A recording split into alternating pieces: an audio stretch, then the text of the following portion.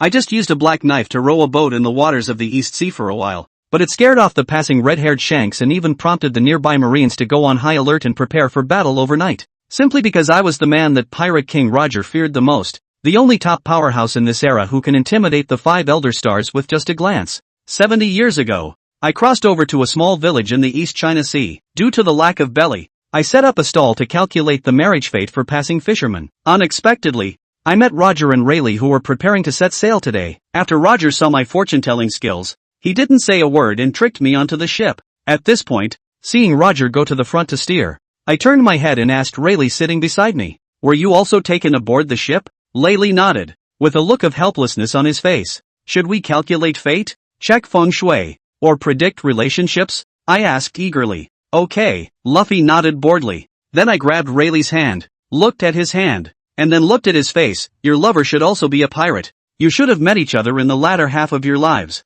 Is that so? What is your personality like?" Luffy was stunned for a moment, then asked. I am about to answer, but the system's voice rang out. The first fortune-telling was successful. Obtaining the artifact Dragon-Seeking Ruler. Obtaining the artifact Fortune-Telling Banner. Obtaining the first order method of making the Thunder-Controlling Talisman. Obtaining the method of making the Water-Avoiding Talisman. Obtaining a Talisman Pen. A storage space of 10 cubic meters. Inheriting all assets of the previous life. And multiplying mental power by 10. What's wrong? Zaya Zangiu? Rayleigh looked at me excitedly, asking in confusion. Ha ha ha, it's okay. Do you have paper on your boat? I asked excitedly, looking at Rayleigh. There's a pile over there. Luffy pointed to a lump of paper stuck together at the stern of the ship. I took out the lump of paper and then pulled out a brush from my pocket. Rayleigh sat beside me, watching me draw something, looking a bit puzzled. Little octopus, what are you drawing? Rayleigh looked at the pile of ghost symbols in my hand, asking in confusion. Would you like to go underwater and take a look? I smiled and asked Rayleigh. This is called a water repelling charm. If you hold it in your hand, you can breathe and ignore water pressure for an hour. I handed the freshly drawn charm to Rayleigh. Is it so magical? Rayleigh obviously didn't believe it, but still walked to the edge of the deck, sighed, and jumped directly into the water. Rayleigh, why did you jump down? Roger, at the helm, looked at Rayleigh jumping into the water and asked anxiously. In the sea, Rayleigh held his breath, but found that there was no water resistance when he was swimming, and he swam very fast. Then Rayleigh slowly exhaled the held breath, closed his eyes, took a deep breath, and sure enough, Rayleigh was shocked to find that he could breathe and speak in the water. Looking at the figure speeding quickly in the sea, Roger was a little dumbfounded. It's okay, Roger, Rayleigh is just swimming. Do you want to go down and take a look too? I walked to Roger's side, handed him the water avoidance talisman, and explained what it was. Roger's playful nature surged. He jumped directly into the water, and with Luffy, the two of them kept swimming in the sea. I then also jumped into the water, and the three of us had a great time playing. Half an hour passed, and 3 people surfaced. Little octopus, this is so much fun. It's really good to have a fortune teller on your own boat. Indeed, the ability of the little octopus is very powerful. In the future, we can all fight in the water. When we encounter those devil fruit ability users, if we can't beat them, we can still escape. Rayleigh is quite aware of this. Don't you think we're missing something? I sighed and asked slowly as I lay on the surface of the sea. What's missing? Aren't the 3 of us all here? Roger didn't notice anything strange. 10 minutes later. Where is the boat? Where is our boat? Roger finally realized what he was missing. It will take half a day to reach the nearest island, Rayleigh said helplessly. 3 of them swiftly flew towards an island. Halfway through, I started feeling tired and could only let Roger carry me as we swam towards the shore. Soon, all 3 of them reached the shore. We finally arrived. Let's go inside the island and take a look, Roger said happily. Wait, if I remember correctly, this is an island that produces food. Normally, there should be people on the coast, so why is there no one here? Rayleigh said solemnly. I took out a small gadget and started fiddling around with it. Little octopus, what is this? Roger looked at the thing in my hand and asked eagerly. Near can measure feng shui. Far can break good luck and bad luck. Our ancestors Tang called it Xuanlong ruler. I introduced lightly. Hurry, hurry, little octopus, quickly look where the treasure is, Roger exclaimed. Rayleigh had a headache. How did he feel that I was not like a fortune teller, but more like a charlatan, and specifically the kind that deceives Roger? In fact, Rayleigh and Roger are both almost 30 years old, and Roger's temperament is somewhat childish, but this can also be considered as his charm. Over here, Roger saw the dragon-seeking ruler in my hand and excitedly shouted out the direction, then ran off in a flash. However, In less than 3 seconds, Roger suddenly returned, and his speed was even faster than before. Ha ha ha, kill him, there are still fish that escaped the net on the island. Don't run, this kid runs pretty fast. We are not pirates, we are good people. Looking at the crowd of people following behind Roger, I instantly took out a divination flag with several large characters written on it that were previously hung on the ship: fortune-telling, matchmaking, feng shui analysis. The sky was so blue that Luffy didn't know where to take out a fan. Paired with his glasses, he suddenly looked like a poet from another world. Octopus, come and save me, Roger shouted in a panic. Sir, do you want to have your fortune told? Do I know you? The two of them said lightly. Roger's smile, which had survived the disaster, suddenly disappeared. There are 2 more small fries, let's go. The pirates became even more excited. Looking at the group of dark people rushing towards me, I glanced at Luffy. Can't shake them off. Roger, you fool, what are you running around for? I roared angrily as I sprinted. There is treasure over there, so I just rushed over, Roger said doubtfully. You are just a charlatan, Octopus. Luffy began to regret bringing me on board. Soon, the 3 of them ran to the seaside. Run, keep running, ha ha ha, I'll see where you can run. Ah, the pirate captain with a large sword and a pirate hat roared under his breath. Captain, look, except for the one just now, the remaining 2 men are quite good looking. Why don't we capture them alive and sell them as slaves to those noble ladies? Ha ha ha. The captain's deputy smiled. Oh, when you say it like that, it's a bit little ones, those 2 want to live. The remaining one thrown into the sea to feed the fish. The captain hemmed and hawed and laughed. Hearing them say that made Roger a bit upset. Hey, what do you guys mean? What do you mean the 2 of them look good? Am I not as good looking as the 2 of them? Roger asked irritably. You asshole captain, is this the time to dwell on this? Riley growled with a bruise on his head. Captain, a man's got to know his own mind. Face value wise I count 2. Riley 1. You owe 3-inch, Bint said lightly. Riley's heart is tired. Then Bint and Riley looked at the sponge behind them and suddenly thought of something, and the 2 of them looked at each other with a sort of sly old grin. If I heard correctly, they said they were pirates, right? Riley said with a smile. So that means they have a boat? Bint smiled likewise. The 2 of them then clenched their fists and stormed towards the group of people rushing towards them. Roger watched as both of his crew members went up, and although he didn't understand what they had just said, he followed. Imperial Thunder Talisman. Bint smiled as he took out a bunch of talismans from his arms, then scattered them towards the crowd. Looking at the roiling talismans, Laylee, who had originally rushed up, sensed that something was wrong, and then hastily stormed back a few steps, and still Roger swung his sword and charged. Subsequently, the lightning that filled the sky flashed Riley and Bint's eyes so brightly that they couldn't open their eyes. When the lightning dispersed, those pirates who had been shouting just a moment ago, now all of them are lying on the ground covered in black and rolling their eyes. Ah! Bint, are you trying to kill me? Roger exhaled a slow black breath from his mouth, then got up and growled angrily. Ah! I believe you, Captain. I can see you're strong, Bint said with a smile. Humph, count on you having an eye for that. Roger nodded with a smile. Riley stroked his brow. Hey, where's your boat? Bint asked as he walked up and crouched down. At that, Captain rolled his eyes and exhaled a mouthful of black gas. Come on, let's find it ourselves down the coast. Bint nodded helplessly. The trio bobbed along the shore as the shadow of a ship slowly emerged on the distant horizon. There's a boat coming that way, Riley said slowly, looking off into the distance. Ah, looks like the Navy, Roger said as he looked over. Well, isn't that normal? There are pirates over here, so they must be coming. Bint nodded. Hey,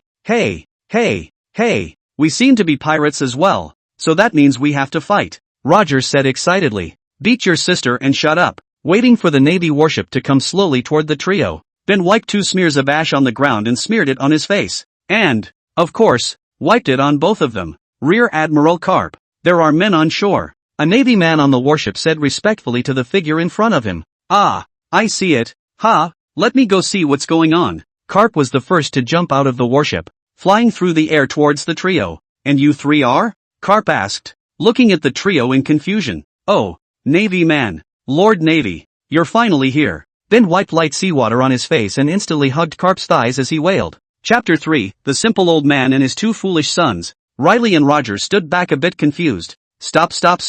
What the hell is going on? Are you from this island? Karp asked in a somewhat panicked manner as he was taken aback and hurriedly pulled Bint up. Ooh, yes. A few hours ago, a group of pirates came to our island. They burned, robbed and plundered. My daughter-in-law was killed by them. Even my 80-year-old mother was not spared. Too much. Bint wailed in pain. Hiss. I'm sorry. It's our Navy that's late. On behalf of the entire Navy, I offer you my sincerest apologies. Karp inhaled a breath of cold air, and then rushed to pick up Bint and fell to his knees with a loud thud. Woo woo. If it wasn't for the fact that I was out fishing with my 2 stupid sons, and I didn't dare to go back when I heard the commotion in the town, and kept hiding in the forest, my 2 stupid sons and I would have been lost. Been choked out. Karp fell to his knees, not daring to raise his head, hands clenched in tight fists. Riley's head is a sinewy mess. Hold on. I'll bear it. Roger didn't say a word, but he didn't care. Karp raised his eyes slightly to look at the two. It was obvious that the town he grew up in was gone,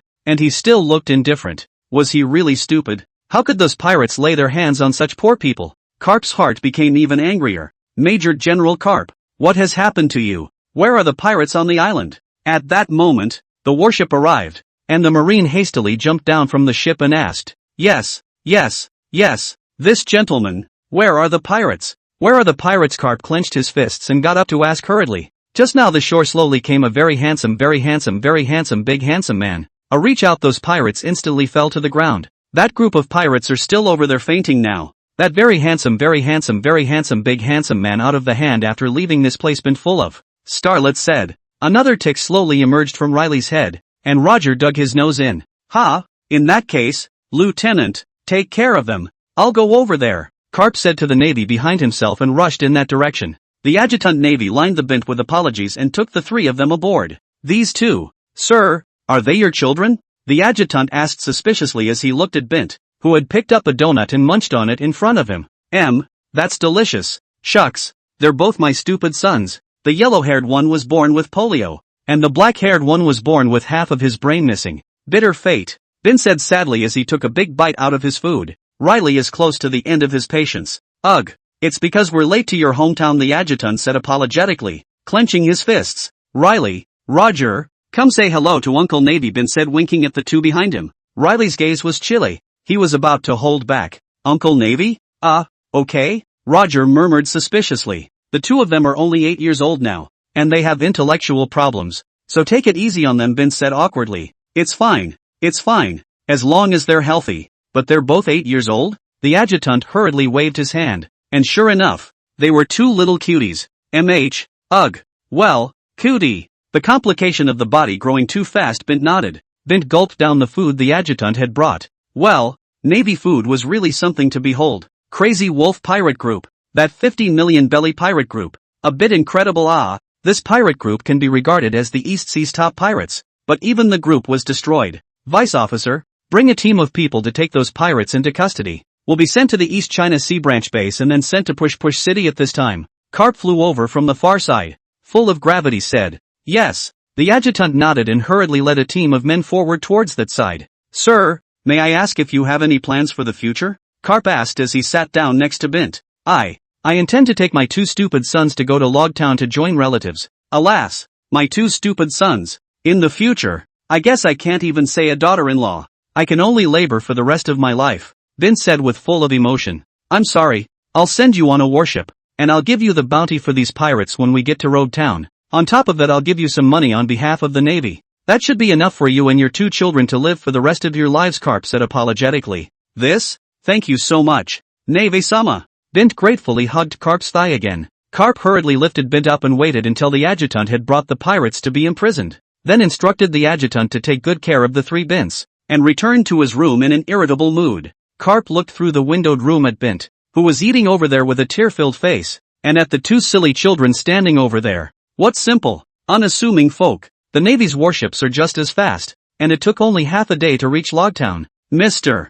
Bint, this is 100 million berries. After 50 million of the pirates' bounty, this remaining 50 million is the pirates' compensation to you. I apologize on behalf of the Navy once again, Karp said as he handed the money to Bint with a slight bow. 100 million berries. My God, I'll have to work for several lifetimes. Thank you, Mr. Navy. Bint was still vividly playing the role of the suddenly rich commoner at this moment. In that case, I'll leave you. I hope you and your children have a good life from now on. Karp nodded slightly and turned to leave the area. By the time Karp got on the warship and left for good. Phew, how about that? Navy and all. Gotta use your head. Look, not only don't you have to do a fight, there's still Bailey to take. 2 birds with 1 stone. Bint laughed and lifted the bag in his hand. Phew, Let's talk about this stupid sun thing too. Then Riley smiled slightly, his glasses revealing a slight chill. Gulp. That's for our own good. How many good things can we get with 100 million? Bint said with a shaky voice as he swallowed his saliva. Ha. Ah. A few moments later,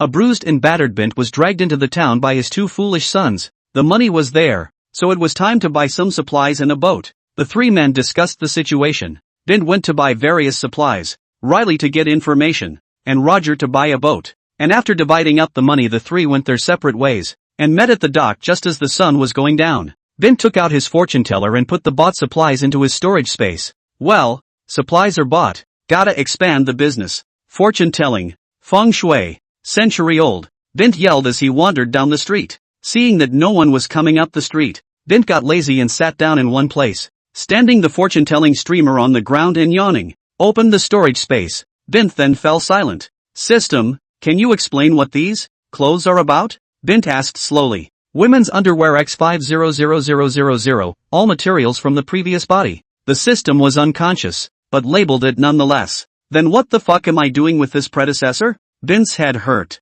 Followed by quest release, sell one set of ladies' underwear during fortune telling. For ladies only. Physical strength +1. Agility +1. Randomly awakened to the highest level of dominance. Holy shit, that good? Bint froze. Fortune teller? Is there a fortune teller in this day and age? Well, can you tell it for me? At that moment, a voice beat back Bint's thoughts. Bint looked up and saw a woman in a justice coat with blue hair looking at Bint with a smile. Major General Crane. We'd better not waste time. Hurry back to the headquarters behind Crane. A woman said with some anxiety. There's no rush. There's still time. Crane smiled and shook his head.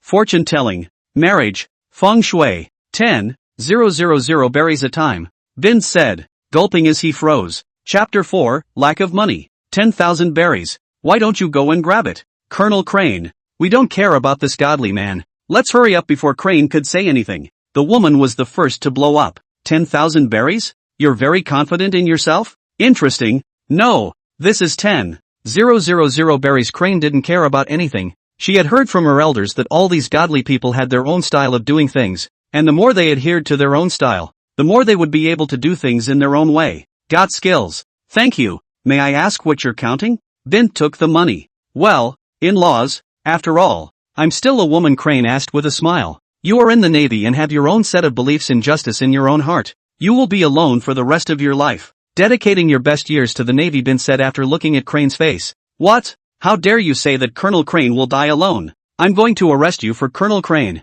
The woman gritted her teeth in anger. Sherry, take care of yourself. Thank you. No, here's another 10,000 berries. Tell my fortune. Crane said as he turned back and gulped softly, then gave Bint another 10,000 berries. Fortune telling. Bint gulped. He doesn't know how to tell fortunes. He's a pure fucking god. This Crane is supposed to be from the original story. How do I know her life story? The original story doesn't say.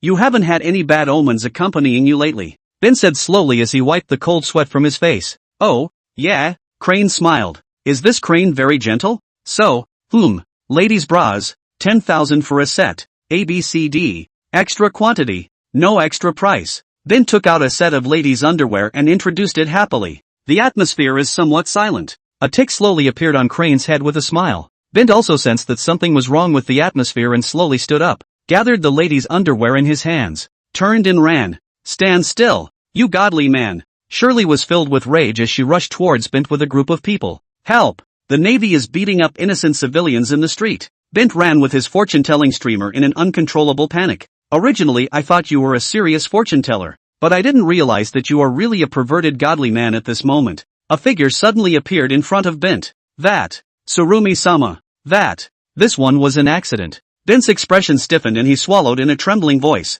Oh, an accident? Then can I invite you to sit in the Navy? Crane asked with a wry smile. Crane had planned to leave it alone, but on second thought, the fact that this godly man had the audacity to lie to even himself as a Navy man meant that those civilians were in even more danger, and he couldn't just let him go. Riley, help! Bint was just thinking about how to run when he then saw Riley lounging in the street, shouting excitedly. Oh, Bint?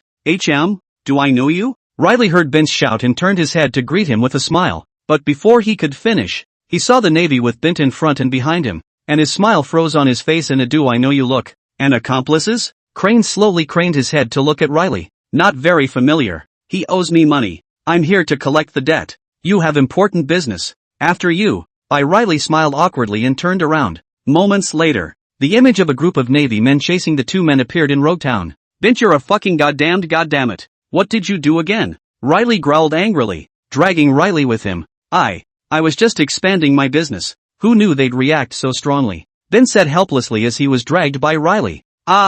Almost to the dock. Roger bought the boat and is already there, Riley growled with a tired heart. Crane was not slow to catch up behind the two. And since there was an accomplice, that meant there was more than just this one. A few minutes later, the two arrived at the marina and saw Roger's newly purchased boat and Roger on board. Roger, quickly, set the sail straight and go, said Riley, full of anxiety, as he jumped into the boat, dragging Bint with him. What's the matter with you guys? Roger asked, looking at the two men suspiciously. Pirates? Sure enough. Today one of you also do not want to go. Crane at this time also brought people over. Saw the three people on the boat as well as the boat hanging. Roger just made the pirate flag. Pretty face incomparably ice cold said. Navy? I finally get to do it with the Navy today. Ha ha ha. Roger happily jumped right off the ship and rushed towards Crane. Why don't we go first? Said Bint, twisting his head to look aside at Riley. Get on, there's no way around it. Half of those guys, Riley said with a saddened look on his face, then jumped off the boat,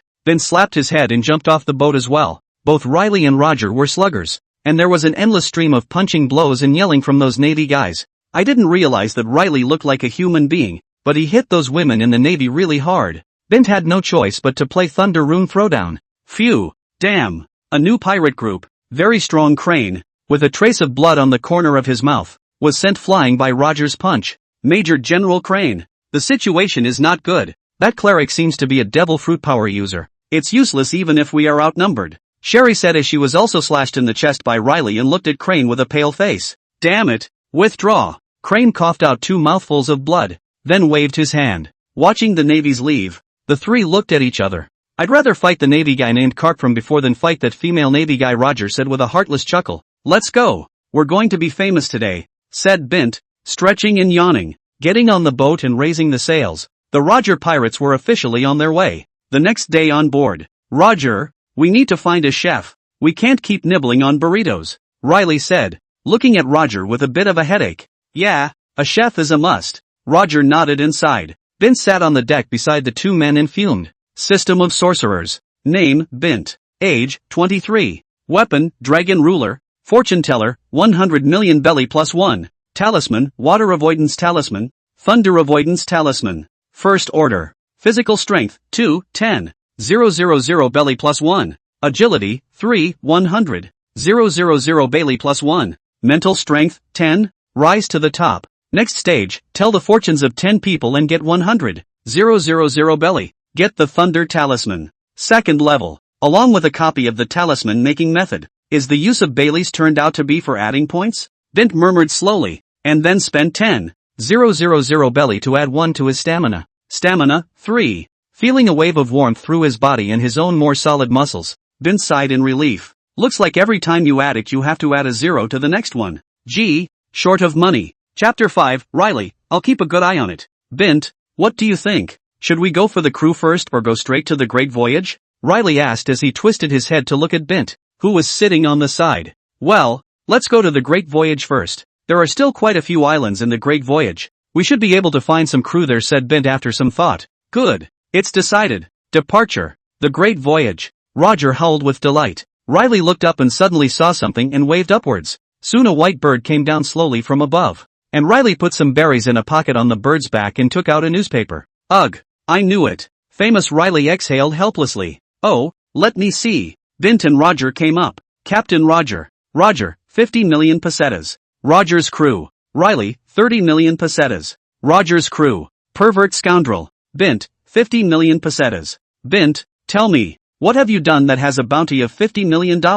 Riley asked, looking at Bint with an expressionless face. I don't have the battle power to fight. I don't have the battle record to fight. How do I know? Bint said breathlessly. Bint is awesome. The bounty is actually the same as mine. Roger was a little happy. Yesterday night, Navy headquarters. Little Crane is back. I've already asked someone to station over at Loguetown. Did something happen? Naval Marshal Steel Bone Empty Smile looked at the front of the crane asked. Ha ha ha, Crane you're back. Want a donut? Asked Karp, who was sitting next to Steelbone Hollow, as he laughed out loud as he ate a donut. Karp had just returned as well. Karp had a big personality and Hollow was used to it. Well, an up-and-coming pirate group. Only 3 people right now, but their strength is not to be underestimated. Tsuru nodded, taking out 3 pictures from his arms and handing them to Hollow. Oh, for you to say that to Tsuru, it means you've already gone up against them? Hollow asked with a smile as he looked at the 3 pictures in his hands. Well, the strength of the captain of this pirate group is not below me.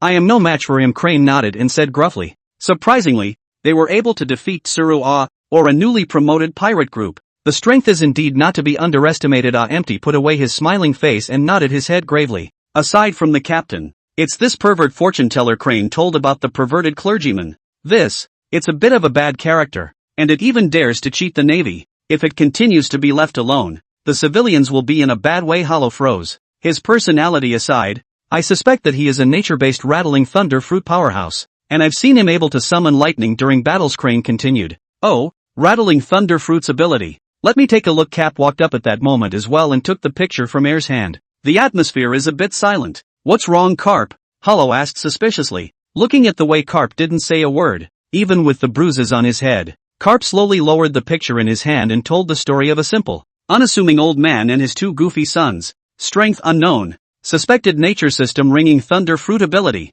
Bad character, repeatedly defrauded the Navy.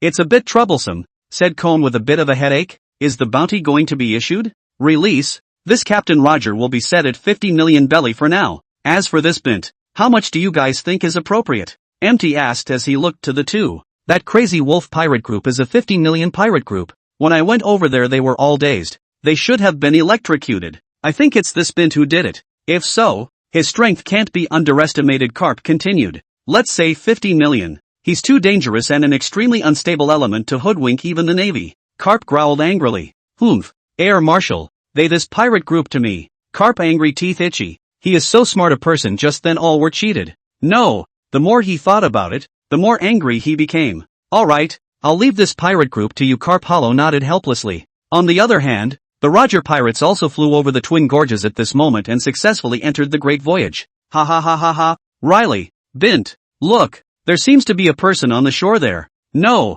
there's a whale next to it, Roger said suspiciously as he looked over. The boat fell over the rapids and landed right next to the shore. Yo, this friend, want to go and turn the world upside down with me? Roger shouted happily as he looked at the man. Ha, another newcomer? No, I'd rather stay clean. The man smiled and shook his head. Ha, what a pity. Aren't you lonely here alone? Roger said helplessly. That's not going to happen. I've got Rab with me. My name is Kurokas. My name is Roger. The man who is going to be the pirate king. Is this whale called Rab? Roger said excitedly. Well, that's right. I stayed here to accompany it to fulfill a promise as well. Ha ha ha. It's rare that someone can talk to me for so long. No, this is for you guys. Kurokas took out a small object from his arms and threw it to Roger. What's this? Roger wondered. Record pointers? No, did you guys even come here without knowing what a pointer is? Asked Kurokas breathlessly. Whatever. It came in anyway, didn't it? Said Roger with a hefty grin.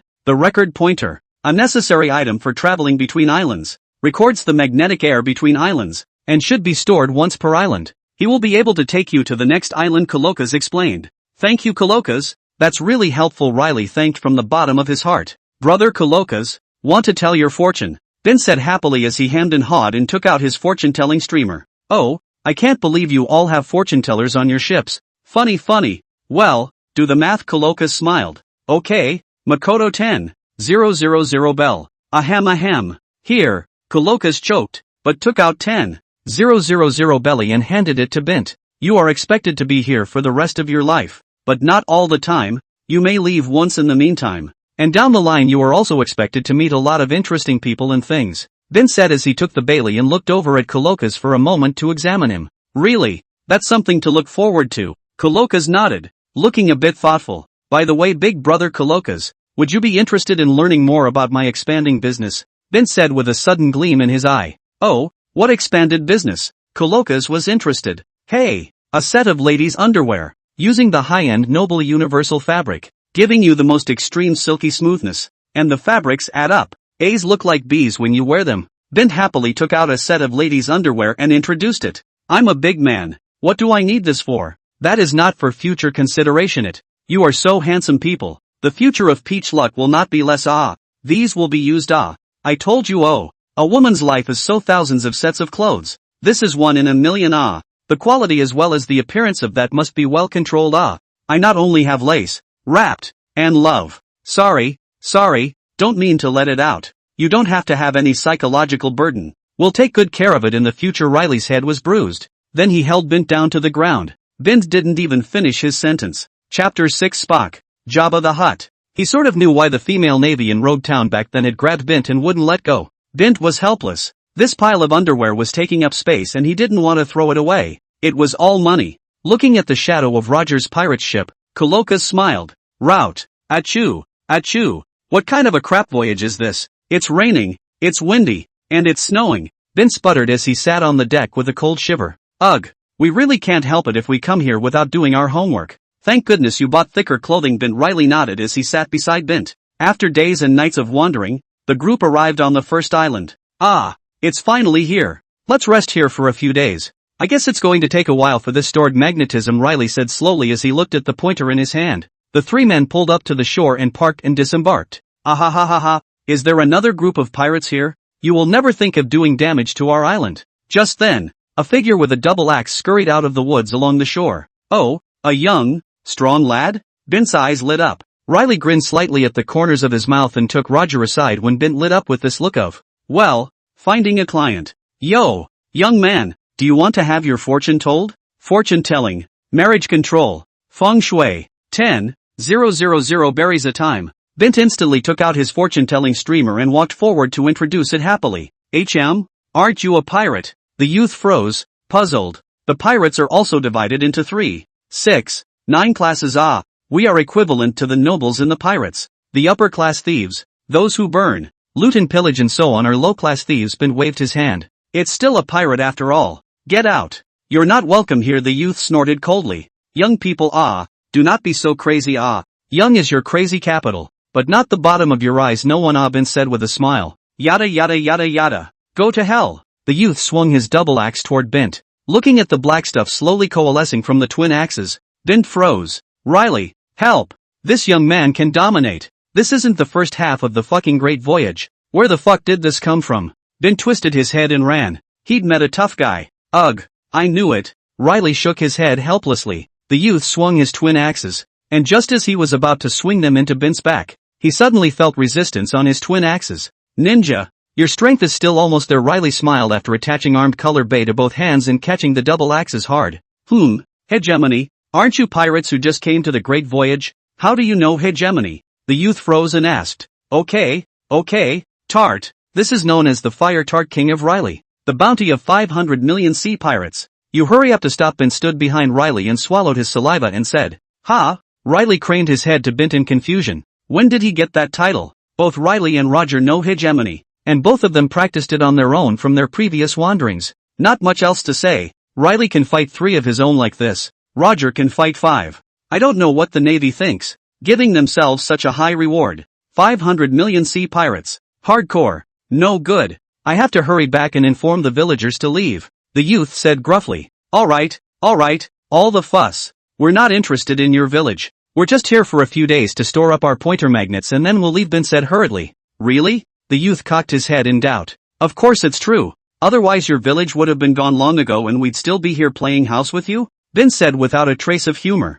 That. Looks like I misunderstood you guys. The youth put away his axe and apologized with some embarrassment. What's your name, slut? Bint asked with a smile. My name is Spock. Jabba. You can call me Jabba. Then Jabba took the 3 to the village. Jabba, why did you bring 3 people back again? The woman you brought last time. I thought you were going to get a daughter-in-law. Walked into the village. At the entrance of the village, a tofu seller's wife looked at Jabba, came in and laughed. Dame Civvy, don't laugh at me. I brought that woman back when she was injured. And these 3 they are, travelers, passing through our area. Staying for a few days to store up their pointer magnets, Jabba said with a blush. Walking down the road between the villages, the more Bint watched, the more alarmed he was. If he was right, those little kids were playing with their dominance? Playing? Brother Bint, The villagers on our island all know Hegemony. It was in the past when a sea pirate was injured and fell into our village. The people of our village saved him, and he taught us Hegemony as a way of repaying his kindness,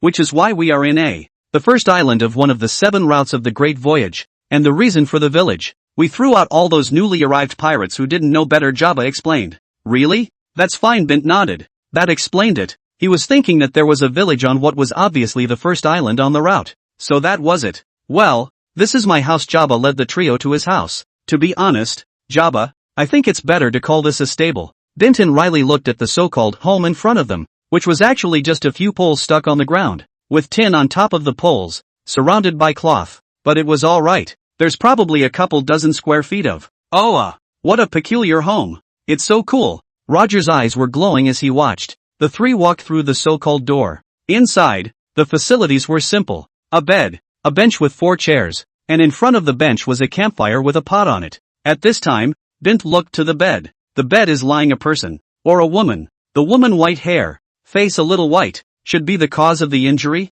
but it does not look very old. Should be older than Bint or younger than 1 or 2 years. Who is that person? Your wife? Bint asked. Looking to Jabba. No, that woman was injured. I saw her floating on the sea when I was out on watch a few days ago, so I brought her back for treatment. It's been a few days and she hasn't woken up yet, Jabba explained breathlessly. Okay, what are we going to do next? Said Roger, bored. Jabba, show me around the village. Bint, are you going to get your fortune told? Riley said as he looked to Jabba. I'll leave it for now. One will be dominant. I have hard 8s, but not hard strength. Bint hurriedly shook his head. Ha ha ha, that's right too. You'd better not go out there. I don't want to go and clean up your mess again. Roger, do you want to join us? Riley laughed out loud and nodded, then looked over at Roger. Aha, I'm in. Roger nodded. When a few people had left, Bint yawned and sat down on the bench to fall asleep on the table. Bint was drowsy with consciousness and was on the verge of falling asleep, and just as he was about to fall asleep, suddenly he felt his eyes go black. Bint opened his eyes groggily and looked at a face in front of him. Beauty? The response to him was a blow to the head. Chapter 7, Nicole, Olbia. By the time Bint woke up again. What's going on? Where is everyone? Why am I tied up here? Bint shouted as he looked confused at the bed he was tied to. Don't shout. Your companions should have gone out. Say, what is the purpose of saving me? The woman who had been lying unconscious on the bed was at this moment alive and sitting before the bench. It's none of my business. I didn't save it. I'm just a simple fortune teller, Bint said helplessly. A liar? Don't you say it yet? The woman laughed faintly. Big sister. I'm still fucking confused myself. What's my purpose? Bint was in tears. Well, since you won't tell me, I'll just have to kill you and get the hell out of there, the woman nodded, then took a knife out of her arms. I say. Bint nodded hurriedly. Isn't it enough to just say it? Do I have to get the knife out? The woman nodded helplessly. In fact, I'm a rogue pervert. See your face, pretty heart, sound bad intention. Save you, pure figure your body. I admit it. I 10 years old rogue. A beautiful woman will be transformed into a dragon. Bint, eyes full of tears of sincerity, said. All the more reason for me to kill you then. The woman cocked her head and took out her knife again. Big sister, you this, I can't say it. I can't say it. What do you want me to do? Bint cried out in tears. Puff. Okay, I'll stop teasing you. Just as the knife was about to touch Bint's chest, the woman, however, let out a giggle and slashed the rope binding Bint with the knife. What a dark-hearted woman. Bint thought with a black face. Thank you for saving me. My name is Nicole. Olbia said with a smile. Bint, first, I didn't save you. Second, I don't want your body. Third, big sister, I am innocent. A good citizen. A big good citizen, said Bint, covering his face in a heartbroken voice.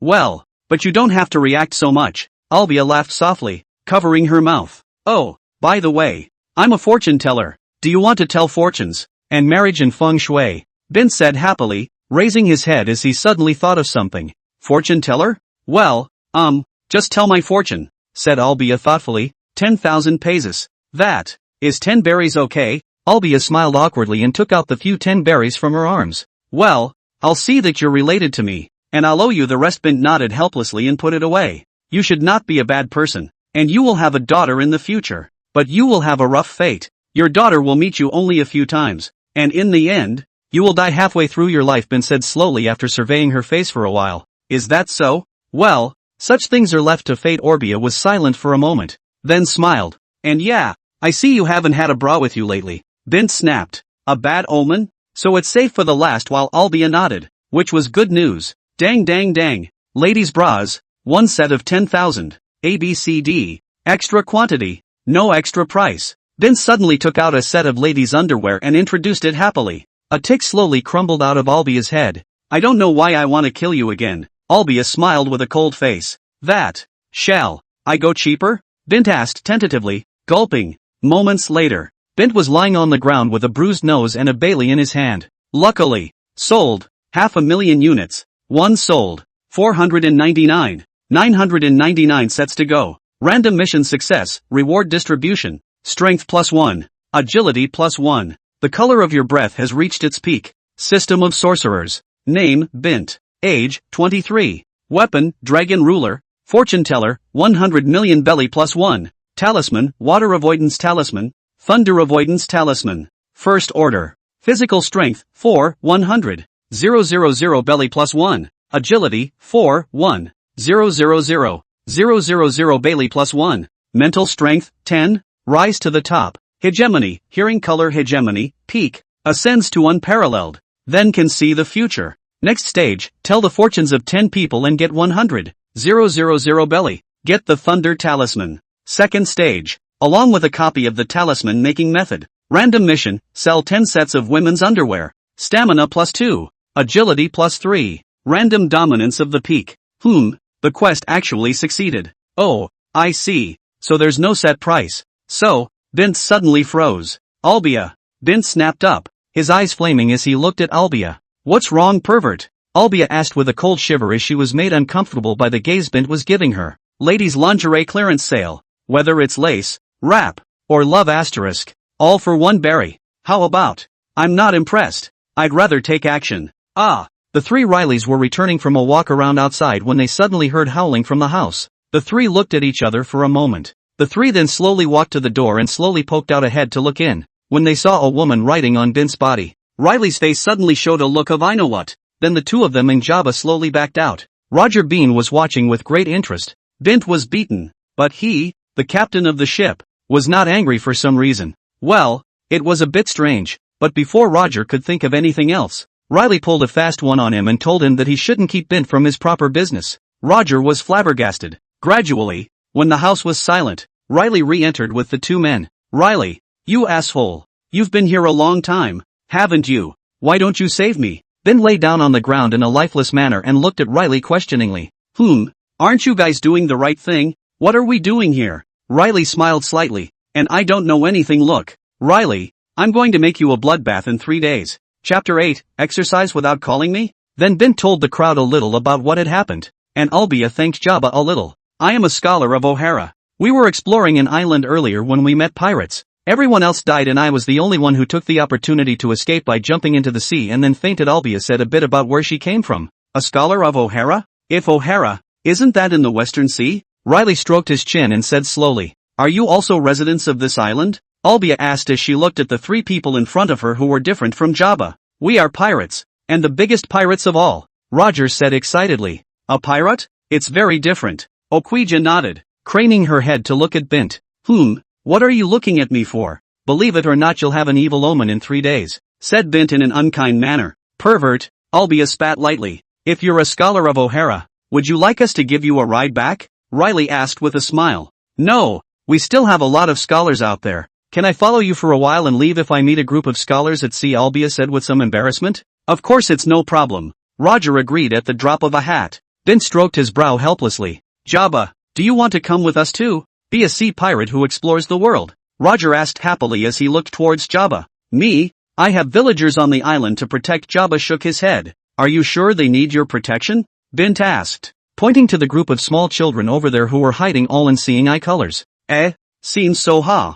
Jabba laughed awkwardly, realizing it for the first time in all these years. Well, just come with us. After all that assembly with you just now, I can see that you still want to get out and about. Riley walked over to Jabba at this point and patted him on the shoulder. So, well, I'll join you guys. Jabba scratched his head a little sheepishly. With that, Jabba boarded the ship and waited until the magnetic storage was successful, and several people left with a farewell from the villagers. It seems that the pirates and the navy at sea are not to be underestimated, said Riley in surprise as he picked up a newspaper this day. Oh, Riley, Quickly tell us which sea thieves there are, Roger asked with a little starry face. Locust pirates. Their captain Locust killed the celestial dragons in the Shambodi Islands. Awesome. Even dared to kill the celestial dragons, and afterward, he did not lose after fighting with 2 of the Navy's admirals. Riley said gruffly. The Locust pirates? Locust? Good. Our goal from now on is to defeat him, said Roger happily. We've got a long way to go in that case, said Bint, sitting bored on the mast. Bint,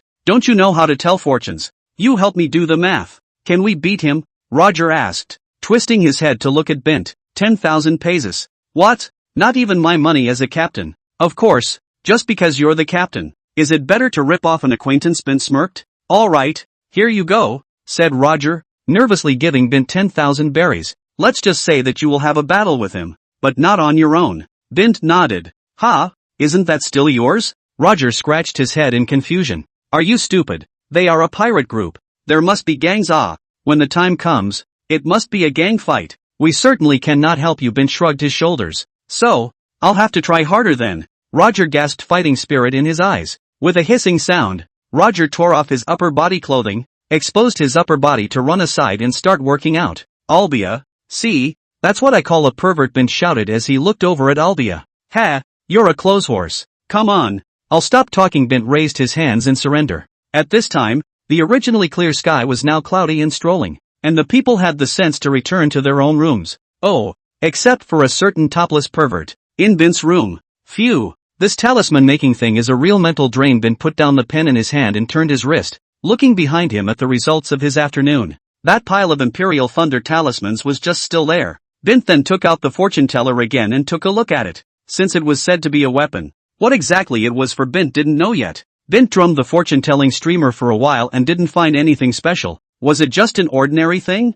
At that moment, Bint looked at the pile of Imperial Thunder talismans, and with an idea in his mind, he picked one up and placed it on the streamer of the fortune teller. Suddenly, the Imperial Thunder talisman slowly faded away, and Bint felt the fortune teller in his hand come to life, emitting a wild and incomparable energy. Not good. Bint suddenly bellowed and waved the streamer in his hand. He suddenly had a feeling just now that something bad would happen if he didn't wave this streamer out, only to see the head of the fortune-telling streamer. A violent and incomparable thunderbolt directly sprang out. Boom! With a loud bang, the deck above Bint's head was instantly swept away by this lightning. Ah! With a shout from the smoke, Bint instinctively caught the man falling from above, and then, look into each other's eyes. Olbia was held in Bint's arms and locked eyes with Bint. Bint froze, eyes unconsciously looking into his arms. Olbia gave Bint a big sinus slap straight to the head. Bint, what's going on? What was all that commotion just now? You, brother Bint, what are you doing? I'm almost asleep.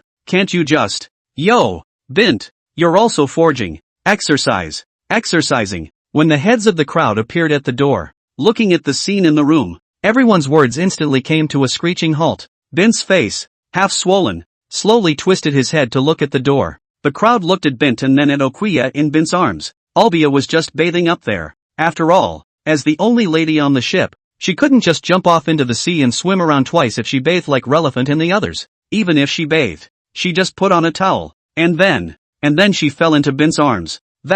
It's a beautiful day. Well, it's perfect for sleeping. I'll go to bed first. Jabba was the first to respond, looking at the dark clouds over his head. Bint, you. Roger looked at Bint with an agitated expression. Bint's eyes filled with tears and he nodded. It's what you think, Captain. I'm innocent. I can't believe you and Olbia worked out together without calling me. Chapter 9, Surprise him. Sorry for interrupting your pleasure. I'll just drag him away. You guys carry on. Riley returned at this point, dragging Roger hurriedly away. How long are you going to lie there? Bint looked at Olbia in his arms with a black face. How much longer are you going to cuddle? Puff. Yuck. Pervert. Clothes horse. Bint said as he let go straight away, and Olbia got up and blushed a little. It was an accident. You're supposed to be the little accident of accidents, Bint said with some embarrassment as well. Olbia didn't answer him back, and the two stared at each other. Feeling the vibe is a little weird. You can sleep at my place tonight? I'll make up the deck tomorrow. Bint rubbed his nose and twisted his head. Olbia looked at Bint's back and said nothing. Off deck, Captain Pervert was wailing his work out in the rain with his naked upper body leaking, and Bint was sitting beside him with his umbrella full of life. Bint, are you done so soon? Riley couldn't sleep either and came out of his room to sit beside Bint and snicker. Bint skimmed his lips, not wanting to say anything. Riley laughed as if he could see the depression coming Bint's way and pulled out 2 bottles of wine. tossing one to Bint. The two said nothing, clinked glasses and drank. Bint, don't you learn about dominance? Asked Riley as he suddenly thought of something looking over at Bint. Lazy, besides, that shit ain't hard to learn. Bint bristled. Oh, you would? Said Riley, amazed. Seeing colors are almost done. Armed colors are yet to be learned. Bint shrugged. What a monster. Riley spat without question, taking a sip of his drink. A night without words. The next day. Bint, Riley, wake up. There's a ship coming that way. It looks like the Navy. Roger had been working out all night, and when he got up he suddenly realized that a ship's shadow was slowly appearing on the sea level in the distance. Ah, let me sleep a little. No one is good enough. Bah, what the hell? The Navy? Bint was lying half dead on the deck, and in a daze he thought he heard the word Navy. Scared, Bint got up with a shoo. The Navy? Ah, trouble. It seems to be the same ship as last time. You see, Riley said gruffly as he stood beside Roger. It's that Navy guy named Karp, right? Ha ha ha, great. I wanted to fight him last time. Roger laughed excitedly. Roger the pirate. Be a good boy and follow me to Propulsion City. Otherwise don't blame me for being rude. Over there on the warship, Karp stood at the head of the warship and growled. Lord Karp, my two foolish sons. They don't know what kind of tendency they have to become pirates. As a father, I couldn't stop them. I've been swept aboard by them. Come and help me. Bint flopped down on the outer railing of the deck. A heartfelt cry filled his face. Giggle. Scoundrel Bint. Still trying to trick me. I'll make sure you get a taste of my fist this time. Karp's head bulged with veins. He always felt like he was being treated like an imbecile by Bint. Discovered? Bint froze, twisting his head to look at Riley. Nonsense. Your bounty is out. Are you just now getting over it? Riley said with a black face as a tick crumbled out of his head. Ahem. So what? Lord Karp. This is a misunderstanding. Bint shouted awkwardly towards Karp over there. Never mind the misunderstanding. I will make you pay for your behavior today. Karp didn't care about that, stomping his moonwalk straight up into the sky and scurrying towards the ship. Ha ha ha, trying to beat up my crew? Asked me. The captain. Roger laughed a little, stood on the mast and jumped, and the two men faced each other in the air, fist to fist, exuding a terrifying power. Stop gawking. The warships will be docking soon. Riley pushed his eyes up. Then Jabba swung his axe and Riley drew his sword and leapt out of the ship, jumping onto the opposing warships to fight with those naval forces. Olbia listened to the commotion outside and stayed in her room, not daring to come out. Where's Bint? In the control room of a Navy warship. Well, these are supposed to be the consoles for this warship. Ha ha ha ha. Bint hammed and hawed, carrying a bucket of water and pouring it directly on the console. Instantly, sparks rose from the consoles on. Well, it should be okay to short out. Then Bint began his ransacking ways, leaving not an inch of money behind wherever he went. Ha ha ha ha. There's so much money on Karp's warship. There's treasure chests here too. Oh my. So many. Ha ha ha. Rich. When Bint put away all the berries, he looked at his system panel and it was already over 30 million berries. Bint nodded contentedly, just as Bint was about to jump overboard and slip back in like he had just come. Billy Billy. Billy Billy. Billy Billy. Bint froze at the sound, then stopped and twisted his head back into the topmost room. This one was Karp's room. Karp's room was plain, just a closet, table, and bed, which had a bunch of food on it instead. Bint looked over to table with some telephone bugs on it, one of which was calling at the moment. Bint picked up the phone bug and, with an evil grin, connected it. Karp, how's the situation on your side? Have you caught the Roger pirates? Hearing the familiar female voice coming from the phone, Bint froze. Colonel Crane, Lord Karp is in the middle of a fierce battle with the Roger pirates. I'm the Navy officer in charge of keeping the warship. What are your instructions? Bint squeezed his throat, then said with all seriousness, is it right already? Well then, remember to have him call me back when he's done. Crane on the other side froze. By the way, Colonel Crane, Lord Karp instructed before he left that if it was a call from you, Colonel Crane, he asked me to give you a message. Bint smiled wickedly. Oh, what's the word? Is it another mission from the Air Marshal's side? Lord Karp says that he loves you, that he peeks in every time you go to bathe, and that his love for you is like waves on the sea, wild and desirable. Oh, by the way, Rear Admiral Karp has also bought you a set of Noble Love * underwear worth 1,000,000 belly. I hope that. I'll give it to you when we meet. Bint hung up the phone after saying that, not giving Crane over there any space to react.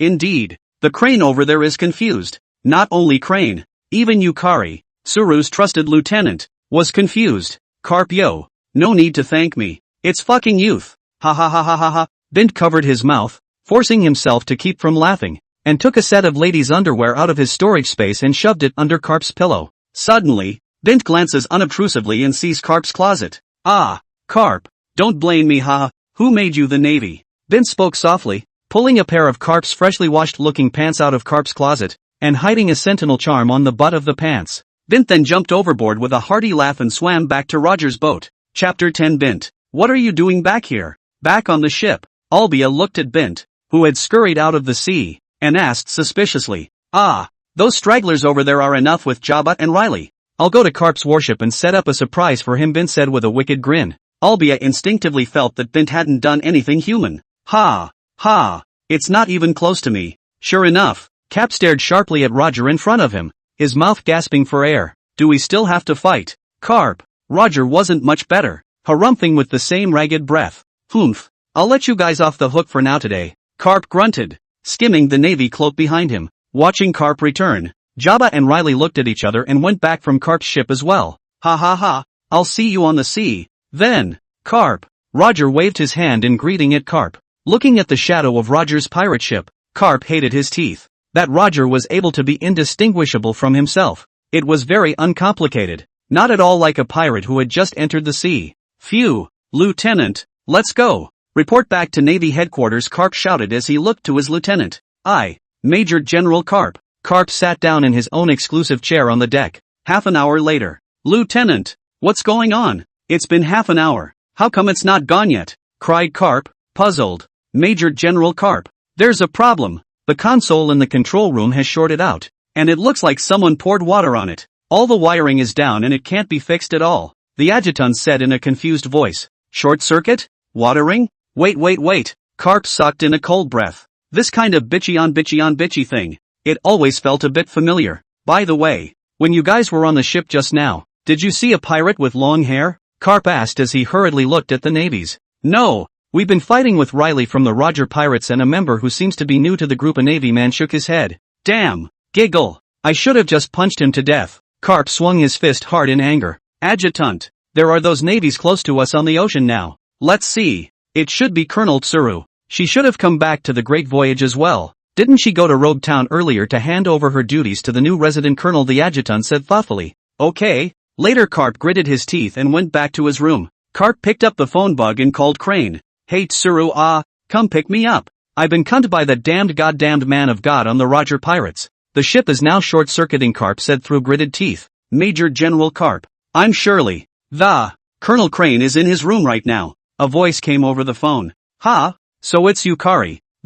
Why don't you give Crane the phone? Major General Karp. I didn't realize you're so perverted. A voice slowly came out from Sherry on the other side of the phone. Karp was confused. What the what? Karp asked in a confused B. Just that. Cheryl, give me the phone bug. I'll do the talking. Karp. Crane's voice then came from the other side of the phone. Crane, what's going on? Why did Cheryl call me a pervert right off the bat? Karp asked in a rush. Tsuru slowly gave Karp the words of the so-called Navy that had stayed behind to guard the warship as it was. Crane, do you believe it? Karp could think with his own bitter teasel that this was definitely another thing from that damned asshole Godhead. At first I was a little, but then I thought about it. You just said that your warship's control room shorted out. I think it was that Bint who did the deed, and with his character, he should be able to do such a thing. Crane was still sensible and didn't let Bint's words take him in. Thanks a lot. I'm near the sea now. Please, Karp sighed in relief. The two chatted a bit more about things and hung up. Karp's head was gradually bruising. Bint. Karp punches his own table. Then Karp looked at the sweaty touch and thought about taking a shower to calm down. When Karp came out of the bathroom and dried himself off, he pulled a new costume out of the closet. Karp put on his shirt and pants and walked out of the room to rejoin the deck. Major General Karp, we've lost all our money. Not only the ones we took from the pirates we caught on the road, and the Navy's own money. It's all gone. At that moment, the adjutant came up behind Karp with a cold sweat on his face. Giggle. Don't think about it. It's that asshole again. Karp had just finished taking a shower to calm down for a while when he suddenly heard this from his lieutenant. Exasperated, he sat straight down on a side seat. Why does my butt feel a little hot? Karp had just sat down when he suddenly felt a little heat in his butt. Following which, a thunderclap resounded through Karp's warship. Aha! Bint. Roger the pirate ship. Achoo! Achoo! I guess Karp should have gotten a gift from me. No need to think of me that way, actually, Bint said helplessly as he sneezed a couple times.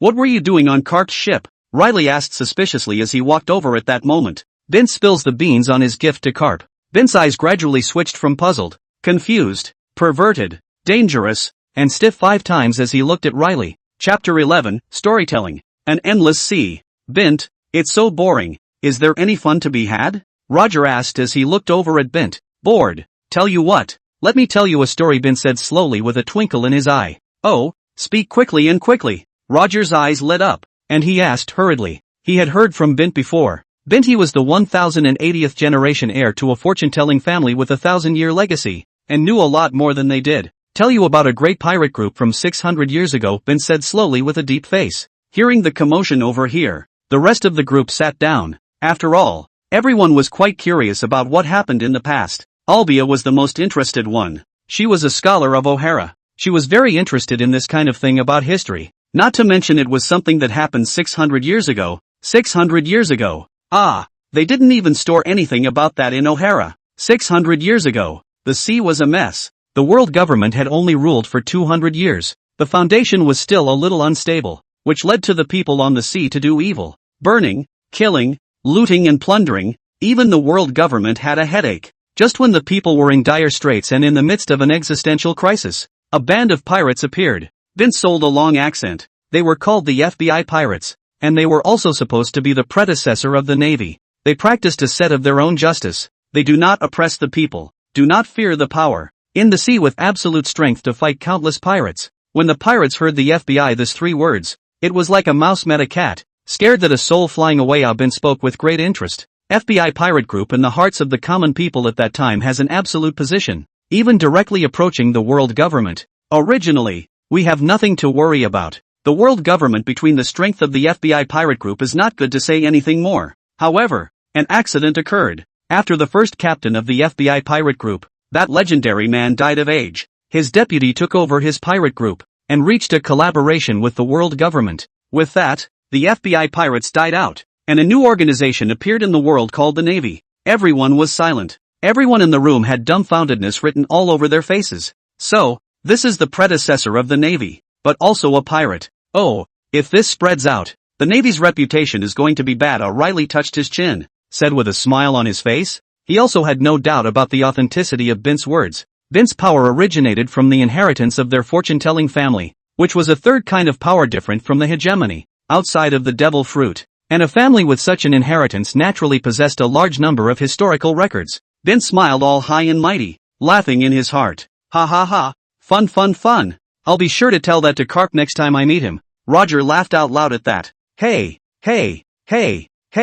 that's a Navy man. And besides, you two just fought. Why are you so close? Jabba asked suspiciously. Now that we've fought, we're friends. Roger wasn't that bent. He just felt that Karp was to his liking. After hearing the story, everyone left and went about their business. However, there was one man who didn't go away, staring at Bint dead in the face. What are you looking at me for? Watch out for the FBI. Bint gulped, uncomfortable by the look in Olbia's eyes. Can you tell me more about the history? Asked Olbia, calming down and flushing a little. I don't know if this blush is shyness or excitement. Do not tell. You think I'm doing what? Talking about the book? Humph. Bint instantly angry up. You were not quite crazy before it. Now how not crazy? Bint, just tell me about it. Will you? Olbia instantly wrapped her arms around Bint and said very gently. Bint felt the softness at his arm and his mind momentarily went blank. Riley over there shook his head when he saw this. Bint was still almost practicing. Women. It only affects the speed of the punch. That's just it.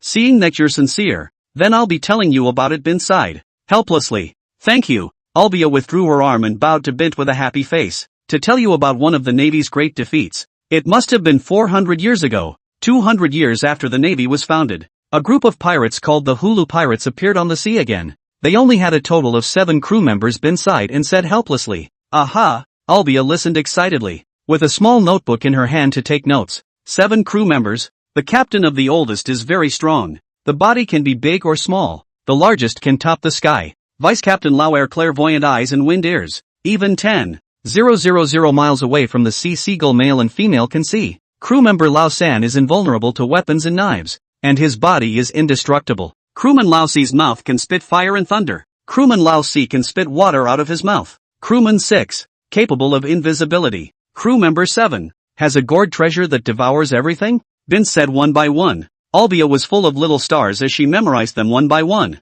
They were the pinnacle of that era. And the Navy sent people to capture them. And almost the Navy disappeared. At that time, the Navy Marshal, the 3 admirals, various vice admirals and rear admirals were all involved. But without exception, all of them died. Directly hurt the foundation of the Navy. How did they die in the end? The world government, the Navy, the sea of all the strong, and they fought for 3 years, 3 months and 3 weeks, until finally, someone found their weakness, only to defeat them. That battle shocked the world. The casualties were even close to 10 million. The 7 routes of the Great Voyage, originally 100, but after that battle, it became 7. Why is it not tragic? Bint told, blindly, about the tragic situation at that time. Olbia covered her mouth in surprise. Aren't there only 7 of them? Although each of their abilities are powerful, there are so many of them. Olbia voiced out her doubts. That's because they still have one more trick up their sleeve. The 7 of them were originally brothers, and the devil fruit they ate was still a connected 7.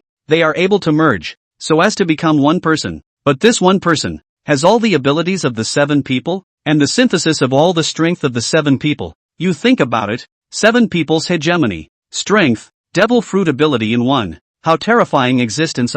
Chapter 12, Bite You. So how did they die? Weaknesses? Do they still have weaknesses? Asked Olbia hurriedly. When 7 people merge, that combines more than just their strength, but also their respected injuries themselves. Bint said with a mysterious smile. What kind of injuries? Asked Olbia nervously. Their captain appeared to be very much on top of things because of his body's ability to grow larger. Ahem. In certain places.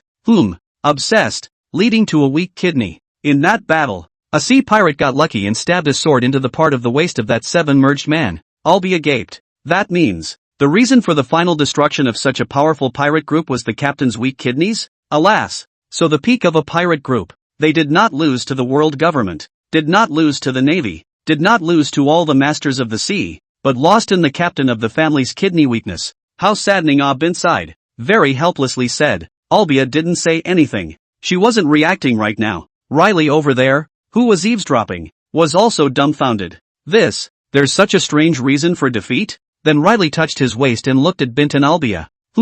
A woman not only affects the speed of the sword, but also the victory or defeat on the battlefield. Scary as hell. Riley became even more determined to do the right thing. Still want to hear about the old days? Bint asked faintly as he walked toward the railing and leaned over it. No. I want to digest all this history. Olbia shook her head and sat down beside Bint, fidgeting with the little book in her hand. Alas. Let me give you a friendly reminder. This is only the history of 400 years ago, and you scholars of O'Hara know the blank 100 years. Right. Think about it. 400 years ago you do not have the history, and nearly a century of the history of the world government are directly hidden. You can imagine that this 100 years of history in the end there is what taboo information. Do not touch, or it will lead for you to kill your own body's disaster. Bint sat down beside Olbia and reminded in a friendly manner. Olbia looked up at Bint and nodded. Well, don't digest it. If you like to hear the history of the past, come to my room in the evening, or I'll come to your room. Let's have a good exchange of ideas. Bint laughed a little pervertedly. Clothesline? Ha, Olbia grunted, turning her head away to ignore Bint. Ha ha ha, well then I'll go and cook first. Captain Idiot still doesn't have a chef, so I'll have to do it first. What do you like to eat? Bint asked as he stood up with a grin. Anything. Okay, then you nibble on a baklava. No, the baklava I bought a month ago in Jabba's village. Oh, it's still warm enough to eat, right? Bint pulled a baklava out of his pocket and dropped it to the floor, deck clinking. Olbia looked at the rocks on the deck and then at Bint. Are you kidding me? You're not being casual. It's a baklava and it's a piece of mind from the villagers of Jabba's village, Bint queried. Looking at Bint's bitchy look, Olbia couldn't stand it anymore. She directly grabbed Bint's arm and bit it. Loosen your mouth. Quickly loose mouth. Bint wailed in pain, and he wasn't armed with color. This cut was bitten.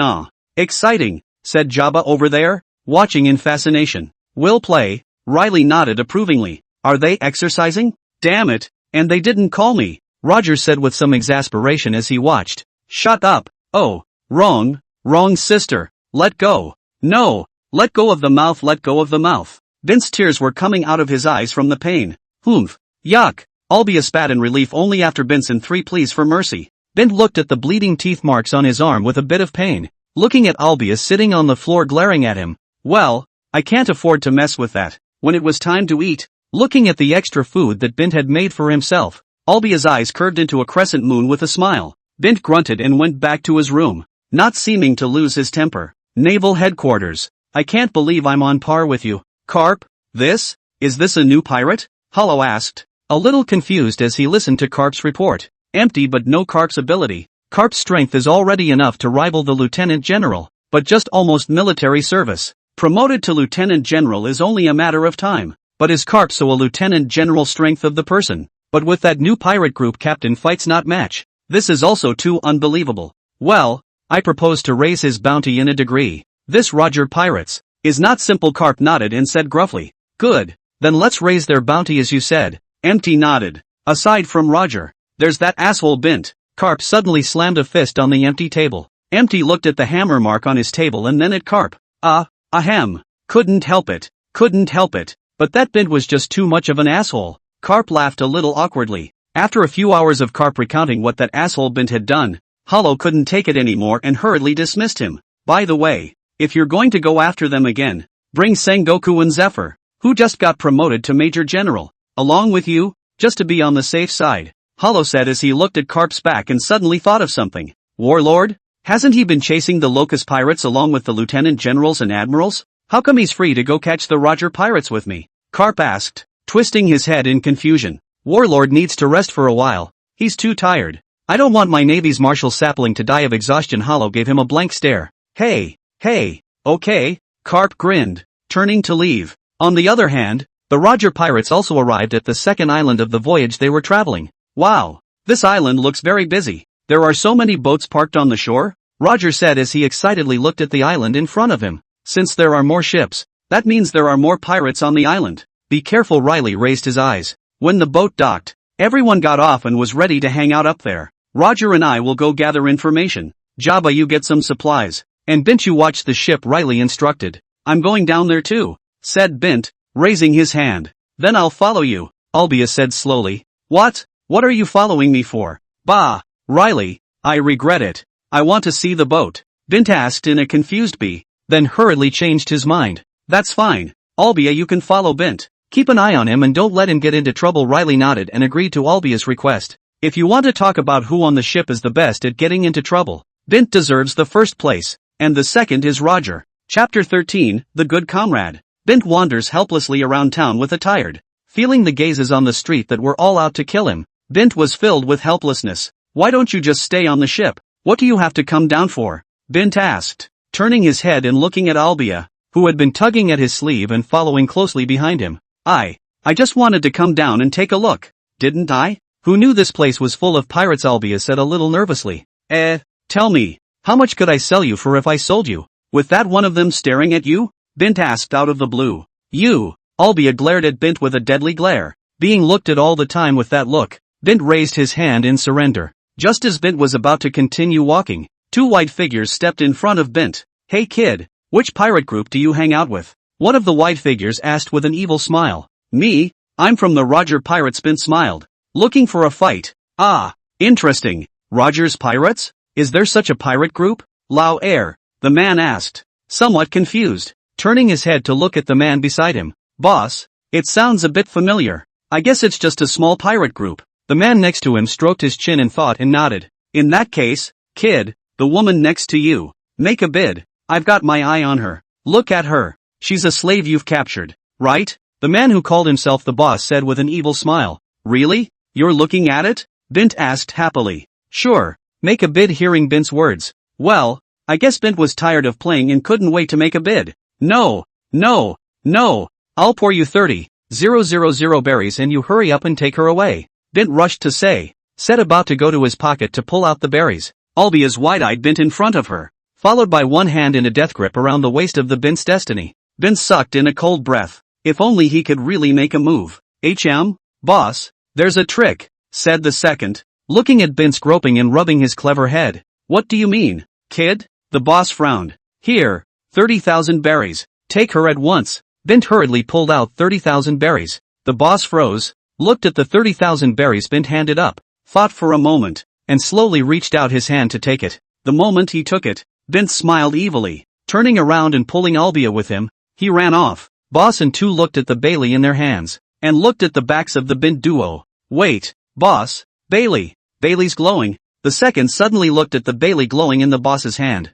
A thunderclap from the flat earth attracted the attention of everyone in the street. What are we running for? Asked Olbia, a little puzzled as she was pulled along by Bint. Shut up, I don't want to be famous again. Bint drank as he twisted his head and gave Olbia a hard stare. Olbia opened her mouth and said nothing. Stand still, how dare you shade us? Just when Bint thought he had almost run away, a sudden bellowing sound came from behind him. Ghostly. Bint winced. Riley. At that moment, Bint suddenly saw Riley somewhere and shouted happily. Yo, Bint, Olbia, how'd you guys turn this way? Riley greeted with a wave of his hand. Boss, they have accomplices. Don't let any of them go. How dare they shade our fat pirates? Then we have to make them pay. On with the little ones. Comrade Riley, you are good.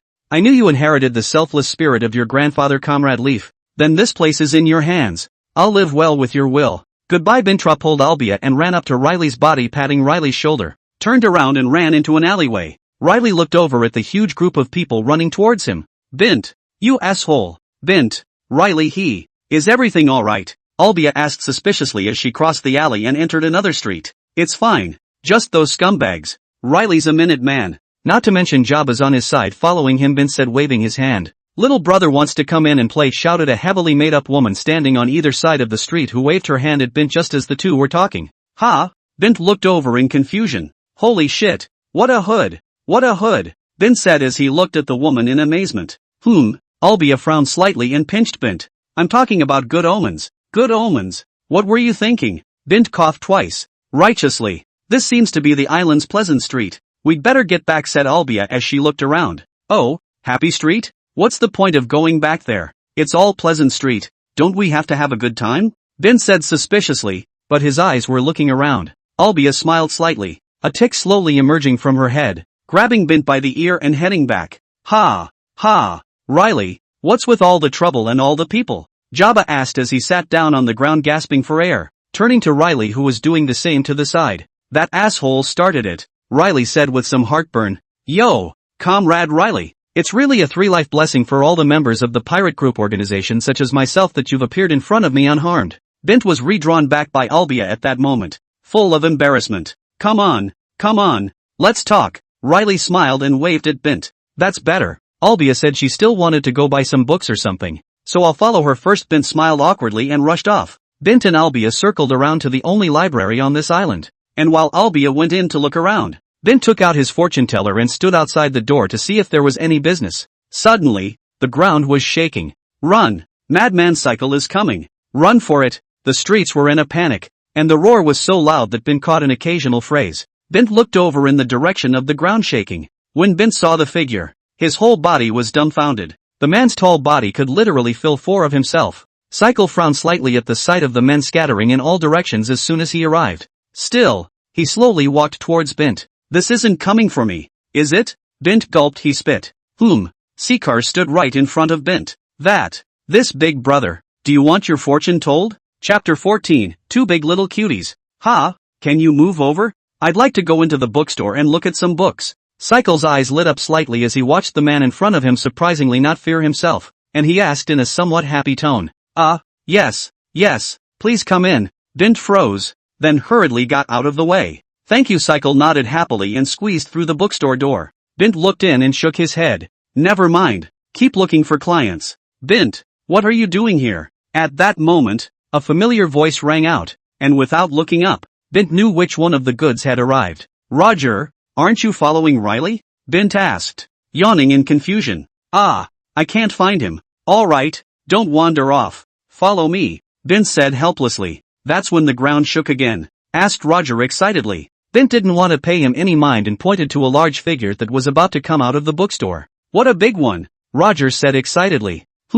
Aren't you afraid of me? Cycle asked suspiciously as he bought his book and squeezed out from inside the bookstore. Why should I be afraid of you? You're so big. By the way, want to be my crew and come with me to turn the world upside down? Roger asked excitedly. Are you a pirate? Cycle asked suspiciously. Yeah, and I'm the man who's going to become the Pirate King, Roger said with a pat on the back. Sorry, I hate pirates. Cycle shook his head. Well, Roger lost his head and bowed it. With a twinkle in his eye, Bint walked over to Cycle. Bint then got up and jumped onto Cycle's shoulder and said something to Cycle, who was looking at Karp strangely. How about a trip together? Bint asked with a smile. Well, since I'm a traveler borrowing the name of a pirate, then I'll follow you. Cycle nodded in agreement. He had lived on the island for more than 30 years, and both the pirates and the natives of the island had preconceived notions about himself, and he was still happy that these two people in front of him not only weren't afraid of him, but also invited him to travel with them. Ha ha ha, it's so good, Roger shouted happily.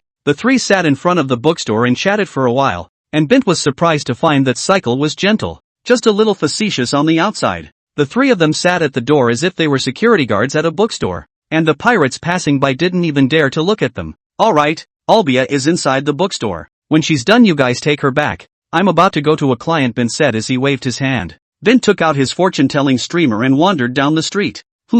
Big brother, want to tell your fortune? Bint asked as he saw the two men and happily ran up to them. Fortune-telling? Go, get out of here. The man waved his hand irritably as he wrapped his arm around a woman. Big brother, you first do not rush to drive me away. I view this beautiful lady as your woman. Right. In this pirate's chaotic world, can bring a female companion travel, you must be a not bad people. I view the sun in the sky. By chance, today is actually the day of the 9 stars in a row. This particular day, a particular time, a particular place, a particular you and me. This is absolutely destiny. Bint said hurriedly. How so? The man asked, also a little fluttered as he listened to this Bint praising himself. You see, today is the day of the 9 stars. The sun is shining. This is different from the past days of dazzling light, but at this moment is reflected in your body. You are the son of heaven's destiny.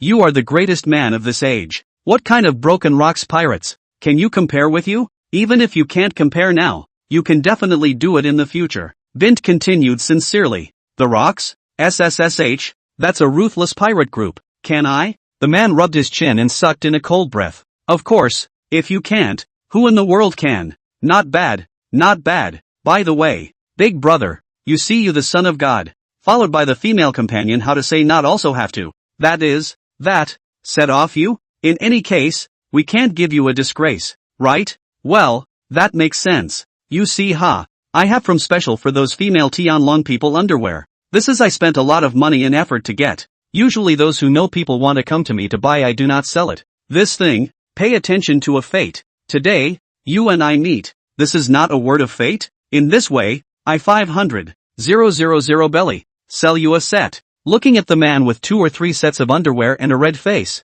Bint collected his money and went to his next target. This old brother. We are destined to meet. Coincidentally, Bint had just turned his head, when he came across a man on the street, with the smell of wealth all over his body. Well, the clothes were made of gold. The man gave Bint a puzzled look. Today, it's the day of the 9 stars. I'm white to observe the sun statue. You're like the turbid lotus that comes out of the mud on this island. Bint pointed at the sun, full of marvel. Didn't you just say that person was a destiny's child? The man froze a bit and asked, pointing to the person over there who was still going around with his underwear saying that he was the son of destiny. Alas, in the world of yin and yang, there is yin and there is yang. Just as there is darkness where there is light, and there is moon where there is sun, the two cannot exist without one. But if he is the son of heaven's destiny, then you are the son of heaven's abandonment. That is to say, the son of the palm of destiny. Your destiny is in your own hands. My destiny is mine, not heaven's. My destiny is not in the hands of heaven. The man's eyes slowly brightened. Yes, destiny. It's just an illusion. Are you willing to accept the status quo? Are you willing to let the so-called son of destiny be influenced by that vague thing and press you to death? Are you willing that he bought the underwear and you didn't? Bint questioned excitedly. No, I am not willing. I'm not willing. He bought some underwear. 3 sets. Then I'll buy 6 sets. I'll show him that fate. Be in your own hands. You are the savior of the world. Bint collected the money and left satisfied. What a lucky day to meet 2 big and small cuties. Hey. Chapter 15, things are getting serious. Just as Bint was on his way back toward the boat, ahead of the ship. What did Bint go and why isn't he back yet? Jabba scratched his brain. What else is there to think of? Roger, quick, set the sails, and run at once when Bint comes back, Riley said with a sneer. Run for it. The 2 big guys on the island are fighting. Run. Why are those 2 big guys fighting? They're not letting me live as a small pirate anymore. Where's my ship? Hurry up. Who knows how those 2 got at each other's throats? I'm so convinced. Just as the crowd was sputtering about what Bint had done, the island was suddenly in turmoil. Watching one of the pirates who were originally on the island run out one by one at this time.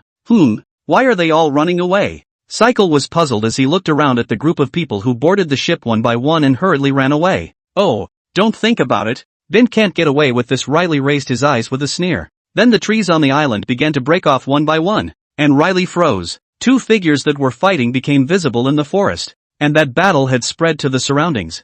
I am the man of destiny. You fight me. Are you trying to defy the will of heaven's mandate? Roared one of the figures. My destiny is not God's. Screw your M's destiny. I don't believe in fate. I'm going to make people like you who are destined by heaven disappear forever. How dare you defy the will of heaven's mandate? I will kill you on behalf of heaven's mandate. Try it then. The growls of the two figures were heard by several of Riley's men. What's that about destiny? What's that about my destiny? What the hell? Hey, what's the deal with those two? Riley caught a small pirate and voiced his doubts. Who knows what they two crazy are? Those two are 80 million sea pirates. A 90 million? Who knows what they two? Quickly run. Do not be affected by the fish. The small pirate said nervously. Oh, is the reward so high for both of them? What are their names? Riley then asked. No, are you a pirate? You don't even know this? That slutty guy wearing a trenchcoat made of gold is called Tyro, an animal lineage mantis fruit ability. And the one with a big airplane head is called Cecil, also an animal lineage fruit ability. No more, no more. I have to run away. The little pirate panicked and ran away after saying that. Yo, where's everybody at? I'm back. Let's go. Bint rushed back at that moment, greeting Riley and the others. Wait, what's with those two? Riley asked, looking over at the two over there. Those two? Oh, those two little cuties. Ah, well, are they in good spirits? Bint said with a smile as he craned his head to look over. Humph. The spokesman of my heavenly destiny is here. I'm going to have him help me punish you. At that moment, Cecil saw Bint coming over and spoke excitedly. What an advocate of your heavenly destiny. That is clearly the inspirer of my life. Why would that help you? The Terra in the golden coat roared back. What the hell? Now it was Bint who froze. Ha, Riley sneered. He knew that this couldn't be related to Bint. Advocate. I believe.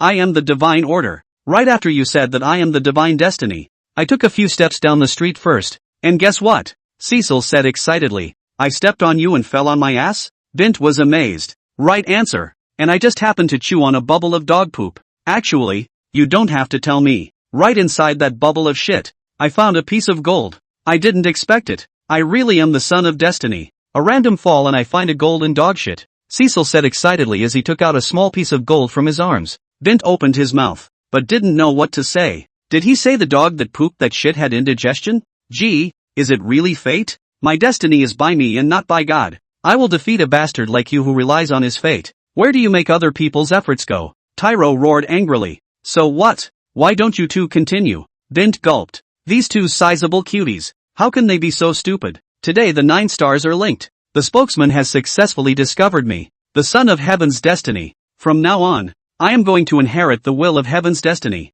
Cecil said excitedly. Ha, then I'll show you what it means for my fate to be my own. So what? You two go on? I'll go first. Bint hurriedly waved his hand. He couldn't stand it. He couldn't take it. The douchebag breath was too bad. He was afraid of contagion, then rushed into the boat signaling Roger to steer. Watching the boat traveling up. Advocate. I will not fail fate or you. Inspiration man. I'm going to break this damn fate. Where the fuck did those two idiots come from? They're really something. Hearing the shouts of the two men on the shore, Bint winced. Oh, weren't they inspired by you? Asked Riley with a faint smile. I just made that up. Who knows, they really believed it. Bint hurriedly waved his hand. Then, without a word, Bint leaned against the railing and blew in the sea breeze. He always felt a little uneasy in his conscience. He cheated two idiots. TSK, even though he was a magician, but at least he still had some conscience. This time, he miscalculated and cheated two little cuties. Alas. So it was that Bint didn't come down to the boat for the next month,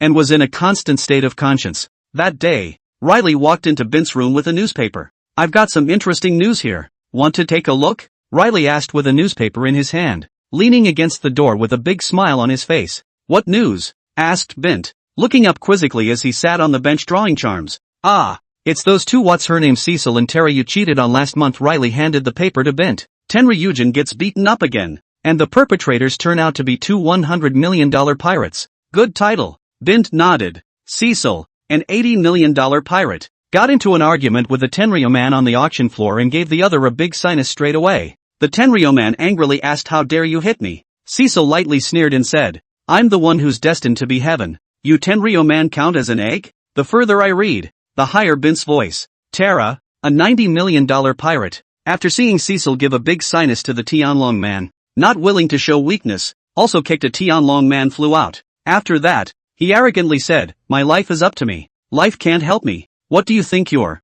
Tianlong man? How's that? The two big pirates you tricked out. Is there any sense of accomplishment?" Riley asked with a smile. "These two idiots. So the Navy still lets them run away? Are they a danger to society?" Bint's head hurts. Chapter 16, The Poltergeist. "They're not so bad. An admiral from the Navy couldn't catch them," Riley said. Bint rubbed his brow. "This shouldn't be any of his business. They've been in Chambord for a month? We haven't even gotten to the next island in a month," Bint asked, suddenly thinking of something. "They're old pirates. They probably know some routes. Not to mention the fact that there is no navigator who relies purely on pointers, and also that Roger sometimes has a nervous breakdown at the helm and will always deviate from his course." Riley shrugged his shoulders. "Ugh." Bint sighs. "Is it snowing outside?" Bint looked out the window at the drifting snowflakes. Bint saw the shadow of the next island. "Are you going down to see it?" said Roger cheerfully, running in at that moment. "No go. I'm socially terrified." Bint shook his head, still in a state of conscience. "Riley, what does social terrorism mean?" Roger asked, looking quizzically at Riley. "Well, it's supposed to instill fear in the community." "Well, you'd better not get off the ship," Riley said thoughtfully. Ha. "Well, we're going to have to get ready to get off the boat then." "Bint, the boat is in your hands," Roger said with a hefty grin. Go on. Bint waved his hand. When the boat had stopped at the shore, the crowd disembarked, leaving Bint alone in the boat. And not far from the ship, a warship slowly approached this way. "Karp, is that the Roger pirates?" a man with an exploding head and eyes on his face asked as he looked to the side at Karp. "Well, that's right. I'll take care of Roger. Zephyr, Riley is all yours." Karp nodded, turning his head to look at the other purple-haired man with some exasperation. "Okay." Zephyr smiled and nodded, clenching both hands into fists. "What about me? You can't really be telling me I'm here to rest. Then I might as well go chase the Locust pirates after the Grand Admiral's warlord," said, looking over to Karp a little bored. "You? Resting? Nice try. That asshole Bint is all yours." Karp grunted twice. "Oh, is that the same Bint you've been reciting to me for days and nights about disgusting you?" Warlord asked with a bright eye and a hefty grin. "He's too good in the head, and his heart is still dirty. Exactly like you. All of you who are good in the head are dirty in the heart.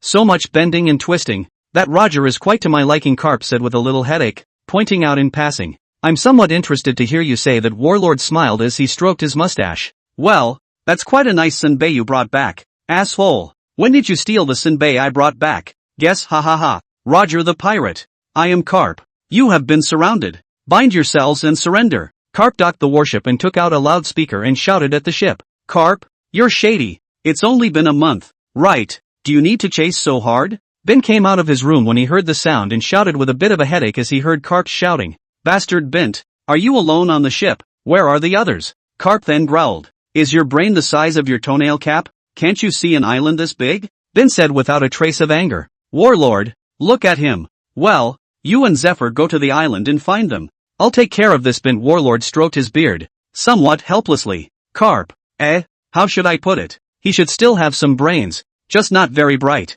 "Zephyr, let's go." Karp nodded and led Zephyr to the island. Warlord, on the other hand, jumped straight up from the warship and landed in front of Bint. Bint grinned slightly at the corners of his mouth as he looked up at the big man in front of him who was several heads taller than himself. Going up against this guy, if nothing else, he's now touching a tiger's ass and sticking his hand in it.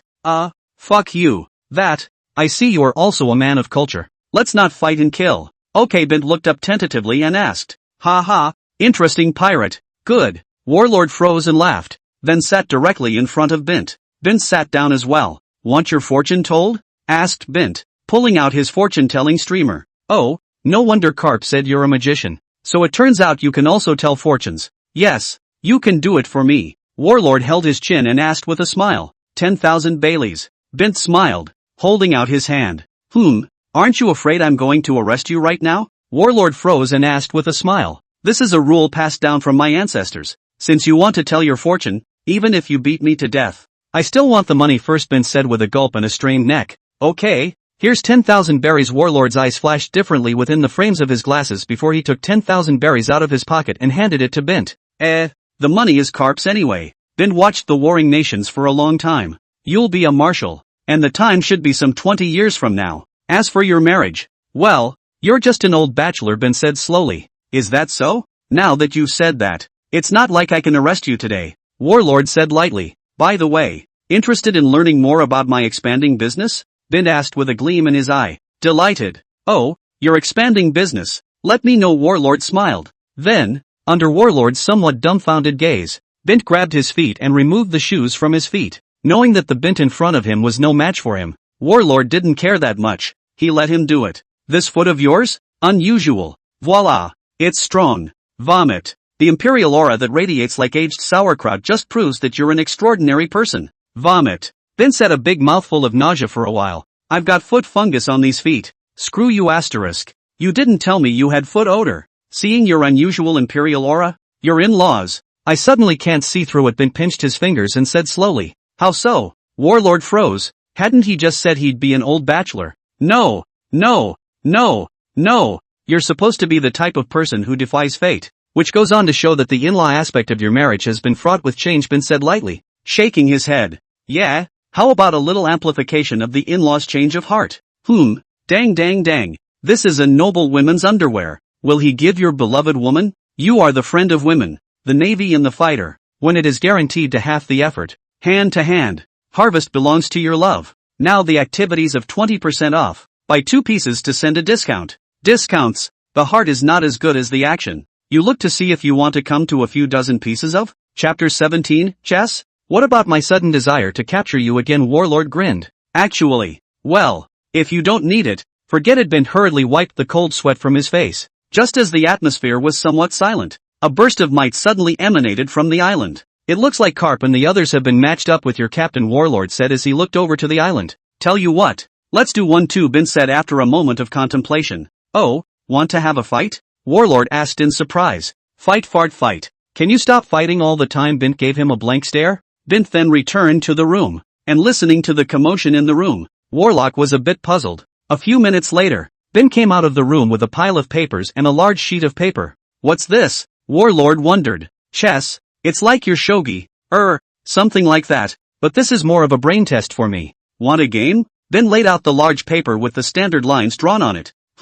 Tell us the rules. Warlord was interested. He had no opponent in the Navy headquarters in chess. Even Air Marshal cannot play him. Can be said to be the only one to lose the ground. Now Bint even want to play chess with him. Warlord was also interested. Bint's role and rules for each piece were explained to Warlord. Then the two began a game on the chessboard. Island. Why is the Navy looking over here? Trouble. Riley and Zephyr were evenly matched against each other. Somewhat helplessly. Right. Bint is still on board. Olbia, hiding behind the battlefield, suddenly thought of Bint and shouted anxiously. Right.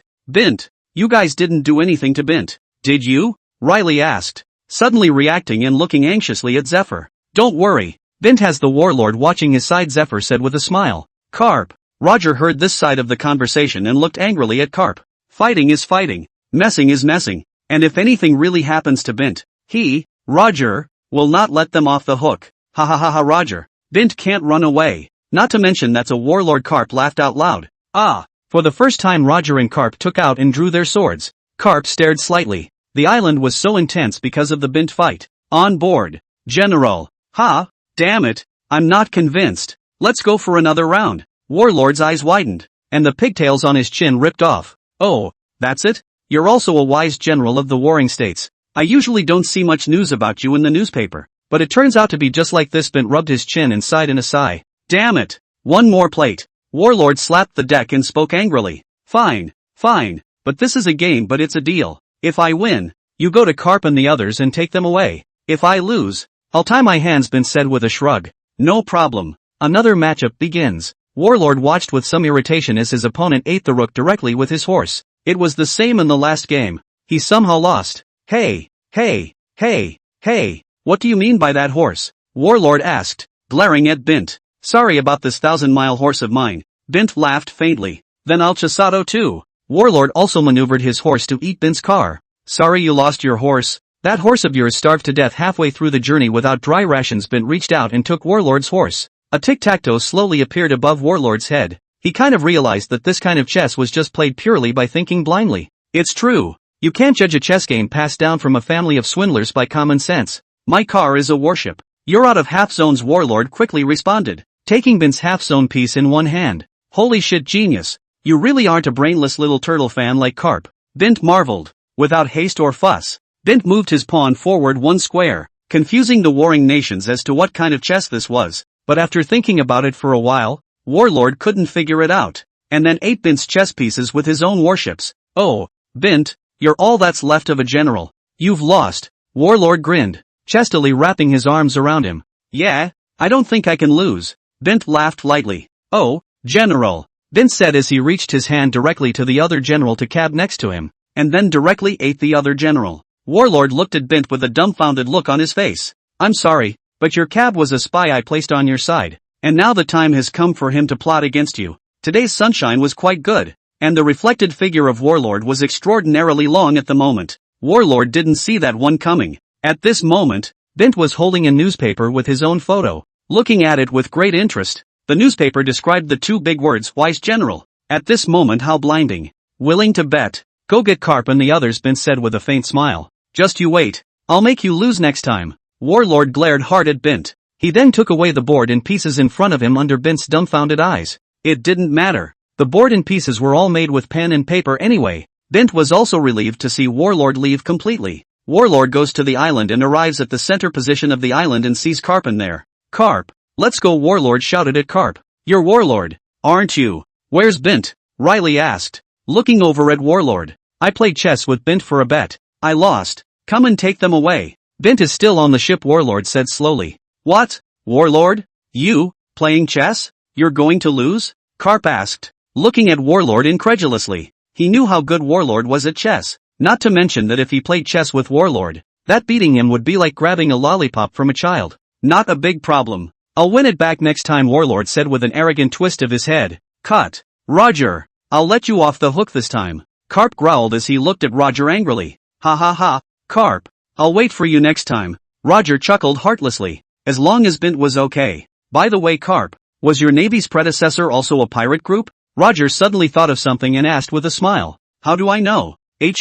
Karp froze and looked over at Roger. Ah, from what I heard from Bint, it seems that the predecessor of your Navy was a pirate group of some kind called Fotpole something or other. Roger scratched his brain. That's called the FBI Pirates, Riley said breathlessly, holding his eyebrows. Chapter 18, Getting Stronger Again. When Roger finished telling the story of the FBI pirates, all three of the Navy men were in deep thought. Karp, can we go now? Riley couldn't care less. There might be backup on the other side. Get out of here. Get out of here. Karp waved his hand with some annoyance. Back on the ship, Roger was relieved to see that Bint was safe and sound, and even slept like a baby.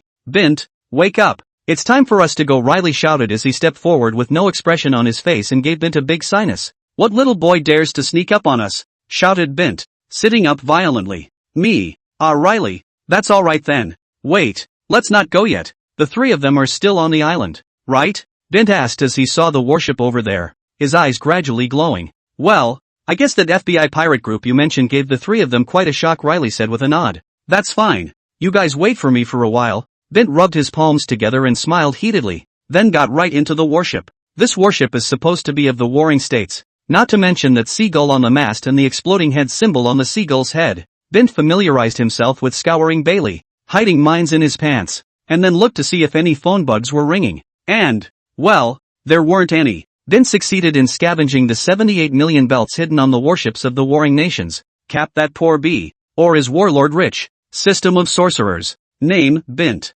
Age, 23. Weapon, Dragon Ruler. Fortune teller, 100 million belly +1. Talisman, Water Avoidance Talisman. Thunder Avoidance Talisman. First Order. Physical Strength, 4, 100. 000 belly +1. Agility, 4, 100. 000 Bailey +1. Mental Strength, 10. Rise to the top. Hegemony, Hearing Color Hegemony, Peak. Rise to unparalleled. When you can foresee a brief future. Next stage, tell the fortunes of 10 people, currently 9, and get 100. 000 belly. Receive a Thunder Talisman. Second level. Along with a copy of the Talisman crafting method. Random quest, Sell 10 sets of women's underwear, currently 9. Strength +2. Agility +3. Random bullying ascent. Bint did the math. He still didn't have the 30 million or so berries he'd scavenged from Karp's ship earlier, so this time a piece of it was used. Physical strength, 7. Agility, 7. Feeling the qualitative leap in himself,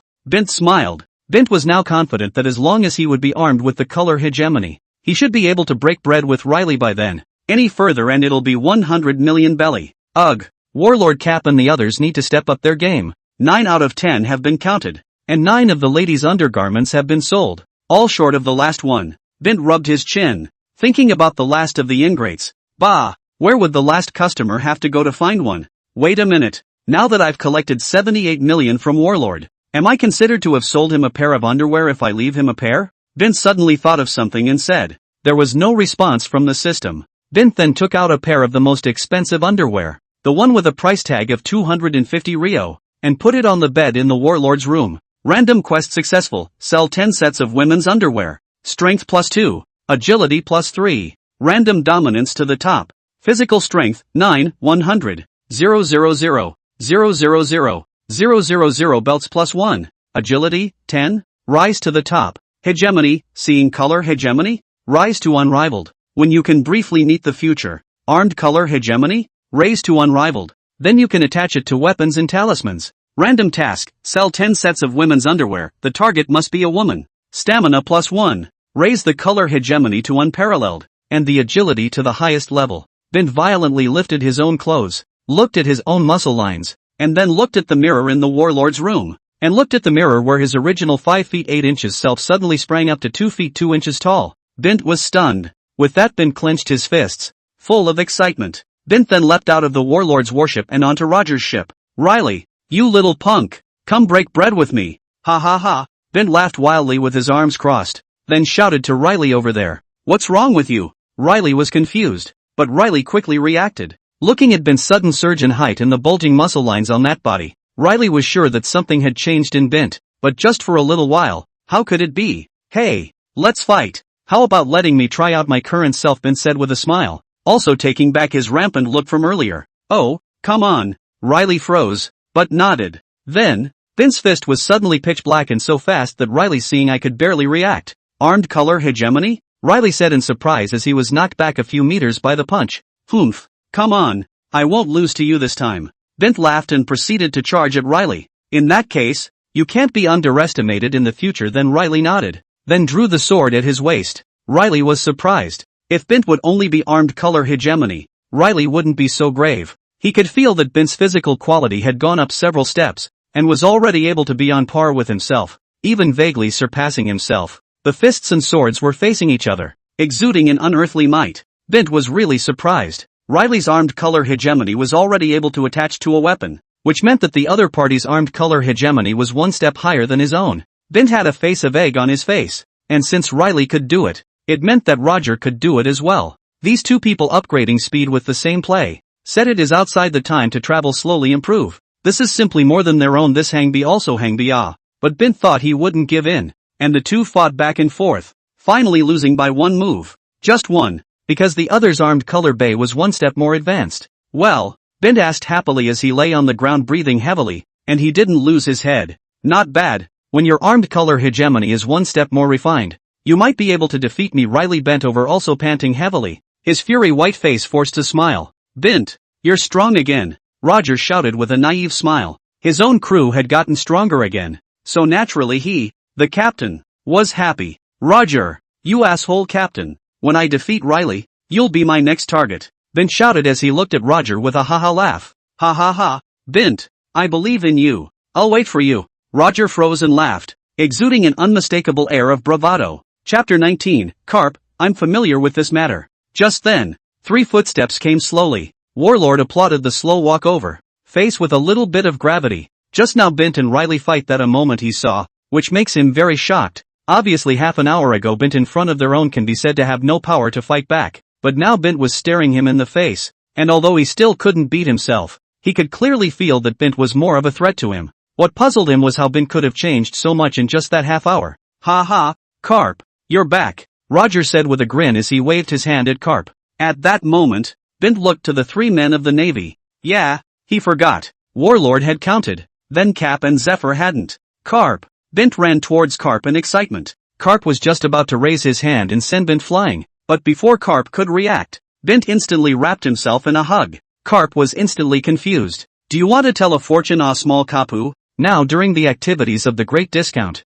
10,000 once oh. You get the hell out of here, Cap said as the word well slowly appeared on his head and sent Bint flying with a punch. I'm not interested. Don't make me get up the idea of taking you away again now. Karp howled gruffly. Warlord, tell me, is my fortune telling accurate? The old one is accurate, alright. Bint rubbed his chest and stood up somewhat helplessly to look at Warlord and shouted. I don't know. Warlord twisted his head and glanced around. I don't know. Zephyr, do you want to tell your fortune? I see that you have an extraordinary chi life. Bint asked. Looking at Zephyr again. Zephyr froze. You let him count for you to give him 10,000 berries to send him off. I see him like this, we do not count one today will not stop Warlord some headache to look at Zephyr said. Fine. Zephyr nodded, taking 10,000 berries out of his pocket and tossing it to Bint. You have the talent of a great general, but your future is bleak. That's all I can say. If you teach students in the future, be careful, and if you have family in the future, protect them. Bint pinched his fingers and looked at Zephyr's face with some gravity. Zephyr froze. Bint's words gave him a lot of doubts. Well, you're done counting. We should get going, Warlord said as he looked at Bint stonily, then rushed on. Watching the three of them board the warship, Bint returned to Roger's ship and to his room. Warship. Warlord, do you think Bint's math is accurate? Zephyr asked, clenching his fists and looking to Warlord. He's accurate, my ass. He's just a godly man plus a pervert, purely fooling people. Zephyr, don't take it to heart, said Cap over there in a bad mood before Warlord could answer. No.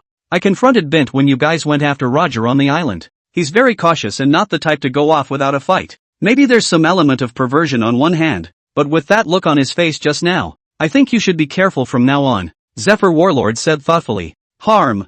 Zephyr, don't think about it so much. Eat a donut. Ha ha ha, Cap said with a big grin as he put his arm around Zephyr's shoulder and laughed. Zephyr shook his head helplessly as he watched Karp's guffaw. Right, Karp, you didn't take my treasured senbei, did you? Warlord asked in a panic as he suddenly thought of something. Che, am I the kind of person who steals senbei from people? Warlord, you're underestimating me. Karp rolled his eyes. This Warlord kid really does have a stash of senbei. I'll have to look for it later. Don't you give me bad thoughts. I'm going to get it out and eat it right now. Warlord looked at Karp's starting eyes and knew that he was thinking something bad again, and rushed back to his room to find his senbei. Seeing this, Karp also rushed to follow Warlord's ass to see if he could take one for himself once Warlord found it. Zephyr shook his head helplessly at the sight. Moments later. Hiss Warlock, what are you yelling about blindly? Karp asked irritably as he was kicked out of the room and back onto the deck. My Bailey. The Baileys I saved from the pirates I caught on the way. Those Bailey but empty. Marshall specially said not to take back to leave me. I want to buy a collector's edition of senbei. Warlord shouted with bloodshot eyes. Come on, don't even think about it. I'm familiar with this. Ha ha ha. Karp saw this familiar scene and slapped his thighs and laughed so hard that tears came out of his eyes from laughing. You're laughing your ass off. Quickly say, wasn't it you who took my bell? Growled Warlord, grabbing Karp by the collar of his shirt. Ha ha ha ha ha, ha ha ha ha, laugh me to death. Not me, not me. Bint, it's Bint, it must be while we are not on the warship he sneaked over to get it. Ha ha ha ha. Karp was still laughing by the Warlord grabbing his collar. Bint, watching the Warlord huff and puff back to his room, Karp's eyes rolled. If nothing else, that familiar process of hiding lightning in your pants is next, but Karp is just holding his tongue. Hey, I just want to see Warlord make a fool of himself. Soon the familiar thunder rumbled. Aha! Bint! Ha ha ha ha ha ha! That's what Karp had been waiting for all this conference for, and laughed so hard when he heard it that he fell to the ground and slapped the deck. Bint went back into the room. Stage quest completion. Tell the fortunes of 10 people and obtain 100,000 belly. Obtain the Thunder Talisman. A copy of the talisman crafting method will be given to you. Gain charm. When used, it increases the user's hegemony by 1 random stage, as well as physical strength, agility, and mental strength by +1 at random. Next stage of the quest, tell the fortunes of 10 races other than humans and receive the Imperial Thunder Talisman. Third stage, accompanied by 2 copies of the talisman crafting method. Bint's face was full of joy. Then he took out his talisman pen, took out 2 sheets of paper and began to draw the talisman. When Bint made the last stroke of the gain charm, Bint instantly turned pale and fell straight out of his chair. This thing, it consumes so much mental energy, Bint muttered as he stood up from the ground trembling and patted his head. his headache immense. Bint rested for half a day to replenish his spiritual energy, and once again picked up his pen, ready to draw the second-order Sentinel Thunder Talisman. Thankfully, when the final stroke fell, Bint only had a slight headache, not as draining as the gain charm. Bint was ecstatic to try it out, but seeing that it was his room, forget it. Next time. Chapter 20, Too Much. Back at Navy headquarters, Sengoku walked into the marshal's office with the chessboard Bint had drawn. Ha ha, my warlord is back. How was it? Did you help Karp catch the Roger pirates? Empty saw Warlord walk in, and asked with a haha smile. No, that pirate group is not simple. We can't let them go like that. I see the shadow of the Locust pirate group in them, Warlord said gruffly. Che, Air Marshal, next time you don't let the kid follow me, okay? He's just a liability, you know. If it wasn't for the Warlord getting in my way, I would have captured Roger long ago. Cap spat as he too laughed loudly and walked in. You bastard Karp. If it wasn't for you, my Bailey. Warlord's head bulged with veins and he twisted his head in an angry snarl. Okay, let's forget about it if we didn't catch it. But Karp, I'll leave the Roger pirates to you from now on.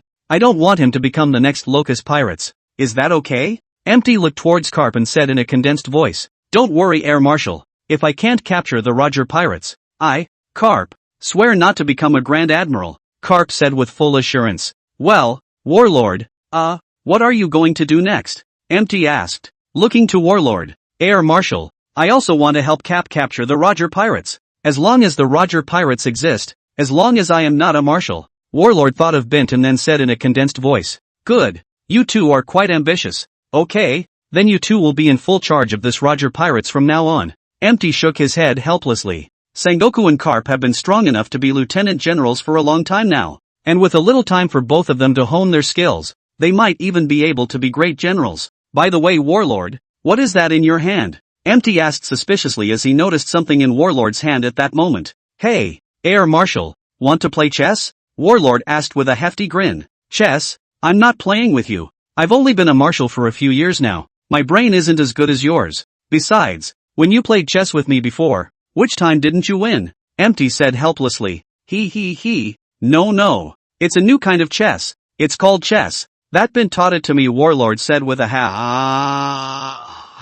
Bint? That perverted goddamned bastard? Isn't he a pirate? Warlord, you've got to have a sense of proportion. Hollow frowned slightly. Don't worry, Air Marshal. It's just that this time I went up against that Bint and he and I used this chess to decide the winner between us, and I lost to him. Just one move. Warlord said as he shook his head. Oh, I can't believe even a smart head like you lost. Well, let's try. Karp and Warlord began. Karp sits and eats with the Senbei he snuck into Warlord's house when he came to the headquarters. Warship. What the hell? After a few episodes of experience, Empty also had an epiphany. Shanchi, so it's just imaginary chess? Sure enough, it's extraordinary. Warlord, I already know how to play this, so you should be careful, Hollow said lightly as he stroked his dark, moist beard. Come on, Air Marshal. Well, so the sky was the limit. Karp looked dumbfounded on the sidelines. My general used his overlord color hegemony. All of your pieces fainted. What? Mine will be a woman of great beauty. Seduced all of your pawns. Now all of your pawns are mine. My horse ate a devil fruit. Straight up swept your pawn across the board. What? Your cab is a spy I placed by your side, and when the time comes, your will be gone. Karp rubbed his head. Surely, chess is not for the brain. It's a headache to watch them play. Let's go back. On the other hand, Bint can be said to be turning over the serfs these days. Riley looked at Bint's thuggish face, very speechless. Now Bint looking for a fortune teller isn't even talking about cheating. No. For example, now, they met a group of ungrateful pirates at sea. Say, want your fortune told? Bint asked, looking at the pirate captain in front of him with a smile on his face. Count.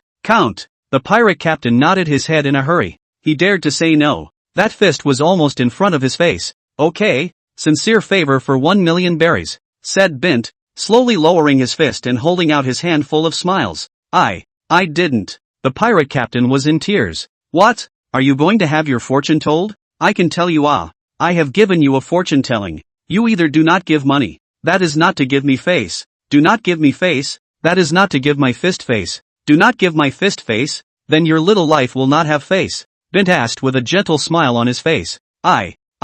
You. When did you tell my fortune? The pirate captain was on the verge of tears. Do you still need to count? You've fallen into my hands today, haven't you? You still have later? Bint asked with a smile. The captain fainted straight away. Che, it's no fun. Riley, look at this guy. I told his fortune and he didn't even pay. Isn't that excessive? Bint asked irritably as he let go of the hand that was holding his collar and looked over to Riley over there in displeasure. Yes. He's gone too far. Riley held up his hand to show that I had nothing to say. Well, scavenging. Bah. No, we are being robbed by them. We are passive to fight back. We should ask for compensation for moral damage. How about it? How many berries do they have on board for me to compensate? Bint said after thinking about it. We searched. No. They compensated us more than 300. 000 belly. Riley was about to say we raided, when he looked at the serious look Bint was giving him and changed his tone. So poor. Not even enough to stuff your teeth. Bint sighed and returned to his ship. Roger, what about them? Leave them here or? Bint asked in a sold tone. Or what? Riley said in a no-nonsense manner. Naya said of Bint's. Bint wiped his neck. We're not murderers. What's the point of killing them? Let's just leave them here. What do you say, Roger? Riley shrugged and looked over at Roger. Aha, just leave them here, nodded Roger. Chapter 21, The Church of God. A few months later, Roger's pirate ship arrives at an incredibly strange-looking island. The weird thing was that the island just seemed to be made of stone. Whether it was trees, or grass, or whatever. I see that this place is full of evil energy. We should get out immediately, Bint said slowly with a calculating voice. Oh yeah, we're finally going to start our adventure. Roger could hold his breath for the past few months. At this moment he didn't care what kind of breaks he had.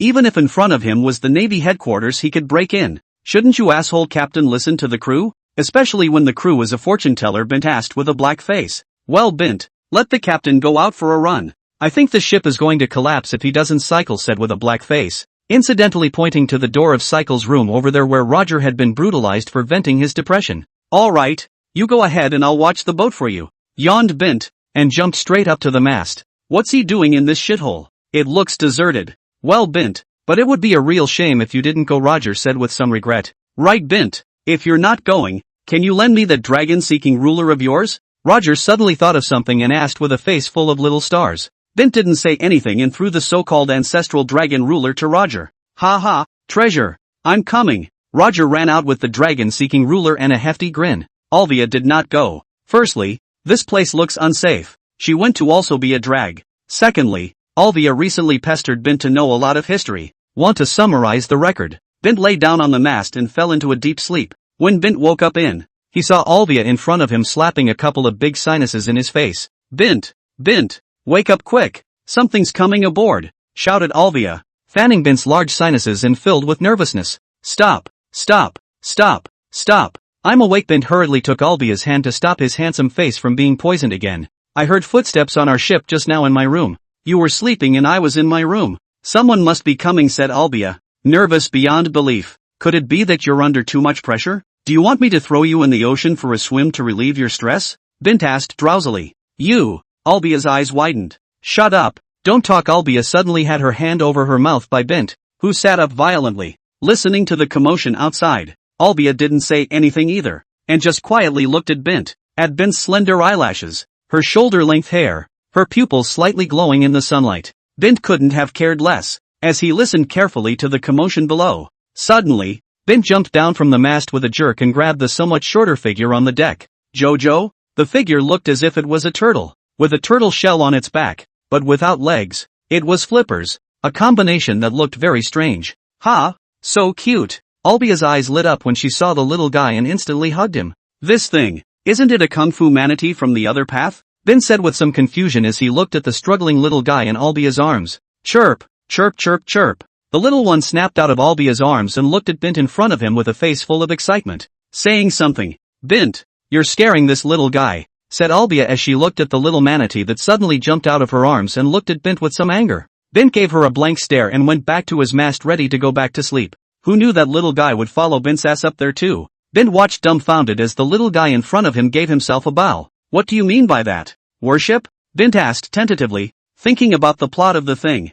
I didn't realize the little guy actually nodded his head. Not interested. Go away. Bint waved his hand breathlessly. The little guy even shook his head stubbornly. He firmly hugged Bint's thigh. He admired Bint for subduing him with a single move just now. Bint looked at the stubborn gadget hugging his thigh, speechless. And so it was. Bint sleeps, eats, bathes in the sea, and most outrageous of all, hugs himself when he goes to the bathroom. What the hell do you want? Bint couldn't hold back. He doesn't want to shit standing up. Chirp, chirped the little manatee stubbornly. Good. I'll take you as my disciple. A tick slowly appeared on Bint's head. The baby manatee chirped happily and sort of spread Bint's legs. Bint at least squatted down. Out of this. Eyeball to eyeball. A disciple. I've accepted you as my disciple. Do you have to watch me go to the bathroom? Have you gotten lost with your little friends? Bint asked with tears in his eyes. Chirp chirp. Chirp chirp chirp. The little manatee chirped and nodded. Then chirped something else. Bint didn't know what he was saying, but the little guy seemed to understand him.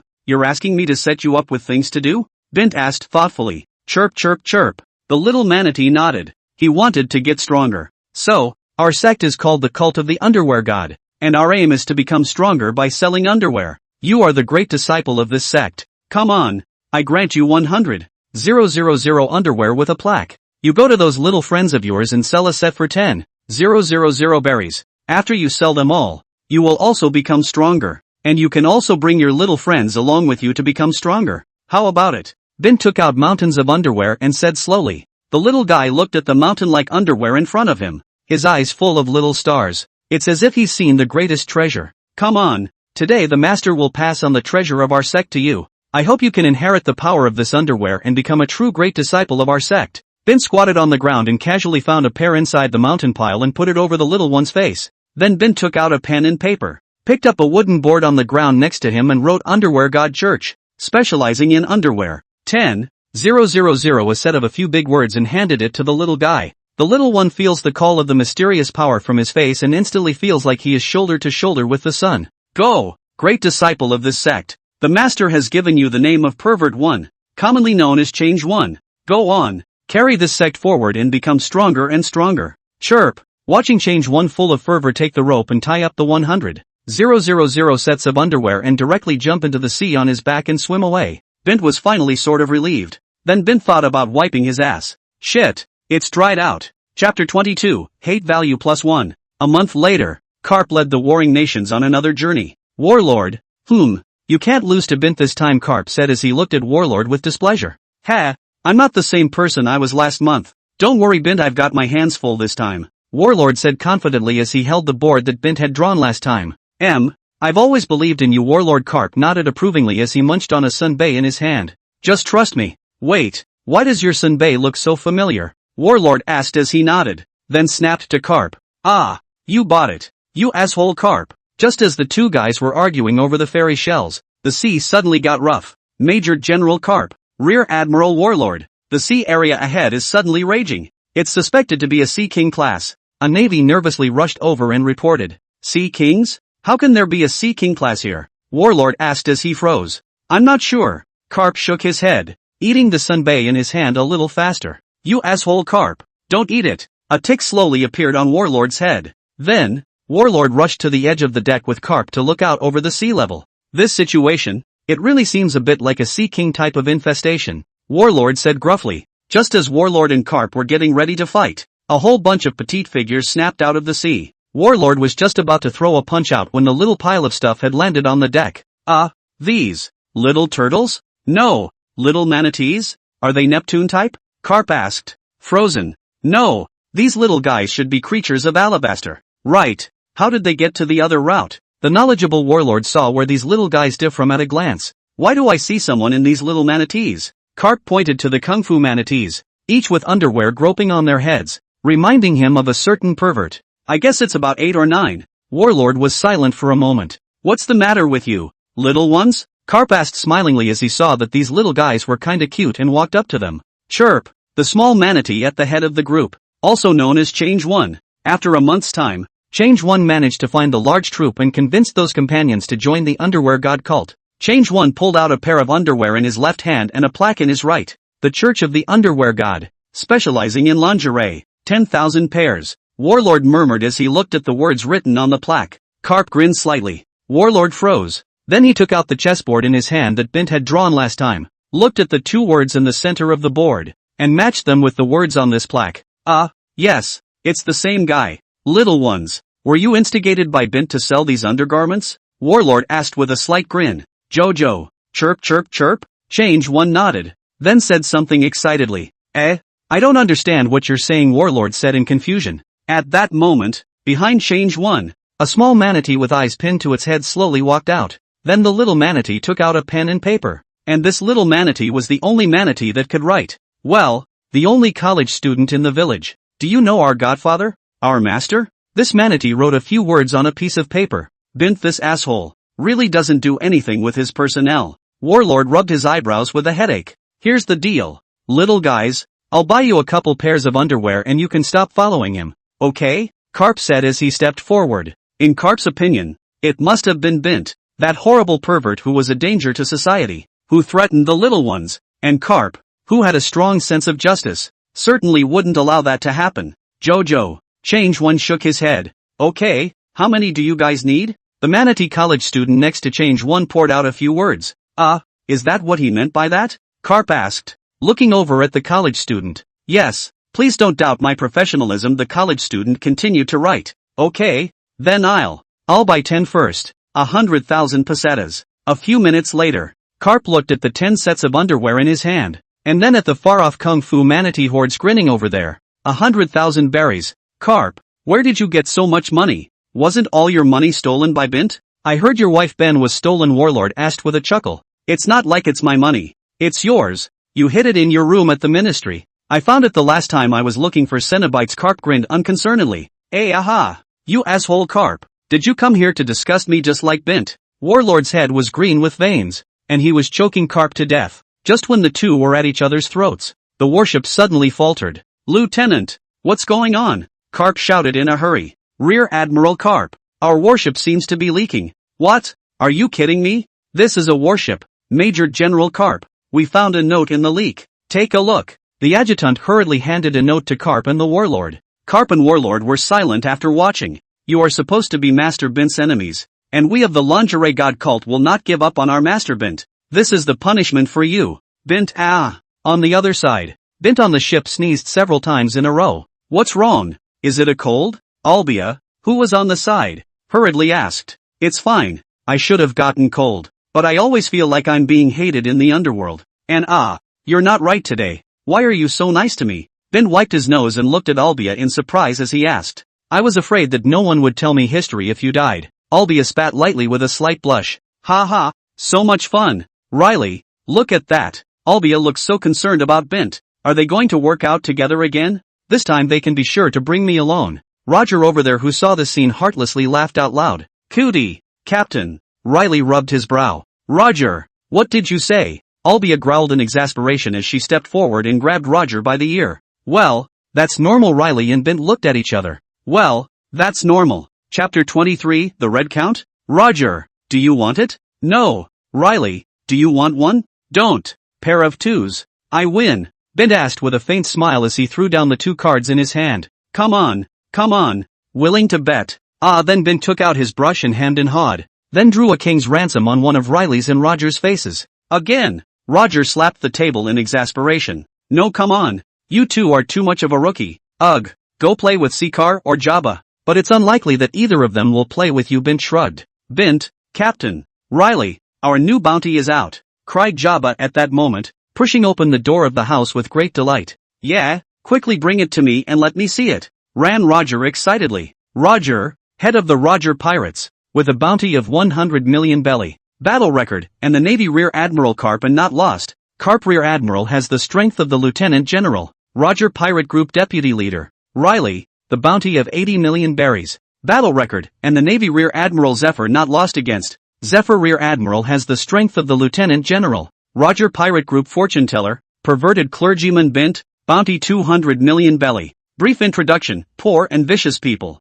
suspected of having antisocial thinking, not only compel the pirates, the Navy, and even cute animals are not spared. The hands of a pervert who often take the ladies' underwear, many times pitched the Navy headquarters Rear Admiral. Strength is not to be underestimated. Crew member of the Roger Pirates. Jabba the Hutt, with a bounty of 60 million belly. Crew member of the Roger Pirates. The villainous Sicker, with a bounty of 80 million belly. That, Bint, why don't you get off the ship? This bounty of yours is even higher than Roger's, Riley asked, looking at Bint with a black face. Wow, Bint, you're awesome, said Roger as he looked excitedly at Bint. This is definitely the work of those 2 little yakuza. Kapu and Sengoku. Why is it that you guys are all battle scores and I'm the profile? Bint said with a headache. Oh, don't you know what kind of shit you've done yourself? Riley grinned. It's not just us. Look, there's another one here. And this is a person. Not a pirate group. Jabba pointed to another person at the bottom of the newspaper. The Red Earl,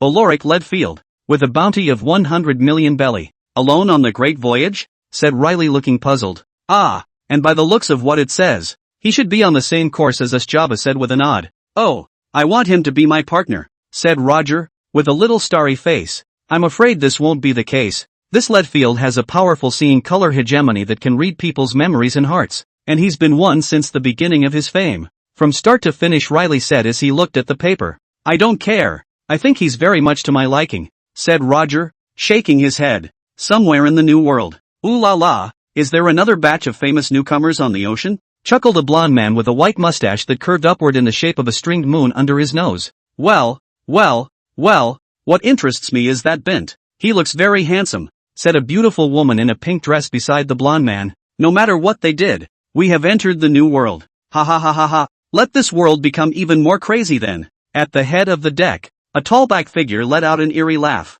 Gee, the captain's a real nutter. After a few more months of sailing, Roger and the others, well, lost, but met Leadfield on an island by mistake. Hello, are you Leadfield? Roger questioned as he looked at the slender figure in front of him. Oh, the figure in front of him slowly twisted his head to look at Roger. It's a cutie, is it? The figure instantly shuttled in front of Roger and slowly said as one hand was placed in front of Roger's face. Hey, who are you calling a cutie? I'm the captain of the Roger Pirates. My name is Roger. Roger said furiously. Roger's Pirates? Oh, I think I've heard of them, but I'm not interested in you. Leadfield said lightly. Oh yes, there's a Bint on your ship, isn't there? I'd be a bit interested in him. You forget it, said Leadfield slowly as he suddenly thought of something else. Are you looking for Bint? Where is he? Roger dug his nose in and pointed over to Bint, who was sitting under a tree and staring. You just sold Bint? Riley asked as he looked at Roger with a black line on his head. Isn't he looking for Bint? Roger asked instead. If you had more brains.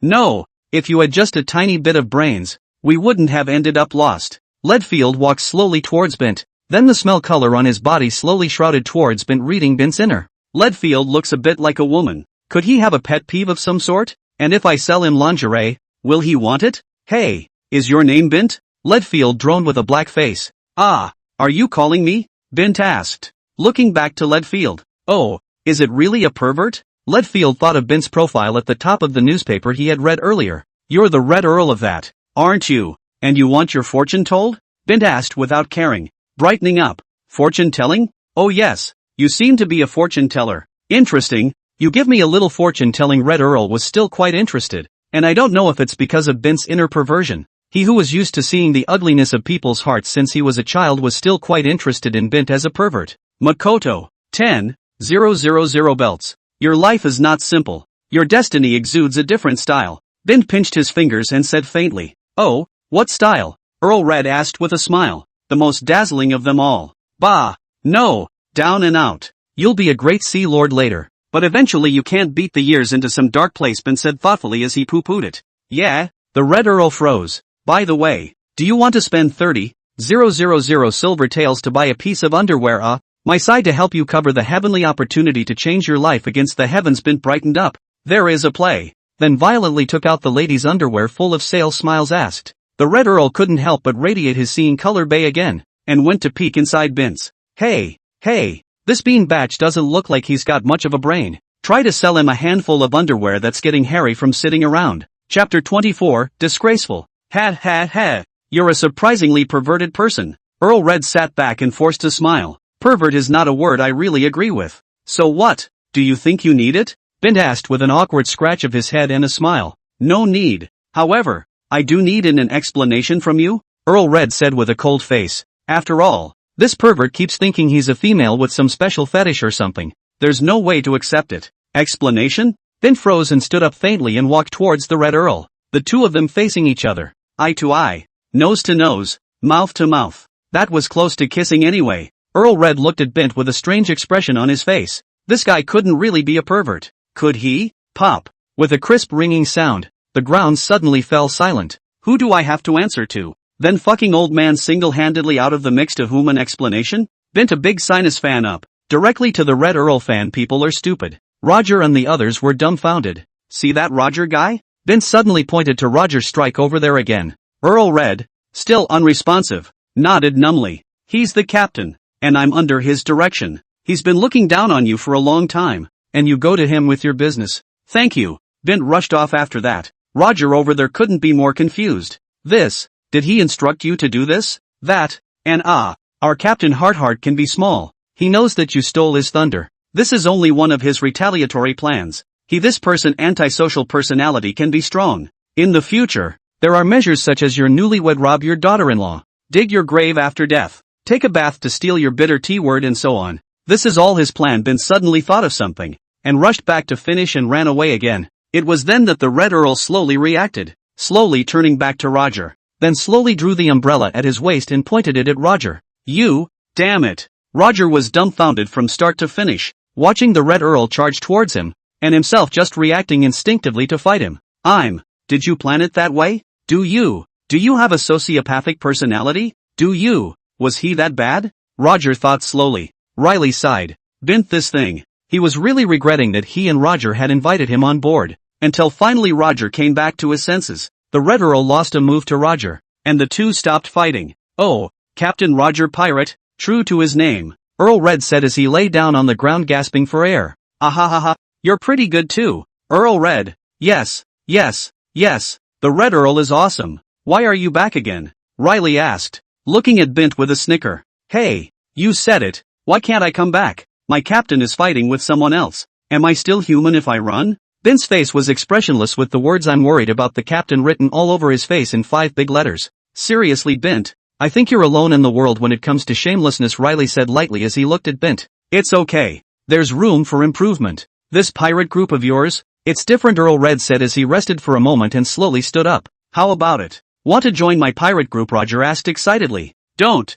I'm used to being alone. The Red Earl shook his head lightly. Earl Red, I have a story over here. Do you want to hear it? Bint asked with a twinkle in his eye and a hefty smile. Oh, but I sense that you don't carry good intentions within you. Ha? Earl Red asked with a sneer. How can that be? I'm such a kind person. I usually go around when I see an ant on the road. Bint waved his hand. All right, you tell it, said the Red Earl, sitting down. Hundreds of years ago at sea, there was a man exactly like you who traveled the seas alone and was known at the time as the most terrifying man in the world. And he possessed the same powers as you, said Bint somewhat loftily. Yeah, what's that guy's name? That one drew the Red Earl in. No one knows his name, because those who know his name are dead. Only one of his names is passed down in the world, Bint said in an eerie tone, still selling the idea. What name? Asked the Red Earl hastily. Pleasant Goat. What?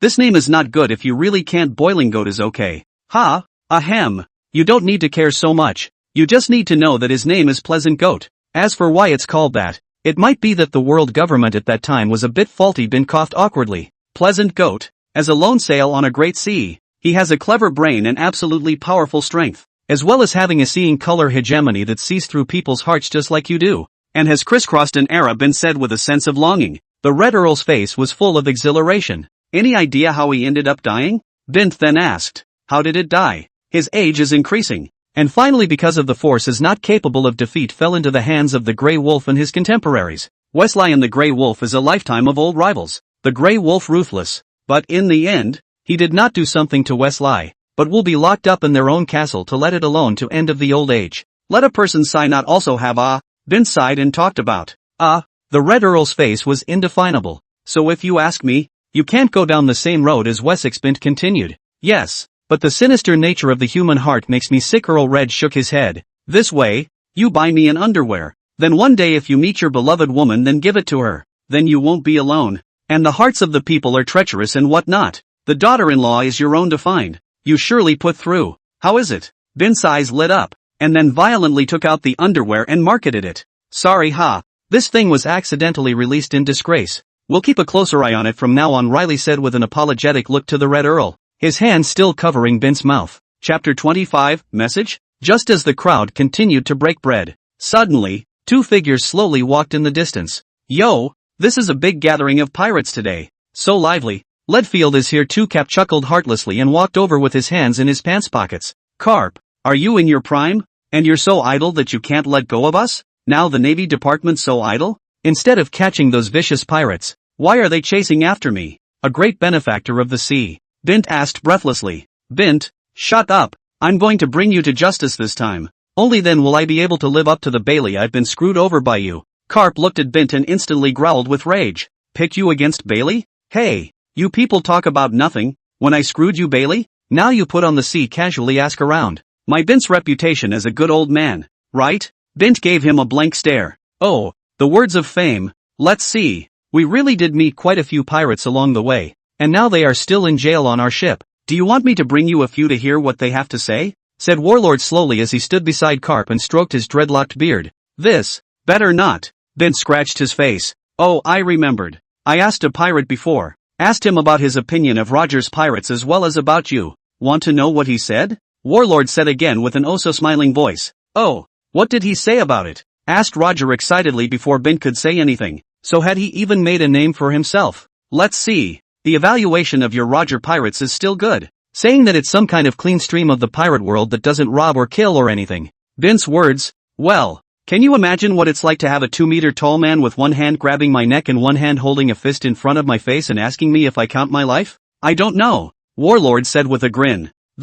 Warlord, this Bint isn't one of ours. You've got it all wrong. If you need something, just ask Bint. Riley over there rushed out. Hey, Riley, you're learning the hard way. You're getting less and less ethical. Look at that. See the scar on the lower right side of his stomach. Bint looked at Riley with wide eyes, then violently lifted his shirt and pointed to a scar on the lower right corner of his stomach. Scar? Warlord narrowed his eyes and looked at Bint. As far as Bint's character, that wouldn't suffer. What kind of person could leave a scar on him? That was left behind when we encountered a big pirate group before, and I sacrificed my life in order to let you guys leave, fighting more than 1,000 people by myself, and you have to know that the sword at that time was only 0.01 centimeters away from my waist. Almost, just a little bit. My future happiness can be lost. Now, you even want to abandon me? I'm so sad. Bint said with a deep voice and red eyes. Hey, looks like the scar from the appendectomy I left before I came here is still somewhat useful. Ooh-hoo. Riley, we can't do this. Bint is a member of our crew. How can we break his heart? Roger was bluffed into old tears. So, Riley, did this really happen? Or did it happen before you guys got me on the boat? Cycle asked, gulping and looking over at Riley. There's no shit there. Don't listen to him. Riley rubbed his brow with a headache. Originally there is this thing. It seems that your bounty is still given low. Go back to give you a bit up again. Cap touched his chin slowly said. Fuck, I knew it. Karp, you little turtle fan. I knew you two were behind my bounty. Bint growled as he snapped, looking at Karp with wide eyes. Bint, how can you say that? In your pirate's opinion, isn't the higher the bounty, the higher the status and strength? Look, how long has it been? You've surpassed the captain of your ship, said Warring States with a laugh. Hi your ass. I just want to make an honest living. Who wants to be famous? Bint said as he broke down. Don't worry about it. If we don't get you this time, your value will definitely go up again. Oh, said Karp, waving his hand. Shit, Karp. I wish you know ***T for having kids. Bint said as he looked at Karp with wide eyes. Sorry, lol. My kids are starting to nurse now, Karp said, digging his nose. I wish your grandchildren know. Bint, how dare you curse my grandson so viciously? What? Not convinced. And I wish your son a lifetime of rebellious Gouda. Wah. Pissed me off. Bint, come and fight one-on-one. Come on. Who's afraid of who? I'll tell you. You'd better keep a close eye on your son. Your grandson. Even your great-grandson. As long as I, Bint, am around. As long as they fall into my hands. I'll tell you this. From now on, your family will have no navy. Just pirates. 100 years later, when your pirate grandchildren know that there is a navy ancestor, believe it or not, your grandchildren can dig up your ancestral grave. Bint said in a divine and incomparable manner. If your son really falls into his hands, he'll probably become a pirate. If your son falls into his hands, he'll probably become a pirate, said Sengoku, who nodded incredulously. Karp this time not calmed down, although he is naive a little, but not stupid. On the Bint this no door mouth, but where their own children and grandchildren fall into his hands, he was fooled into becoming a pirate. That can be the end of the No way. Warlord, for the sake of the new generation of our world, never let this bastard get away with it again. Let's do it together and arrest him, said Karp, gruffly and uncontrollably. Karp, you don't seem to have me in your sights, said Roger as he shook out his garments in a flirtatious manner. Well then, you guys cheer up. I'll leave first. the Red Earl said faintly, and was about to turn around and leave. Wait a minute, Red Earl. I know where the treasure of Wesley's life's work is that he left behind before he died. I'll tell you if you help us fight them off today. Bint shouted as he hurriedly looked at the Red Earl's back. Then there's no way out. I'll have to do a battle with you guys today, the Red Earl said faintly as he violently turned around and stood beside Roger. Karp, things are a bit unfavorable. Warlord froze. That? Karp looked at Warlord in surprise. Find a way to retreat first, and look for a chance to catch the ones that are left behind, Warlord said slowly with his eyes closed. The atmosphere was silent for a while. Hey Warlord, don't close your eyes. Your buddy is running away, Bint said slowly. What? That asshole. How dare he leave me here alone and run away by himself? Pissed me off. Warlord opened his eyes in confusion, then roared angrily and ran off as well. Tell me, where is Pleasant Goat's treasure? Asked the Red Earl, who was glad to see the two men run away, and looked to Bint. There's a bunch of Smurfs on the other side of the mountain and the seed bah. That's the one. Yeah, my family's history has that written on it. Bint was confused, then spoke up. On the other side of the mountain, on the other side of the sea, there is a group of Smurfs. Sort of a clue to the treasure? Interesting. In this way, I also have a quest. In that case, I'll leave first. Everyone, see you again if there's a chance. The Red Earl froze and pondered, and then turned around and left with a greeting. Chapter 26. With all the people gone, Roger and the others naturally didn't stay long and got on the boat to set sail again. A month later on board. Yo, Bint, don't look so bummed out all the time. You know we're almost there. Riley shouted to Bint, who was over there, blowing in the ocean breeze. Oh, you told me the same thing last month, Bint said lightly. Ahem, I really won't lie to you this time. I heard that the next island is an island full of flavor, and I heard that the people on the island are good at music and dance, so it should be a lot of fun, Riley said with an awkward smile. Oh, do you sing and dance? I'm good at it. Bint taught me a dance earlier. What's it called? The break. Fart. The fart split dance. Yeah, the fart split. Oh Garth, fart split. Roger, who was off to the side, heard the two men talking and showed them a straight up. It's decided. Roger, you stay and watch the ship this time, said Riley with a black face. Why? Don't I dance well? Roger asked indignantly. Your dance. What kind of aesthetics does society have to be deformed to watch you dance? Bint said with a headache covering his eyes. Well, that makes sense. And all in all, you might as well stay and watch the boat so as not to be embarrassed. Roger, Riley said with a nod of great approval. Humph. Roger clasped his hands in exasperation and left. This time Riley didn't lie to Bint either. And early the next morning several people had docked, looking at the trees on the shore with their pink ribbons. It's true that there's something in the folklore. Singing and dancing. Roger, how nice to see the boat. Riley called out to Roger on the boat as several of the men disembarked. Humph. I know. The crowd then slowly walked inside the island. Walking into the center of the island and seeing the scene in front of them brought smiles to all faces. Everywhere on the street people are dancing, and from time to time a pleasant sound will come out. At that moment, Bint glanced absently, noticed something, and then jerked his head to Riley beside him. Riley, what's the fret? Bint reached out and waved his hand in front of Riley's face.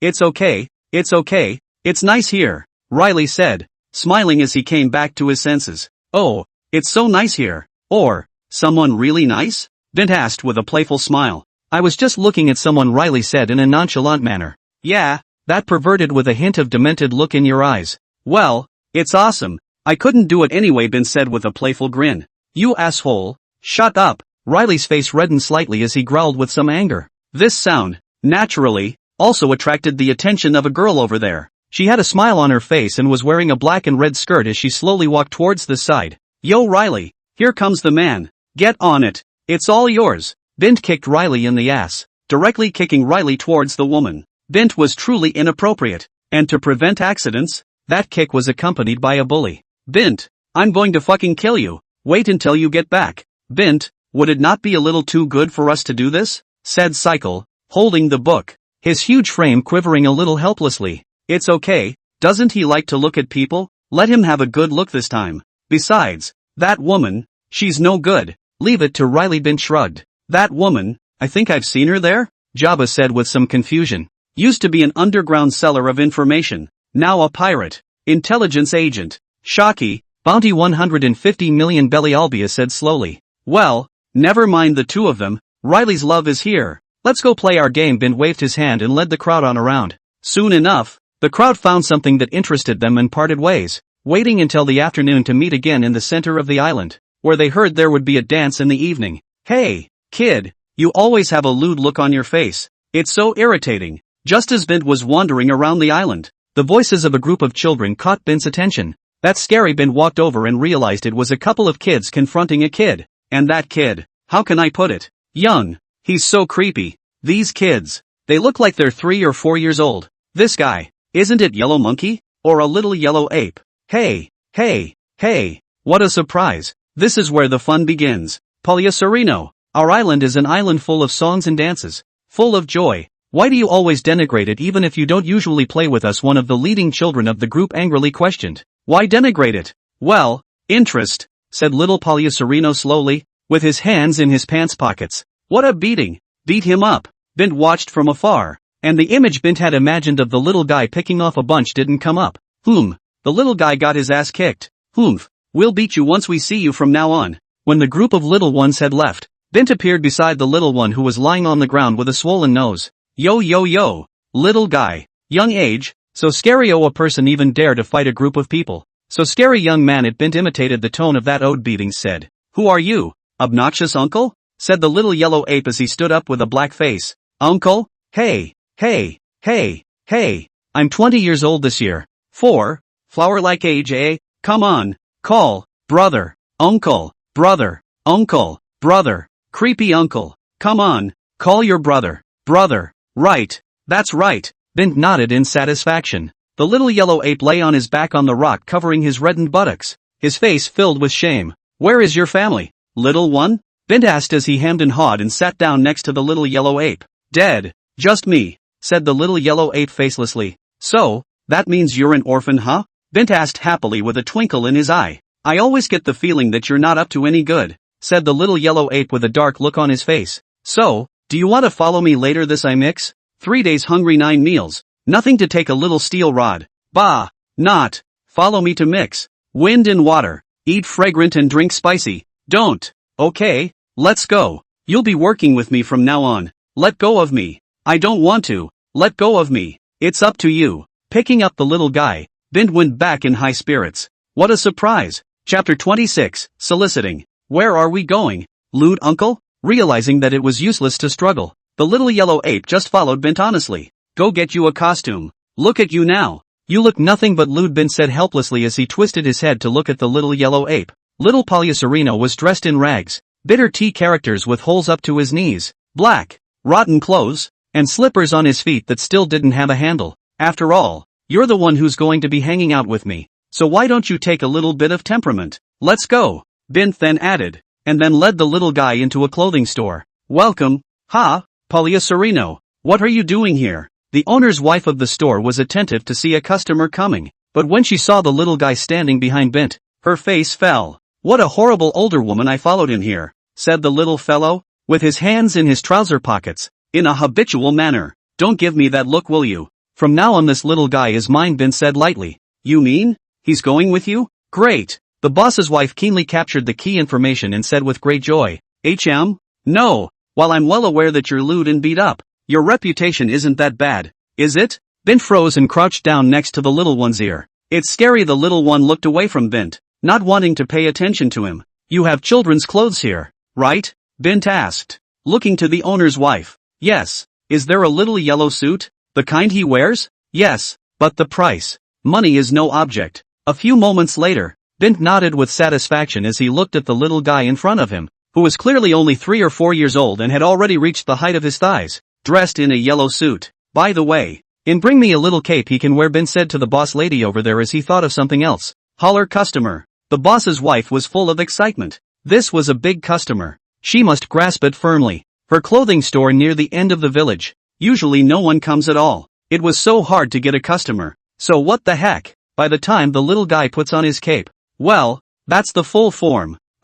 Although it might be a little small. Creepy uncle. What do you mean by that? The little guy asked with a face full of rawness. Bint paid and took the little guy out to buy another pair of sunglasses for him to wear. From now on, you're the one who has a backer. When you go out, no matter who bullies you, you will report Karp's name. Bint said slowly. Uncle, is your name Karp? No, my name is Bint. Here, when you walk, you bend over. Stretch your neck forward a little, and your lower mouth forward, and put your hands in your pants pockets. Then Bint began to teach him grooming. The little yellow ape is worthy of being a little yellow ape. This air takes very dead in once. Come on, learn from me. It's scary. It's scary. Yo. Yes, that's the flavor. It's so pure. You'll keep it that way from now on. Bint was very satisfied. Uncle Bint, am I sure I won't get beaten if I do this? The little guy asked with a black line on his face. Although he was usually like this, but with this tone of voice and this outfit and that half-dead expression, he always felt that it was not a good thing. No, don't worry about it. You're the one who's backed up. No matter what comes up, you'll just report Karp's name, and I don't believe they'll be able to do anything to you, Bint said lightly. Oh yeah, and really, there's Zephyr, Warlord. Those two names work really well too. You're that kind of material, said Bint, suddenly thinking of something else. The little yellow ape didn't want to say anything. Oh, by the way, I'm not taking you in for nothing. Help me find business. I'm a fortune teller. That's why I'm taking you with me. Because, well, you're related to me, Bint said slowly. Fortune teller, why do you look like a perverted godly man to me? The little guy said as he looked at Bint in surprise. Shut up and go get me some business or you don't get lunch today. It's scary. If you don't eat it, don't eat it. Plus a spanking. Uncle, wait for me. Yo, this handsome gentleman. Want to fortune telling? Fortune telling. Feng shui. Marriage. 10,000 berries a time. O little yellow ape by some black-hearted thing abducted as child labor. At this time he was also forced by the other side of the obscene power. Began to pimp. Ha! Get the fuck out of here before I hit you. That's horrible. Sir, I wish you no seasoning for your meals from now on. With the efficient pimping of child laborers, soon a huge crowd of people surged towards Bint. Yo, Poliacerino, you're very efficient. Have you pulled in so many guests in just this big meeting? Bint said with great excitement as he looked at the pile of people behind the little guy. The little guy was running around wildly with his hands in his pockets full of lewdness, ignoring Bint. That guy is this little guy's accomplice. Kill him. What a fucking passenger you're pulling. Bint and the little guy ran wildly one piece at a time, growling angrily as they raced along. It's scary. Yo, I'm not soliciting customers like you said. Sincere and confident. And all you said was just bring the customers here. I don't care what they'll do to you. The little guy said as he ran wildly with his hands in his pockets. You pull your sister. I never should have let you pimp. Bint wailed with his head up. Don't run. Good for you. You lewd and poisonous-mouthed brat. Don't let me catch you. Let me catch you. I'll tear your face off. Don't run. How dare you curse me for being infertile. I'm only 60 years old this year. Aha. The lewd brat. How dare you call someone a dead sissy. I'm going to kill you. What the fuck kind of customers are you looking for? Bint growled tearfully. It's scary you didn't say what kind of guest you wanted me to find. The little guy said with a rare shrug as he slipped his hand out of his pants. I'm sorry now. Will you fuck off? That's scary. Did you just leave a 3.5-year-old child behind? Poliacerino. You wait for me. You wait until I make time. It's so scary. A Jussie is so grumpy. Yo. Chapter 28 Pitfalls again. Ha. Ha. Little thing. You wait for me to take a breath. I'll have to kill you. Bint lay down on the ground full of exhaustion, looking at Yellow Monkey who was doing the same on the side and gritting his teeth. Uncle, do you want me to go get you some more customers? Why don't you go to hell? Toward the end of the afternoon, Bint took the little one to the place where the crowd had arranged to meet. Bint, where did this little guy come from? Jabba asked suspiciously when he saw that Bint had brought back a little one. The bean batch of orphans I took in, Bint said slowly. So scary. Yo, obviously it's uncle, you forcefully captured me. The little yellow ape pouted and said slowly. Bint, it's not good for us to be bringing up a child, Riley said slowly, pursing his lips. The ship is now a nest of bulls and horses. The naive captain, the trouble-making fortune teller, and Olbia, a woman with no fighting ability, and this with a child on board. So are they a pirate group or an orphanage? Don't worry, alright. I'm going to take this kid out for a couple years first, Bint said with a smile. Are you leaving the pirates? Asked Riley with undisguised delight. What's with the tone and the look? Are you happy I'm leaving? Don't worry. I'm just going to take this kid around for 2 years and then come back to you in 2 years, Bint said with a wave of his hand. 2 years? Well, that's fine. But you probably won't even see the shadow of our ship by then, Riley said with a smile. Oh, about that. I'm quite relieved. After all, our captain is Roger. So I think it's quite possible for you to get lost for 2 years or something, Bint said, stroking his chin. Riley instantly sat up with a batch face. Right. Forgot about that one. And Roger too. By the way, don't talk about me. You and that Shocky. How's the conversation going? Bint suddenly asked again nosily. Oh, that woman is not a good thing. Talk to her all day. 2 out of 3 sentences are set me up. It's a headache. Riley stroked his eyebrows and said slowly. Come on, I believe in you. Riley, with that brilliant brain of yours, take her off her pirate crew and bring her aboard our ship as an informant, Bint said as he patted Riley on the shoulder. Don't. My head is exploding and I really don't want to see her again, Riley shrugged. Just as the people were chatting, the dance on the island started, and looking at the simple dances as well as the smiles of the islanders, a few of them couldn't help but dance along with them.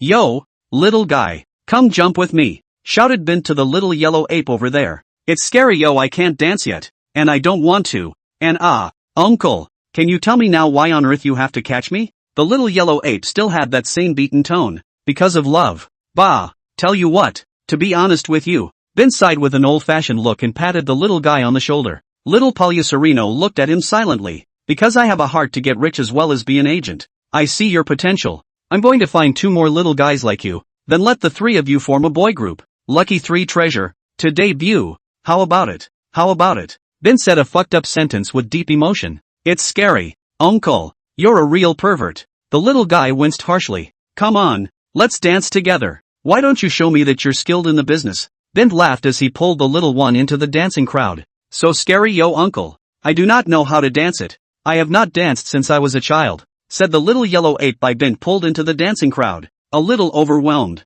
Harm. It's not that simple. Shake your head. Shake it out with the word thunder. Ha! The next day. Bint, do you really have to go? Asked Roger, a little sadly. Don't look like I'm going to die. I'm just going out for 2 years and I'll be back for you in 2 years, Bint said with a headache. I'll join you, Olbia said suddenly. What are you doing with me? Bint's eyes widened. What? Instead of following Roger and getting lost and wandering around blindly, I'd rather follow you. It's not reliable either, I guess. But at least it's better than Roger. And I'd like to find our scholars team away sooner than later, Olbia said with a skittish look. Hey, Olbia, I'm obviously very reliable, alright. As the captain of the pirate group. Don't be embarrassed. Let's go back and be embarrassed, okay? Riley covered Roger's mouth. And so it was. Roger reluctantly took Jabba, Riley, and cycled to leave first. Riley now couldn't wait to hurry up and find a navigator. And couldn't let Roger wander around any longer. See you in 2 years. Roger. Oh, see you in 2 years. We'll always have the fortuneteller's seat on our ship reserved for you. Watching Roger's ship move further and further away, Bint gradually realized a problem. It's scary, yo, uncle. Where's our boat? Polyacerino said slowly. Come on, let's go borrow a boat. Bint rubbed his brow. When Bint said borrowing, he must have borrowed squarely. When the people in charge of fishing on the island reached the shore the next day, all they saw was a note. Rear Admiral Sengoku, have commandeered your ship. Navy headquarters. Empty offices. Go, get the warlord over here. Piss me off. Hollow roared as he slammed the table hard. Ha ha ha, don't be mad at me, Air Marshal. Did warlord piss you off again? Come on, have some senbei. This is the good stuff I stole from warlord, Karp said with a laugh. You stand there too. Be serious. Look what you've become. Empty growled as he slapped the table. Karp rushed to stand in front of his desk. He wondered what the warlord had done to cause the marshal to lose his temper. Air Marshal, do you have a mission for me? At that moment, warlord walked in to report. A mission? You still have the face to ask me for a mission? Look at what you've done to yourself. Ayres threw the newspaper in his hand directly at Warlord. Warlord, in a daze, catches the paper and opens it to read. Shocked that the Navy is all like this. Recently, the Navy headquarters Rear Admiral Warlock, in the fishermen do not know the situation. Forcibly borrowed a fisherman's boat and has not yet returned. Really heartbreaking. I thought that the Navy-wise Admiral Warlock is so upright and selfless. But who knows that it is actually such a villain? Warlord slapped his head hard after reading it. Then he looked at the photo of the note left attached to the newspaper. Looking at the familiar script on the note in the photo. I've been screwed again. Chapter 29, Teaching the Little One. It's scary, yo, Jussi, Sengoku, Karp, and that Zephyr you were talking about before. Seems to be the Navy, right? You're a pirate. Are you so blatant? Polyacerino rubbed his eyebrows said. He always felt like he was on a ship of thieves. What's wrong with the Navy? I know the 3 of them well. And by the way, do you want to pursue a career in the Navy in the future? Bint said without a care in the world. Navy development? So scary, yo, if I go to the Navy development, and then say something about being somewhat related to you, will it make people die? Polyacerino said slowly. No, in that case, you'll develop in the Navy. and I'll teach you some basic skills for the next 2 years. That's scary. What's that? The ability to cause trouble? Shut up, you kid. Giggle giggle. Alright, come and eat. Olbia stepped out of the cabin and made some food from the ingredients on board and handed it to the two. Thank you, the little yellow ape said after a moment of silence, taking it and thanking him. Olbia, tell you what, let's go to a nearby island and see if there's a group for you first, Bint said as he ate. Are you so intent on driving me away? Asked Olbia, her eyes flashing forlornly before she smiled. If you don't want to go, that's fine. It's just as well I'm short of cooks here. Bint naturally didn't notice and waved his hand. Humph. It's scary, yo uncle. Will we attract a lot of people if we have a small boat and don't fly any flag? Asked Sereno, looking at the empty mast behind him. Who says I won't hang it? I have a Navy flag inside my room. You take it out and hang it up, Bint said lightly. The Navy. It's scary. Yo, will we be too much of a pain in the ass if we do this? The little guy asked suspiciously. Think of it this way, we're flying the Navy's flag, and if we steal a chicken, do something detrimental to our own identity, wouldn't that be a backstabbing? Bint said in all seriousness. Rear Admiral Warlord 6th Fleet. That. Ajushi, do you have some kind of grudge against Karp and Sengoku's Navy? Asked Sereno with a gulp. How can that be? They and I are old friends. We peed together. We peeped at the Widow Tian's bath at the east end of the village. I wasn't involved in the second incident. They were, Bint said. It's scary. Ajushi, I want to get off the boat. Sereno was in tears. Down you go. You want to get down when you're already up? Bint slapped the little guy on the head. Come on. For your future, let me teach you a few defense moves, Bint said thoughtfully. Sereno followed Bint with a reluctant face. It's a little early for you to be dominant and all that. Just lay the foundation first, Bint said as he scrutinized the little guy twice. Ajushi is scary. It looks like he knows a lot of things. Soon enough, the little one realizes what Bint calls the foundation. Sereno, remember, if you can't beat them, then run. If you can't run, then talk tough. And after talking tough, then put down the backstage. Then Karp, Warlord, Zephyr, or whatever you put down as your backstage will be fine. Next, if you're fighting the other team, you're going to attack them in the lower third. If it's a woman, just attack the upper 3. Of course, you have to be careful. You may lose your opponent after you attack. And stop. Uncle, can you teach something practical? Spat out Sereno, rolling his eyes. This is not practical enough? You see, as long as it is not a life and death enemy, as long as the other party's IQ is not more than 250, put down the backstage. This method is able to solve at least 80% of the people, Bint said, very old-fashioned. And what if I should meet the remaining 20%? Asked Sereno immediately afterward. That depends on your clever head. Bint gave him a complicated look. Subsequently, Sereno learned a lot of classic stories from Bint's mouth. For example, Little Red Riding Hood's search for her grandmother was blocked by a Navy werewolf. Or what Cinderella with big feet was so heartbroken because she kicked the prince to death on her wedding night that she realized the supreme kicking technique and dominated the sea for 100 years. Or what the little match seller was bullied and insulted, and then ate a nuclear devil fruit so that the whole town would go with her to see her grandmother who had already passed away.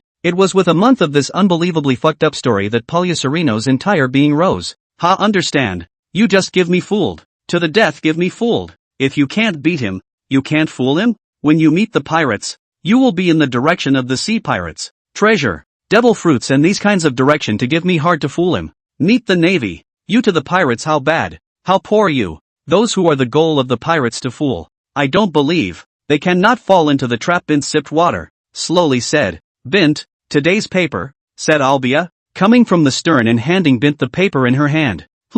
What's that look in your eyes? Bint asked in surprise as he looked at that look in Olbia's eyes. Nothing. Just read the paper. Olbia smiled elegantly. Bint then launched a newspaper. Red Earl Leadfield. Red Earl Leadfield is guilty as charged and has recently attacked more than a dozen islands. Today, the Red Earl Leadfield has been looking for a person named Wesley. It is reported that Leadfield for this person named Wesley has reached the point of near obsession. Every time he meets a person will ask him, do you know Wesley? Bint rubbed his brow. Looking down, the Roger pirates are heading back to the Shikoku Sea. Is it an ulterior motive or? Why would Roger and the others go back to the Four Seas? Olbia asked suspiciously as she sat down next to Bint. Is there a possibility that Roger is lost? Bint didn't even have to think about it. And for what other purpose? At first glance, he was lost. It does seem possible. Leave him alone. At least there's news. Just go back for him later, Bint said with a wave of his hand. Uncle, does the nuke devil fruit really exist?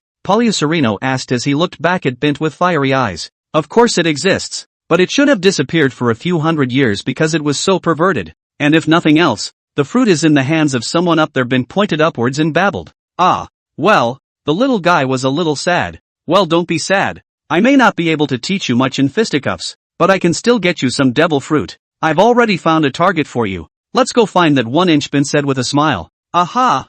Thank you, uncle. Chapter 30, Busted. Night. Finding a devil fruit in the ocean. Wouldn't that be like finding a needle in a haystack? Olbia asked doubtfully as she listened to Bint's plan. It's definitely not just on the three of us. Don't worry about it. Bint waved his hand to reassure him. By the way, is your team of scholars so small? It's been almost a year since we came out and we haven't even seen a single one of them. Bint asked, suddenly thinking of something else. What do you mean? Are you kicking me out? Then I'll just jump off the outside and swim away now, Olbia asked as she froze, making a move to get up and leave the room. Bint was confused and rushed after him. On the second floor of the ship's board, Polyacerino watched with fascination. Its stereo uncle is also too monkeyish. The little guy was full of lewdness and sneaked a look. According to the story uncle told earlier about what's called the Titanic, the development behind it is, oh Binto Olbia oh. So exciting. The little guy thought sultrily. Can you die on the side, you naive batch of stay-at-home kids? Bint over there and is seeing. I had known that the little brat was peeking up there and threw a slipper at the little guy's head,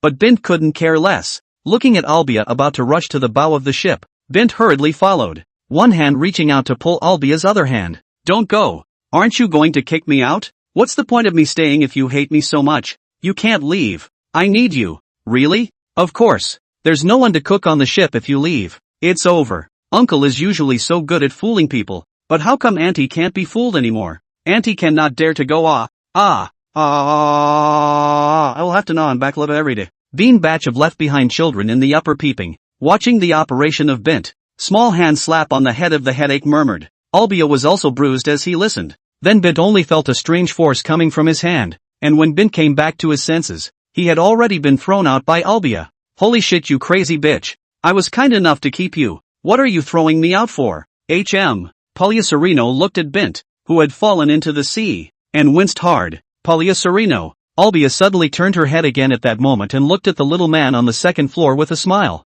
That, Auntie, the moonlight is nice tonight. That, you and Uncle continue. I'll go back to sleep first. Polyacerino instinctively realized that something was wrong and hurriedly said that he was about to leave. Little one, since you can't sleep at night, go ahead and study with me. Ma'am, I think you'd better jump into the sea and swim away. Look at you. What kind of pee-talk you are saying? This is good. Let's just swim, Bint said lightly as he looked at Polyacerino, who was also falling into the sea at the side. What a terrible aunt, yo uncle. How can you blame me for this? You're the one who messed with the ant, asked Polyacerino as he lay flat on his back on the surface of the sea. I'm now very sorry that I took you, a naive batch of left-behinds, to run away. Isn't it better to leave you there to fend for yourself? Bint said with a headache. Uncle yo, this is what you said. We are full of destiny. Don't worry about it. I will definitely follow you closely yo. The little guy waved his hand as also nonchalant said. Why don't you go to hell? Bint's life is unendurable. So when do we go back up? The little one asked next. Wait for her to get over it. Women, just get over it and comfort her, Bint said with a dismissive wave of his hand. Then Bint took the little one swimming in the sea for a day and a night. Bint took the little one for a bath and sat down with the newspaper. Uncle, where are we going next? Asked the little fellow, following Bint's example, crossing his legs with a soothing and lewd look on his face. The next island will not stop. Straight to the next island. Those little guys scurry quite fast. If we hurry, we should be able to run into them in 5 or 6 days later. Bint said slowly, looking at the news on the newspaper. What little one? Asked Polyacerino, puzzled. Someone who is as connected to me as you are. Bint gave him a blank stare and handed him the paper. The cult of the underwear god pirates. Suspected to be under Roger Pirate Bint, currently selling underwear by any means necessary on the ocean. Polyacerino murmured slowly as he looked at one of the messages above. Jussie, you're playing with real flowers. Not bad. Come out to mix. To have power. To have a background. In the future if someone asks you which road you mix, you will report that I am mixing Kapu War Country Zephyr Road, Bint said slowly. Don't I report yours? TSK, what did I teach you? If something good happens you report it to me. If something bad happens you report it to all three of them. Bint waved his hand in education. That's right. I'm afraid I'll be beaten to death if I say your name. Hey, how do you talk like a little kid? Bint said irritably. Bint, the Navy ship is approaching us at that moment. Olbia's nervous voice came from outside. Are they blind or what? Can't they see the flag of the 6th Fleet belonging to Rear Admiral Warlord on our ship? Just tell them that we're Warlord's men, Bint said with a helpless wave of his hand. Bint, come out here you asshole. Suddenly, another rough roar came from outside. Shit, we've met our match? What's all this shit? Bint rubbed his brow with a headache. Bint wrapped a scarf around his lower half and stepped out of the shower. Karp, how's that for today? Bint asked lightly. You asshole. Warlord said it was you. And of course, with my brilliant brain I knew it was you. Karp threw the issue of the newspaper in his hand that carried the news of Warlord's forcible requisition of civilian ships at Bint. Ahem. Aren't we good friends? And it's good to use his identity. I don't think it should be too much of a problem, Bint said with an awkward smile. You're a pirate. I'm a marine. Who's friends with you? I'll tell you. Today, I have to catch you. Karp growled with veins on his head. Why isn't Warlord Zephyr with you today? Bint asked suspiciously. They went after Roger. No. How did you get separated from them? And you're still waving the name of Warlord around. Karp was getting angrier and angrier. How hard to hear. What a recruiter. I'm giving him a good foundation for the lower level of fame, so that he will later be a general. As a marshal or whatever has a good reputation, Bint said with a smile. Chapter 31, Making Up One's Mind. The corners of Karp's mouth grinned slightly. Help the Warlord save their reputation?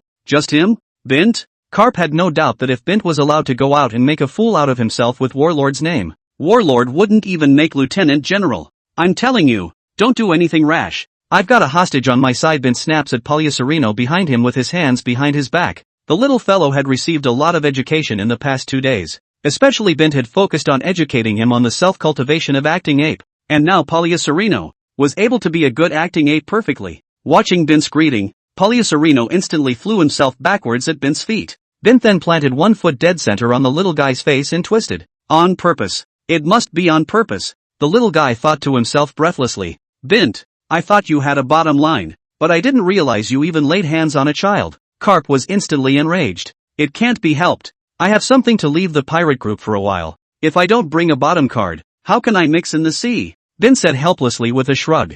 And this little guy, but you Navy love it. These days I have been persuading him to be a pirate. Did not think that this child on the pirates have any deep hatred as if, must be the Navy. That cannot be helped. Bint waved his hand helplessly said. Bint then twisted harder as he increased the force on his feet. Wait, Uncle. You wait. Uncle Navy, help me. Woo-woo, this pirate he hijacked me, tortured me every day, ate the leftovers of a dozen days of meals, wore a piece of foot wipe that he wiped for more than 10 years, and drank seawater that was casually blended. Help me, the acting ape cried out in tears. You, Bint, what the hell are you trying to do? Karp growled angrily as veins shot up in his head. How about I want to know about a devil fruit, and I can guarantee the boy's safety and basic provisions on my ship? Bint said slowly with a yawn. No way. You must give me this child, said Karp, shaking his head. That's impossible. If I give it to you, won't I be in danger? And even if I give it to you, for the sake of my own safety, I'm sure I'll still go and get some more children.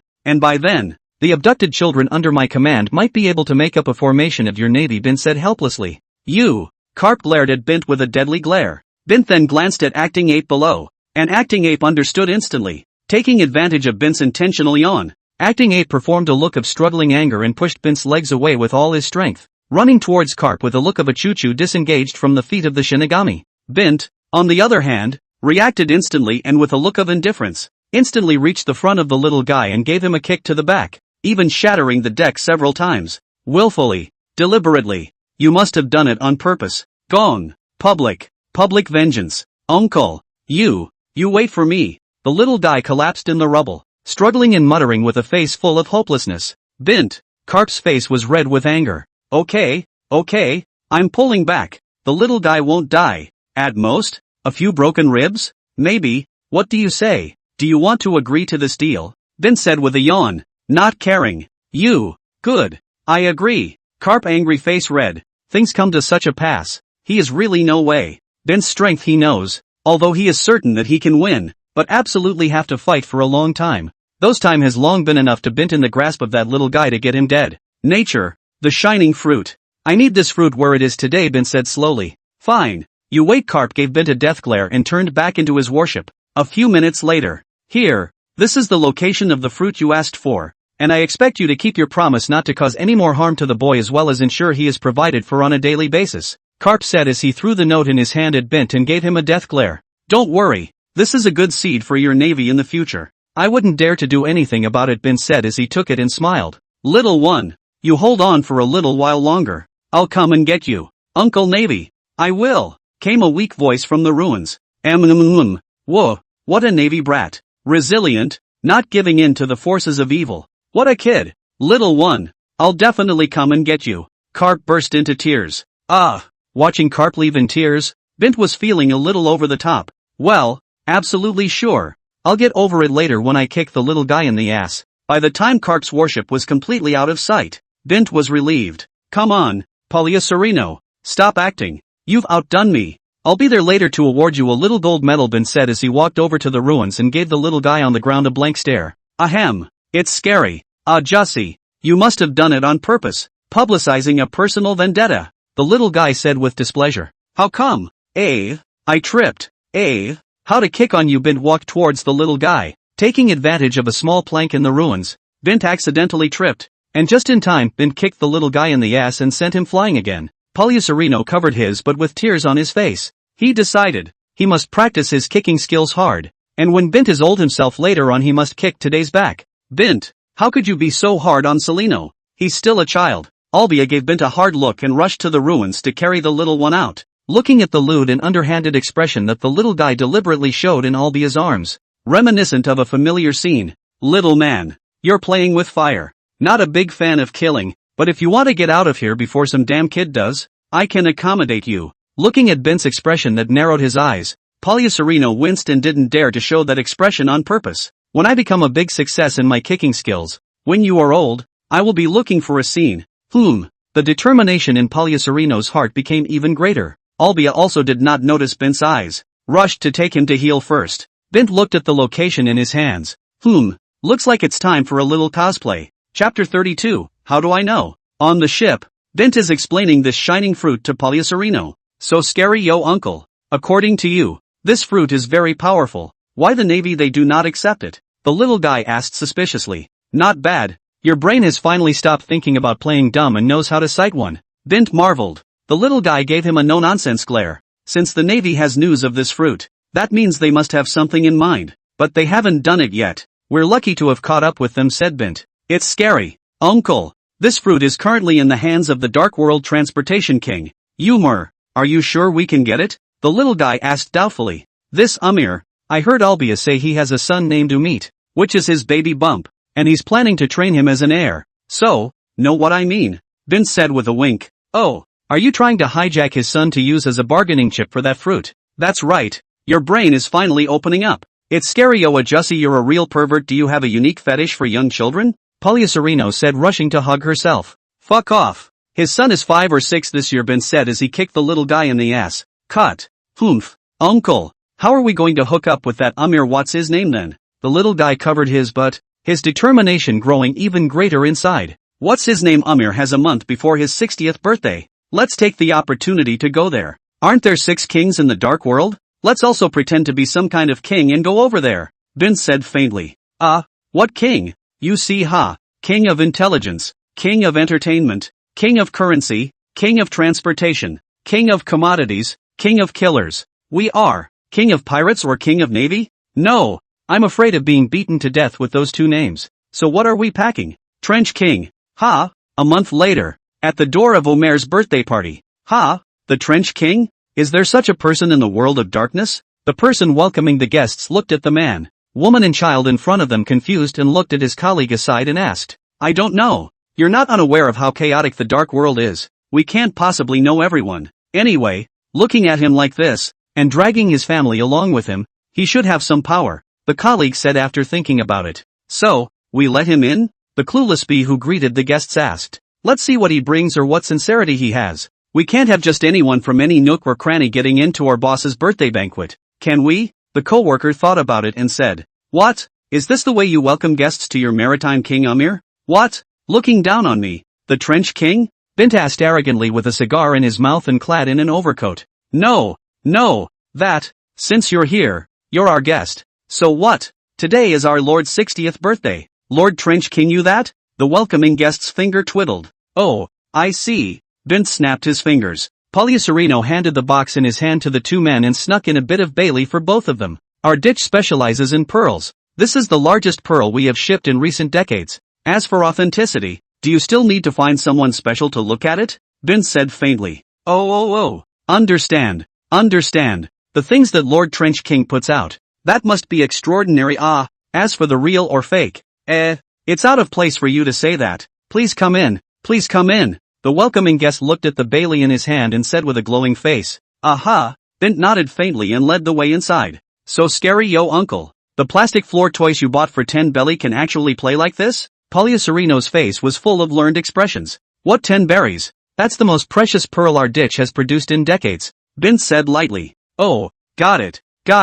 Olbia gave the big one and the little one a blank stare. Entering the main arena, Bint waited bashfully with the two men seated near the aisle. This friend. You look a bit familiar. Yummer seems to remember there is you this friend. At this time, a rough figure sat down to one side of Bint, holding a glass of wine in his hand with a smile on his fleshy face and asked. The two welcoming ones outside collected Bailey, but still felt a little sorry for their boss and informed. Poliacerino sat watching somewhat nervously holding Olbia's hand. Face to face, we'll get acquainted later. Bint said lightly with his eyes closed. Yes? May I ask this friend what you have come to my birthday banquet for? Yumel asked with narrowed eyes. I might say it's a bit of a surprise for a small trench talker to come to your birthday party, but I am also under orders. Bint shrugged. Under orders? By whose orders? Yummer's aura instantly changed. Karp. What the hell? Rear Admiral. But you must understand, Lord Umair, that a Rear Admiral, he follows the orders of the Marshal, and I have come to congratulate you indirectly on behalf of the naval side. Bint was not the least bit flustered as he blabbered on. The Navy? The Navy in our dark world have never been on speaking terms, have they? So why come to show me favor? And why didn't he come himself? Yummer wasn't stupid and asked slowly. In this regard, you also have to be more generous. The Navy, how to say, is also considered a side of the prime. How to say that the face also have to be. They cannot blatantly come otherwise their Navy's face is not lost. In addition, you are the king of the transportation world, in charge of the entire ocean transportation industry. As far as I know, the Navy every year 30% of the supplies have been disturbed by you. The Navy side is also deeply disturbed. In addition to the rampant pirates in recent years, the Navy also do not want to make too many enemies. So I was sent to establish diplomatic relations with you as a sign of friendship, and I hope that in the future you can be transported to the Navy to be lighter. Bint said slowly. Really? Ha. After all these years, is the Navy finally unable to hold out too? Good. Since you came on behalf of the Navy, and the Navy is so sincere, then what happened in the past will be passed over. Friend, eat and have fun. Yummer was laughed out loud as he was snubbed. By the way, my friend, what is your name? And I admire you for having the guts to drag your family and still come to me on behalf of the Navy. Umir asked hurriedly. My name is so humble that I'm sorry to speak it and dirty your ears. Shanks. Good. Shanks. I, Umair, have made you a friend. Watching Umair leave happily, Poliacerino was also relieved. So scary, yo uncle. Which wrong species is Shanks again? How do I know? Chapter 33, Keep Your Mouth Shut. Umair happily took his newfound friend Shanks to the front zero seat. Feeling the gazes of the bigwigs around him, Poliacerino slightly scrunched his neck. Uncle. It's scary, yo. It seems like there are all big men here, right? Poliacerino asked in a trembling voice. Ha. Little friend, don't be afraid. Shanks, is this your son? Umair naturally heard this and asked with a laugh. Well, this is my son, Sakaski, nicknamed Two Dogs. You can just call him Two Dogs. Bint said with a smile. Two Dogs? Ha. What's with the nickname? Umair asked with a harsh laugh. Harm. Take a cheap life so you can feed it, isn't it? Bint said helplessly, waving his hand. Yo, everyone else is here too. Shanks, old buddy. I'll just go ahead and welcome the guests, Umair said apologetically as he looked at the few people slowly walking on the carpet. Well, you go ahead. Bint nodded. Uncle, which wrong species is Sakaski again? Asked Poliacerino in a trembling voice. You'll find out later. Bint smiled mysteriously. Hey, your name is Shanks, isn't it? I heard you two talking just now. You're from the Navy side? At that moment, a big man sitting across the table asked. Well, I'm under Rear Admiral Karp. Bint replied blandly. Karp? I think I've heard of him. I don't think he's a nobody. My name is Kyberson. Well, I just took over the path of the king of merchandise from my old man. How do you do? Kyberson said with a nod. Oh, so you are the commodity king whose reputation has spread far and wide over the years, making the Navy tremble. How are you? Bint said with a raised eyebrow, full of solicitude. Ha, it's just a false name.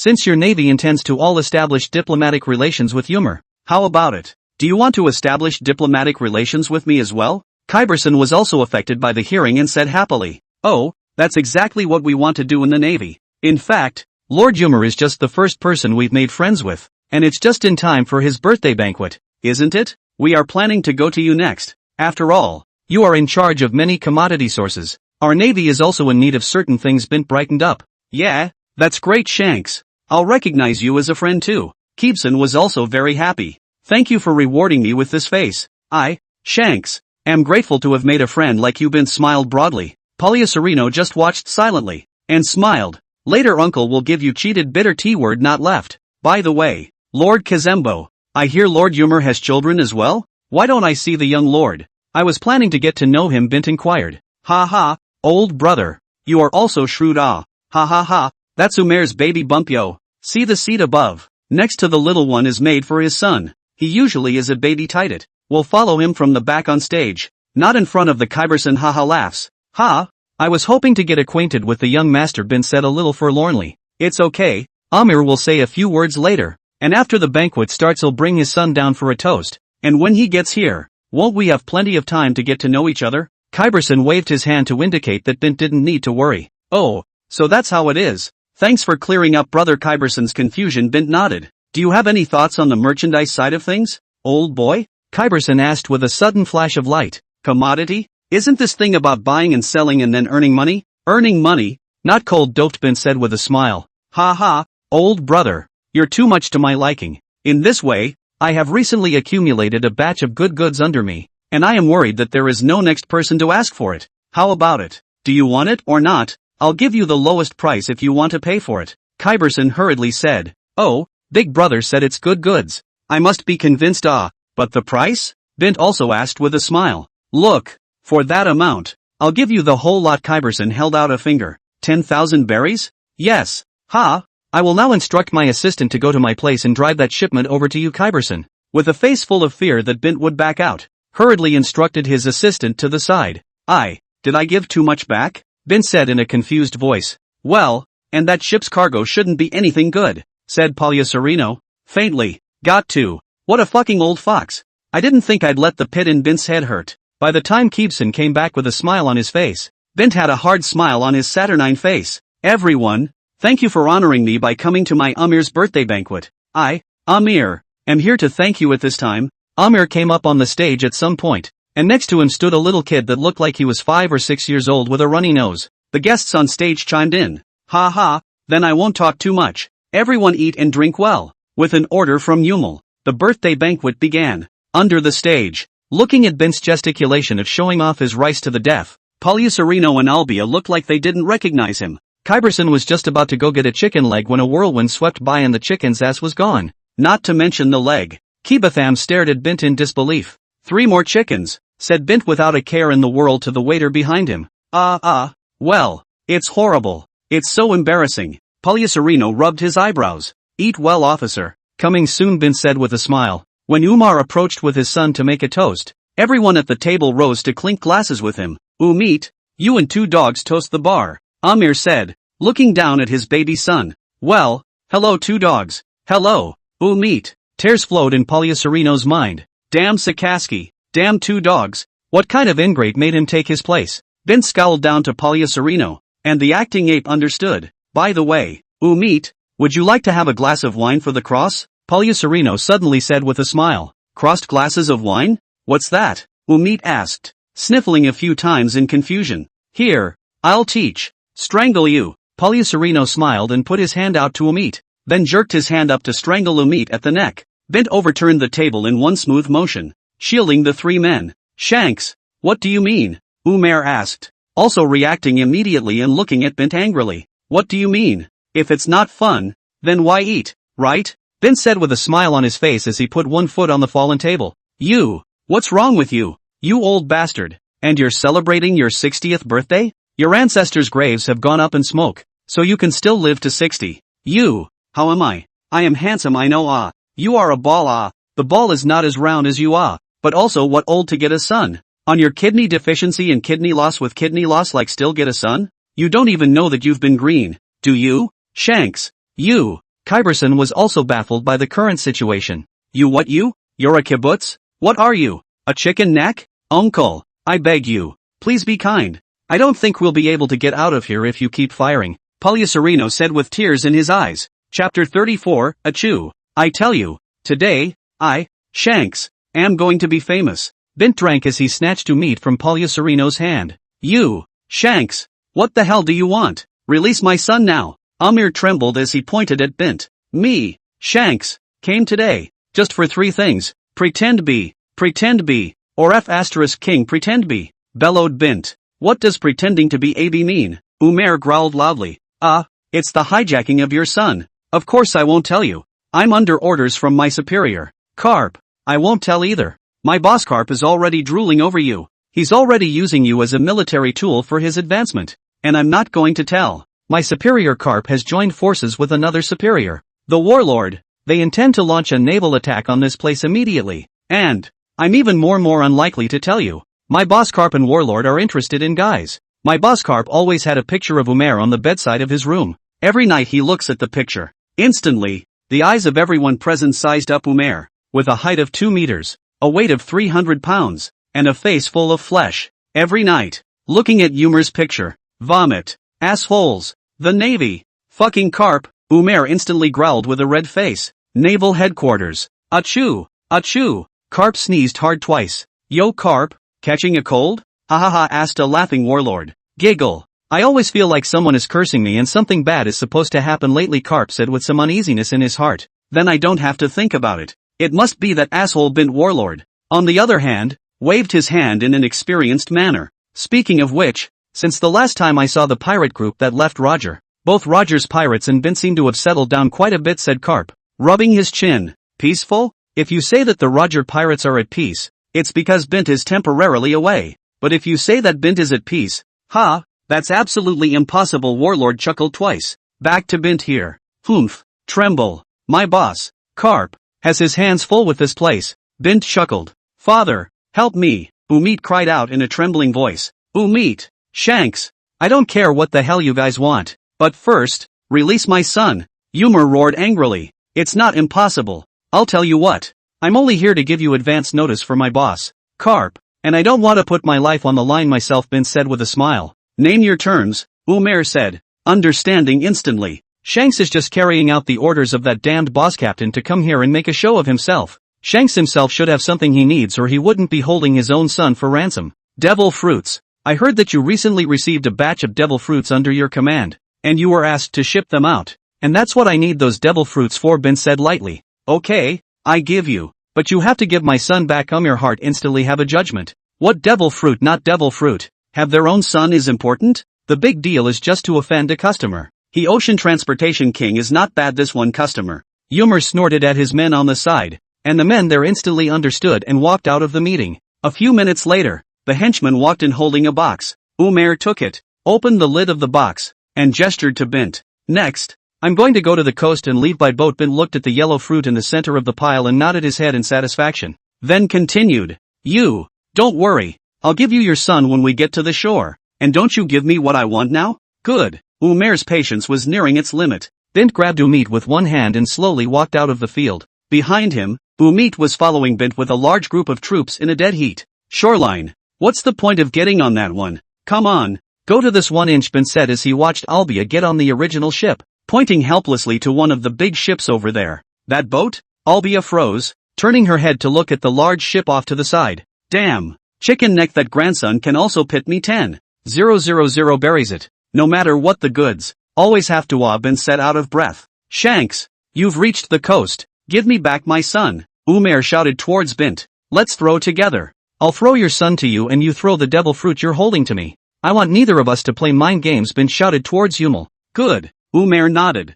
3, 2, 1. Umar violently threw the case in his hand towards Bint, who in turn threw the umit in his hand and then caught it back in midair. Bint looked at the flying pile of fruits, and seeing nothing familiar among them, he simply took the shining fruit, handed it to Polyacerino, and left the rest alone. Eat it, Bint said with a smile as he handed the shining fruit to Polyacerino. Polyacerino nodded excitedly and took it from Bint. Shanks, Umair roared maniacally. What's the hurry? I'll give it to you in a minute. Bint laughed harshly and grabbed the Yummer in his hand and aimed it at Umit's ass. Ready to kick it. Uncle. Let me do it, Polyacerino said as he ate the fruit. His eyes filled with brightness. He had been taught what to do with the shining fruit long ago on the ship. Holler. Bint hammed and hawed, handing the brat in his hand to Polyacerino. Junior, you ever been kicked by the light? Polyacerino smiled lewdly as he looked at the butt-to-butt Umit in front of him. Finally. It's finally my turn to kick someone's ass. Ha ha ha ha ha ha ha. Looking at Umit's ass, Polyacerino's eyes were on fire, as if he had seen a rare treasure. Ass. Ha. Ass. Can you naive batch of stay-at-home kids stop being so perverted on people's asses? And, Junior, have you ever been blown up by lightning? Bint stopped him and smiled lewdly as well, grabbing Umit's pants and sticking a lightning charm directly on his ass. Polyacerino, catch it. It's a great ball. Holler. As soon as Bint threw the Umit in his hand into the air, Polyacerino jumped violently, one foot flashing up in surplus and hitting the ball squarely in the center. Looking at his baby boy, who had been kicked out of the air, Umair hurriedly jumped up and caught it. And then, boom! Hey, let's go! Bint hurriedly waved his hand and ran off in his boat. When the smoke cleared from the air, Amir held a smoldering Umit at his hip and stared dead at Bint's ship. Aha! Shanks! Karp! Umair! Swear! I will make you all die. Lord Umair, didn't that Shanks also say he had a superior named Warlord? Oh yeah. And there's the Warlord. The next day, when Karp saw the news headlines, the whole thing was dumbfounded. Shocked that Rear Admiral Karp has such thoughts about the king of the Dark World Sea Games. Shocked that Rear Admiral Cap is even interested in a guy. Shocking. The secret that Rear Admiral Karp and Rear Admiral Sengoku had to tell. The Navy's supply chain was cut off, and the king of maritime transportation was quick to strike. Karp, get your ass to the office. And Warlord, get your ass over here too. The entire Navy headquarters resounded with the marshal's roar. Chapter 35. Karp, you explain to me what the hell is going on. When Karp gently pushed open the door to Empty's office with apprehension and a nervous stride, he was greeted by one of Empty's slippers. That, Air Marshal, this matter right. It's none of my business. Moreover, you know this month, I've been staying at the Navy headquarters. I haven't gone anywhere. How could I possibly mess things up? Karp hurriedly took the slippers and said full of helplessness. I don't care what the hell is going on with you. I need an explanation. Hollow growled with a reddened face. What do you want to explain? First, what the hell is going on with you and Warlord? Empty growled in unbridled anger as he pulled out the newspaper and pointed to the headline on it about the secret that Karp and Warlord had to tell. Me and Warlord. What else is going on between me and Warlord? Our relationship. Isn't it just a normal friend and co-worker relationship? Karp said as if he were a good boy with both hands clenched together. Okay, I'll believe this for now. I hope you can find someone to settle this matter for me as soon as possible. Do you know that? When this news came out, everyone thought that our Navy is pissed off. Empty held back his red face. The words of anger were almost too much to say. Okay. Karp nodded hurriedly. Second, how did your man Shanks and his son, what's his name Sakaski, get into this mess? Empty asked after a moment's reprieve, pointing to another headline. My men. I don't have any Shanks or his son Sakaski under my command, Karp hurriedly explained. I'm telling you, Warlord has just been dispatched by me to solve this problem. And if this isn't properly resolved, half of our Navy supply transportation chain will be scrapped, Air said angrily. On the other hand, the warring nations at Warlord, give me Captain Shanks and what's his name Sakaski. Umair confronted Warlord with all his men. I'll say it again. I don't have Shanks and Sakaski here. We don't have those two in the Navy, growled Warlord as well. You fart. That Shanks and his son must have been assigned by your Navy. Otherwise, he's a little guy from a small trench. How dare he come to my place to make trouble? He even dared to abduct my son. I want them dead. Amir is obviously not convinced. We don't have those two in the Navy. How many times do you want me to say it? This is all the work of that pirate Bint, growled Warlord. Good. Stubborn. Ha. Harboring. Ha. Protecting your children? Fine. Take your life. Yumur laughed in anger. Then with a wave of his hand, the thousands of men he brought rushed towards the warring states. Sengoku was also on the verge of breaking down, and took his Navy men to engage Yumur. In this battle, the losses were heavy. The warlords brought a total of 2,000 naval forces, and in the end, only 100 or so went back, and they were all seriously injured. Umair must have had a hard time too. Only he went back by himself. Warlord, I am with you Navy, immortal or not. Karp, the day Shanks and his son are not handed over to me, I, Umair, will not rest until I do. How many fucking times do you want me to say it? I don't have either of those things here. As he watched Umair leave, Warlord's entire body was falling apart. Bint, back in the office. Third, I don't care if you have these two people under your command, but the impact they have caused has seriously hampered the Navy. Amir, this person, the only treasure is his son. His son, this time I heard that he has suffered a great deal of mental injury. The whole person has been close to go to the state of dementia, which also led to the current Amir extremely crazy. Ere long lost breath slowly said, so what are we going to do? Karp asked, also somewhat exasperated. He was also angry. He was safe and sound, shelved headquarters for a month, did not do anything. All day with the son of the, this suddenly a black pot to cover him up. This change who was not angry, who was not confused.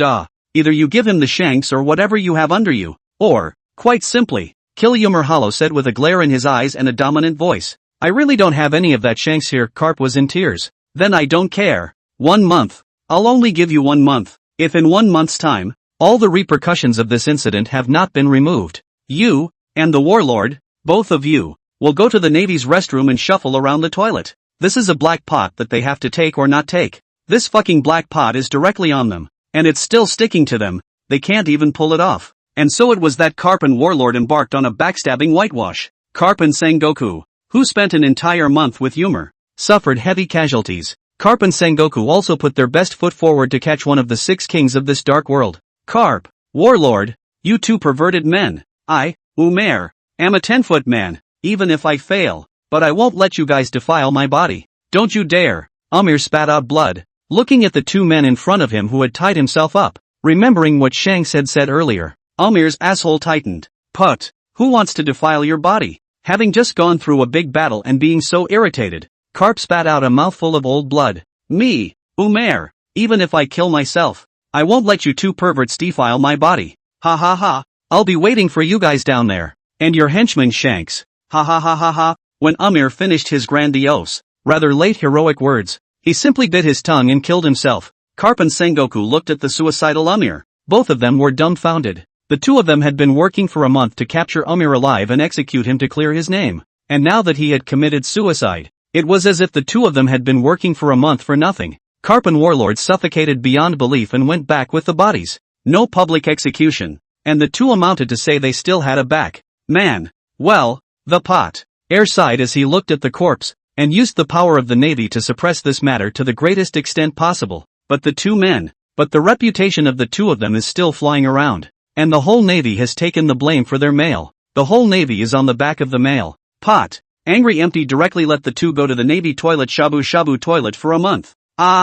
Bint. Karp stared with dead eyes at the toilet clogged with excrement in front of him, as if the toilet was the hated one, stabbing it with a leather plunger to the point of becoming a stump. Boom! As Karp stabbed faster and faster, the toilet went off with a bang. Exploded. A series of reactions took place and the whole toilet exploded. Shock at Navy headquarters. On this day, at Navy headquarters, a golden rain fell. Since then, Cap and Sengoku have never been seen in the Navy headquarters. Air gave the word that if the 2 don't catch 1,000 pirates within a year, the 2 will go home and retire. Silent Sea, a lone sail, 2 figures. Chapter 36. Achoo, achoo, achoo, achoo. Bint sneezed hard a couple times. I always feel like someone's cursing me. Bint murmured. So scary, yo uncle. Don't you have any idea in your heart how many people you have provoked yourself? Poliacerino said faintly. Oh, does your boy feel like he's floating on fruit now? Bint sneered. It's scary.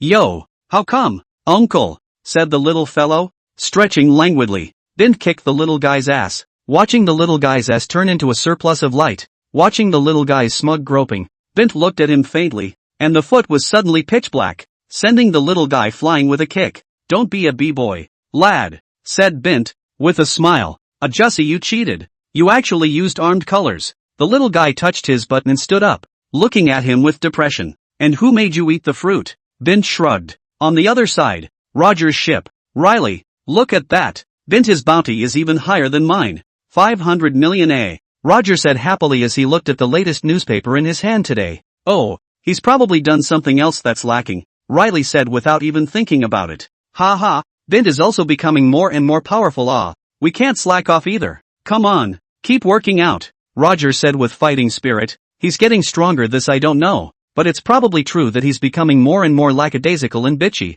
Recently the buzz is about Umair. Navy, Shanks and whatnot. If I'm not wrong, this Shanks has been, Riley said lightly, holding yesterday's newspaper. Oh, Bint is so awesome. Roger's eyes filled with little stars. Oh, the Navy took the fall this time. So who do you think it will be next time? Riley smiled slightly. The smiles on the faces of everyone on board came to an abrupt end. 1 month later. Bint, we've met pirates. You go and sort it out. Olbia was writing in her room, and through the window she happened to see the pirate ship traveling this way, and shouted out towards the deck. Oh, see, said Bint, waving his hand, and was about to go and drive away. Poliacerino instead popped up to stop Bint and signaled to let himself be. Bint saw a familiar figure from the pirate ship, and with an amused glance at the little guy in front of him let him pass. Yo, how y'all doing y'all? Ever been kicked by the light? The little guy stood on the bow of the ship, confronting the pirates on the ship in front of him with an underhanded smile. Oh, little guy? A figure in the crowd on the ship looked at him with a smile.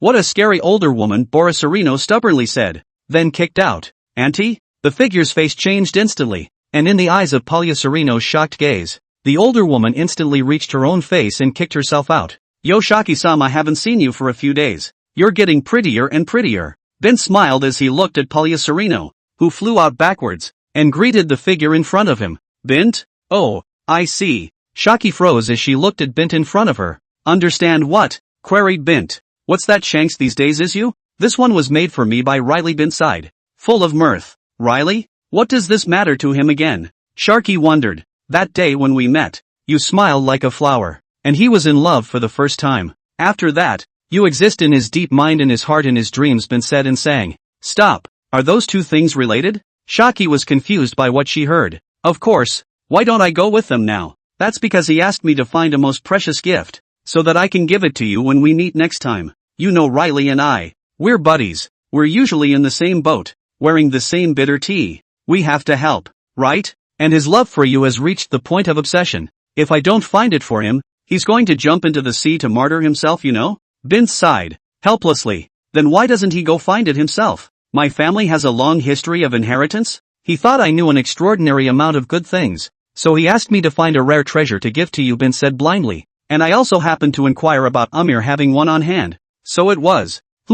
But you have to understand. I traveled alone, and I was lucky to come back safely. And I didn't get that thing, Bint said helplessly. Really? Shaki froze, then asked in surprise. Of course, really. This fucking then the real gold are really good, right? Riley, big love, I know it. I said really not, you give up it. The end of the world is not it? But he does not listen to dying to live day by day. I was annoyed by him to death. Bint waved his hand, pretending a bored look. Shaki didn't say anything. Know why I'm taking a Shanks name? Bint looked at her like this, ready to give his best buddy who wore the same bitter tea word a hand. Why? Sharky asked. Because, the day he met you, he already had both of your children's names in mind. Shanks for the oldest and Bucky for the youngest. And look at that. Thinking of twins all the time. How deep is this love for you? Bint sighed. But that day, he didn't show much, either. Shaki was still a bit unconvinced. Yo, Loss, you are the master of intelligence. Rayleigh, former loner mixing society, you have to know.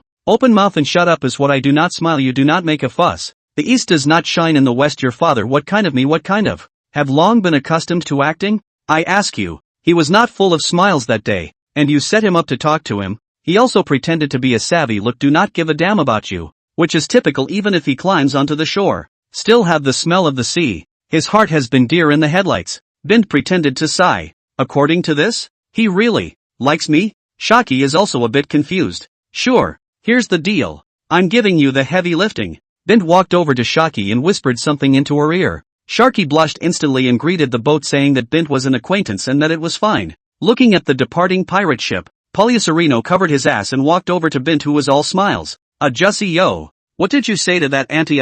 Auntie blushed like that? The little guy asked in confusion. I simply said that Riley's love for her has gone so far that Riley has her picture sewn on the butt of his pants. Riley is constipated, but every time he goes to the bathroom and takes off his pants as soon as he sees the picture, he instantly comes to life. Uncle, do you think, if Uncle Riley knew, he would get you killed? No, after all, I'm helping his love. Refueling boost, I'm sure he'll understand, Bint said lightly. Chapter 37, Reproducing the Common People. On this day, Bint's ship docked to resupply. It's scary. Yo, Uncle, are you sure this island, is he normal? Asked Poliacerino, puzzled. How is it not normal? Bint asked rhetorically. Jussie, I just want to ask what normal pirate can stop his ship by the Navy's G6 division? Asked Palliacerino, pointing to the 4 big words G6 division on a huge rock. Let me ask you, are we pirates? Bint asked, pointing to the flag of the 6th Fleet under the warlord's banner hanging from the ship. Let me ask you again, are we normal? No. Are you normal? What's more, you should know that I'm affiliated with the Roger Pirates. Bint then said with great pride. Uncle Roger and the others are going to be in bad luck. Palliacerino heard Bint's words, meaning that someone is taking the blame. Come on, let's go in and have a look. And Bint went in with the little one, Olbia staying behind to watch the boat. Bint led the little one out of the forest on the outskirts of the island and into the interior. Looking at the naval buildings on the island, Palliacerino gulped. Not yet. Bint stopped the striding youngster. Bint then wiped some dust on the ground and pounced on his own face, as well as Palliacerino's, then tore his sleeve and lay down on the ground and rolled a few times, signaling Palliacerino to do the same. Only after the 2 men were so dirty and a picture of refugees that they were completely unrecognizable as themselves did Bint nod in satisfaction and lead him inside. Stop! Where are you from? What are you doing here in Department G6? At that moment, the patrolling Navy noticed them coming out of the perimeter and walked up to Bint and asked warily, "Oh Navy Moncler, oh Navy Grand Master, woohoo! We finally meet the Navy. Ah, son, our efforts have not been in vain." Bint's eyes instantly turned red, the corners of his eyes filled with blood, and he clung to that Navy's thighs with a death grip, crying and wailing. The acting ape was also confused as he watched Bint's sudden spike in acting, but luckily he had studied the acting ape's self-cultivation, and also wailed and hugged a Navy man. The Navy man, also bluffed by Bint's appearance, hurriedly pulled Bint up and asked, We are all bitter people. Our family used to live carefree on our own island, but just the day before yesterday, a group of pirates invaded our island. They burned, injured, robbed and plundered. Those crimes were heinous. Bint wailed. Thanks to my cleverness, I saw the shadow of the pirate ship when I was out fishing, and rushed to take my son and daughter-in-law to run away. Ah, poor my 80-year-old paralyzed old mother. Ah, when I rushed back, my poor old mother was chopped up by them. Even the fingernail caps were chopped into a dozen sections. Ah, old mother. Ah, it's the son who is unfilial. Ah, woo woo. Bint fell straight to his knees and cried, Pirates? Damn it. In that case, big brother, do you know the name of that pirate group? We, the Navy, will definitely seek justice for you. The Navy growled with a red face in anger as they listened to Bint's description. I was hiding in the woods and I heard those pirates say that their captain seems to be called something like Roger. Yes, Roger. Roger's pirates? Damn it, big brother. You guys were even targeted by them. That's a sea pirate with a reward of over 100 million, said the Navy angrily. Over 100 million sea thieves. Holy crap. The Navy looked at Bint's scared look and was more than sure that this was a poor and simple old man. Brother, what have they done in y'all? The Navy angrily then asked. Burning, looting and pillaging. They did nothing wrong. They even kicked the head of my village's 76-year-old old man like a ball. The entire island of 36 villages. Not a single village was good. Ah, when they left, they blew up our island. The whole island was drowned in the sea. Bint hissed and growled. Damn it, asshole. Big brother, please, you go in first. We'll contact the headquarters right away. The Navy's heart trembled as they listened, and the entirety of their breath trembled. Aha, son, I was right, wasn't I? The Navy is a great organization. The people depend on them, Bint said tearfully to Palliacerino. Aha, the little guy wiped the tears from his face. The 2 naval forces took Bint into the Navy headquarters. The 2 naval forces looked at Bint that walk a picture of trepidation. Ida Wolf swallowed the touch. It must be how poor people. It must be how hateful pirates are. That officer Navy immediately contacted headquarters and the answer was answered by Crane. Hello, this is the Navy headquarters. Is there something going on in the G6 section? Crane over there asked as he answered the phone. Colonel Crane, there's an old man and his son coming from G6 section. The 2 are miserable as hell. From what they said, their whole island was blown up by the Roger pirates, and the old man's 80-year-old paralyzed mother was chopped up by them too. The Navy said angrily. Is the news true? Crane there asked slowly after a moment of silence. True, there are many islands around the G6 department, and there are many ordinary people living on all of them. Moreover, recently when I slept 2 days ago, there was a vibrating sound from time to time. It is very likely that it is the Roger pirates who are committing their evil deeds, the officer said righteously, not thinking in the least about his snoring fellow housemate. Well, my side checked. Roger pirate group in the last 2 days is indeed in that route. Good, this side I know. In addition, good life to settle the 2 poor people. This time, is our Navy's fault. Crane over their side finished and hung up the phone. When this officer Navy back to Bint, Looking at the other side to take a chicken to the mouth is stuffed touch. More angry teeth. How poor people. So hateful pirates ah.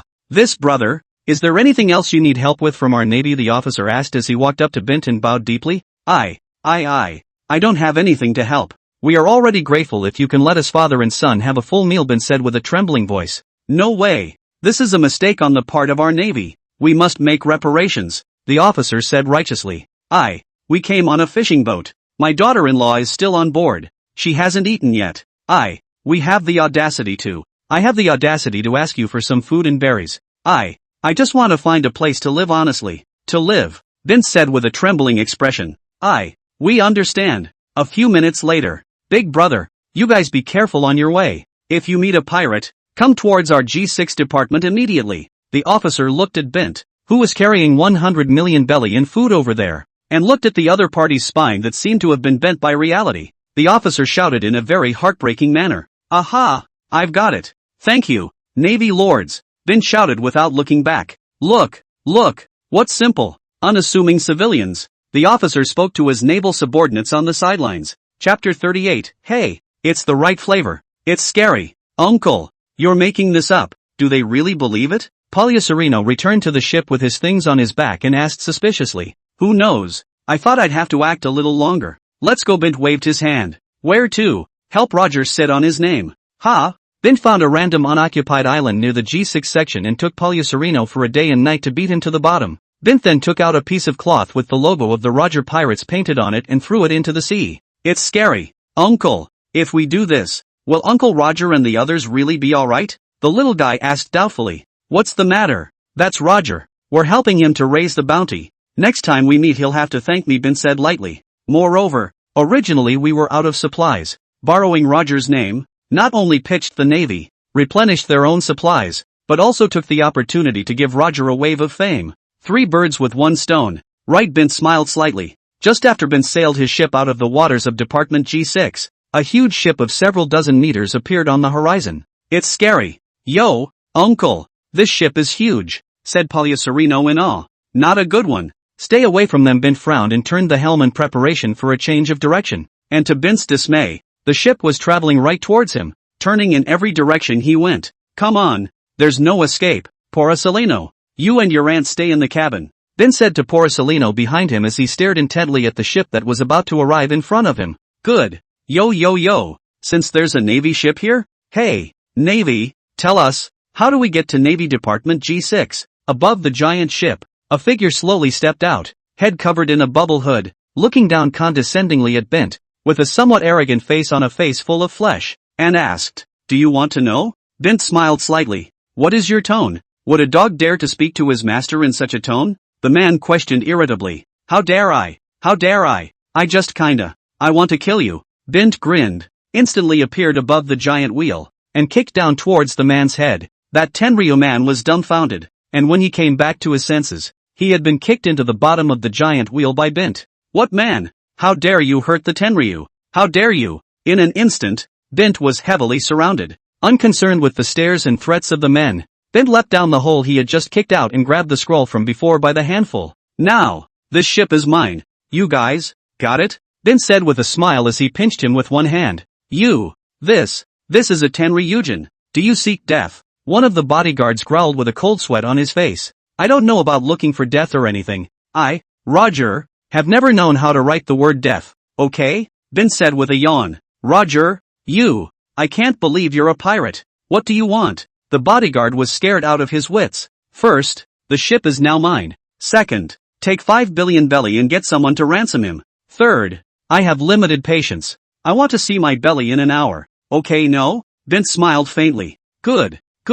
As long as you don't hurt me, I'll give you as many berries as you want. The Tenryu in Bint's hand then reacted, pissing himself at the thought of the powerful locust pirates that were rumored to be powerful among the Tenryu. Quick! That who? Hurry up and contact my son. My son's back there, and he's carrying Bailey on his boat. Then he hurriedly commanded a bodyguard to shout. That bodyguard also held back his fear and took out his phone bug to call over. A little tired. Here's the deal. Come on. You're on your knees, Bint said with a yawn, pointing to the ground. How dare the celestial dragon man mess with Bint? Rushed to the ground on his knees. He is considered to be the smarter of the handful of celestial dragon man. Bint nonchalantly sat directly on top of him, crossing his legs. Everyone on the giant ship looked stunned. What are you looking at? Look again when I get back. I'm going to kill you all. The scrolls below the Bint growled with shameful faces. What's my nigga screaming for? Bint slapped the scroll in the face. You. Me you? How dare you point at me? Bint slapped again. You. How dare you? Dare? Of course I fucking dare. What wouldn't I do? Roger. Ha? You don't even know what I'm known for and you're walking around here? Do you realize that Rox is my little brother? Ha? My brother kills the dragon. I eat the dragon raw. I heard that the dragon's waste is a great tonic. Bint slapped again. Said faintly. I'll be damned. You who? How dare you follow my example? Naya. Looking at the Tenri Yujin, who was slapped unevenly on the left and right side of his face in no time. Everyone on the giant ship didn't dare to say anything. Where's your son? Half dead? Bored to death? Come on. Sing me a song, Bint said slowly, patting him on the head. Sing. Sing what song? The Skrull asked, his right side of his face red and swollen as he stammered. Sing. Let's see. Come on. Sing with me. Just be conquered by you. Just like that. You've conquered me. Drink the poison you've hidden. Drink the poison you've hidden. Yeah, that's the right rhythm. Ow. Keep singing and replace the word you in there with my Roger's name. Bint nodded in awe. Thus conquered by Roger drinking Roger's hidden poison. By the way. Speak up.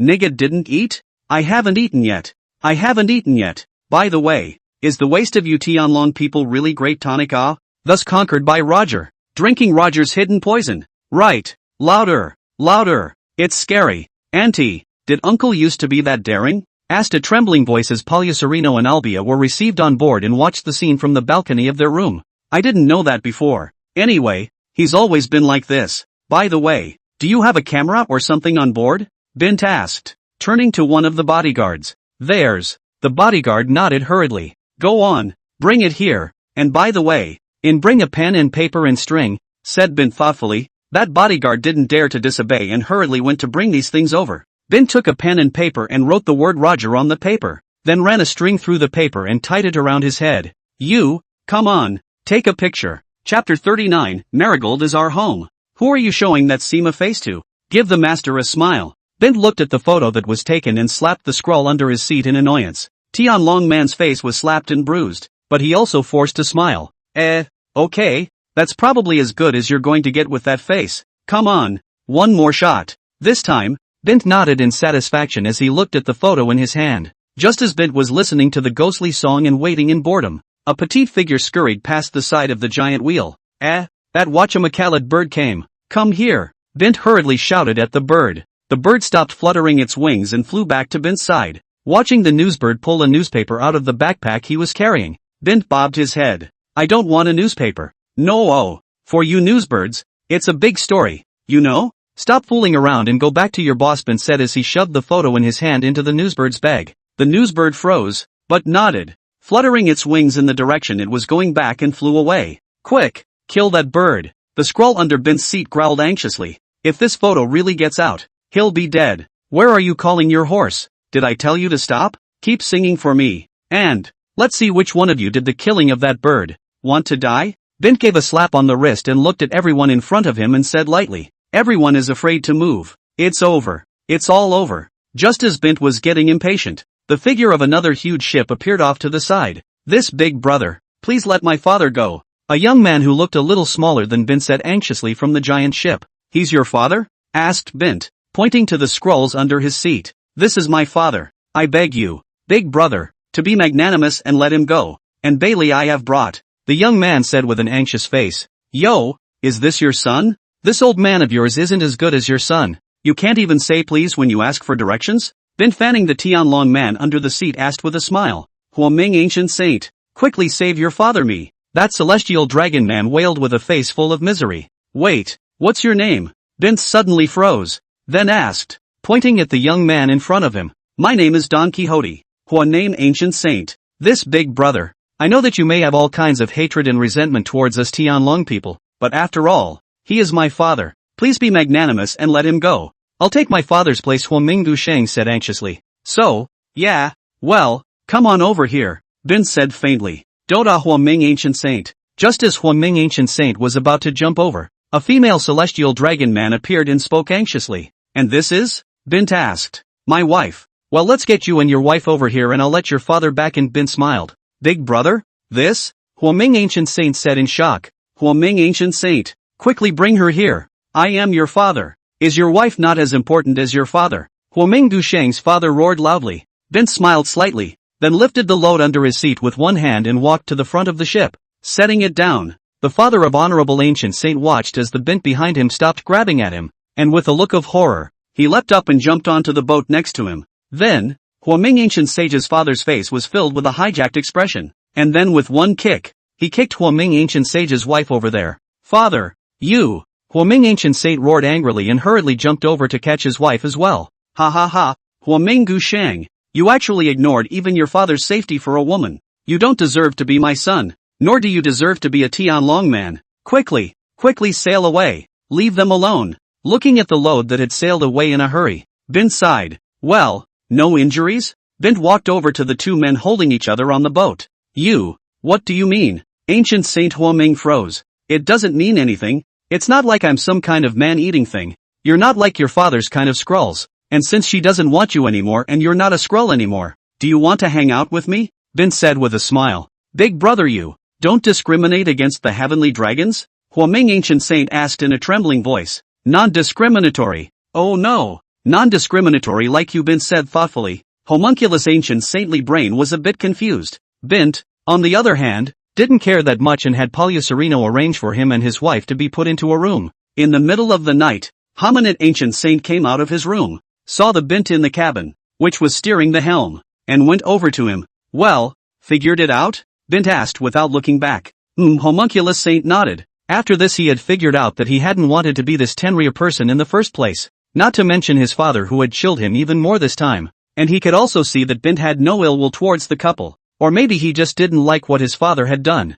That's fine, I'm Bint, the ancient sage of Huaming. Homunculus Saint was an educated one anyhow, and Bint and he were very chatty. Palyaserino, get me the wine. Bint, looking in the right direction, left the rudder alone and gave Palyaserino a shout. The little one, full of resentment, took a bottle of wine and threw it at Bint, who sat down at the table with Homunculus Saint and drank it. Is that your child, big brother? Asked Huaming Ancient Saint with a smile. If I had a son that lewd, that ugly, and that beat up, I'd jump in the sea and drown myself. Bint laughed lightly. The two of them were chatting away, and before they knew it, they had drunk a lot of wine. So, Huaming Gushan, I'm telling you, damn the ruling class of the Tenrya people and whatnot, all of them are. They're all paper tigers. The proletariat must rise up in the world. Ula, big brother, I had a chat with you today. I have a lot of feelings. Indeed, the ruling class is very unfavorable to this society now.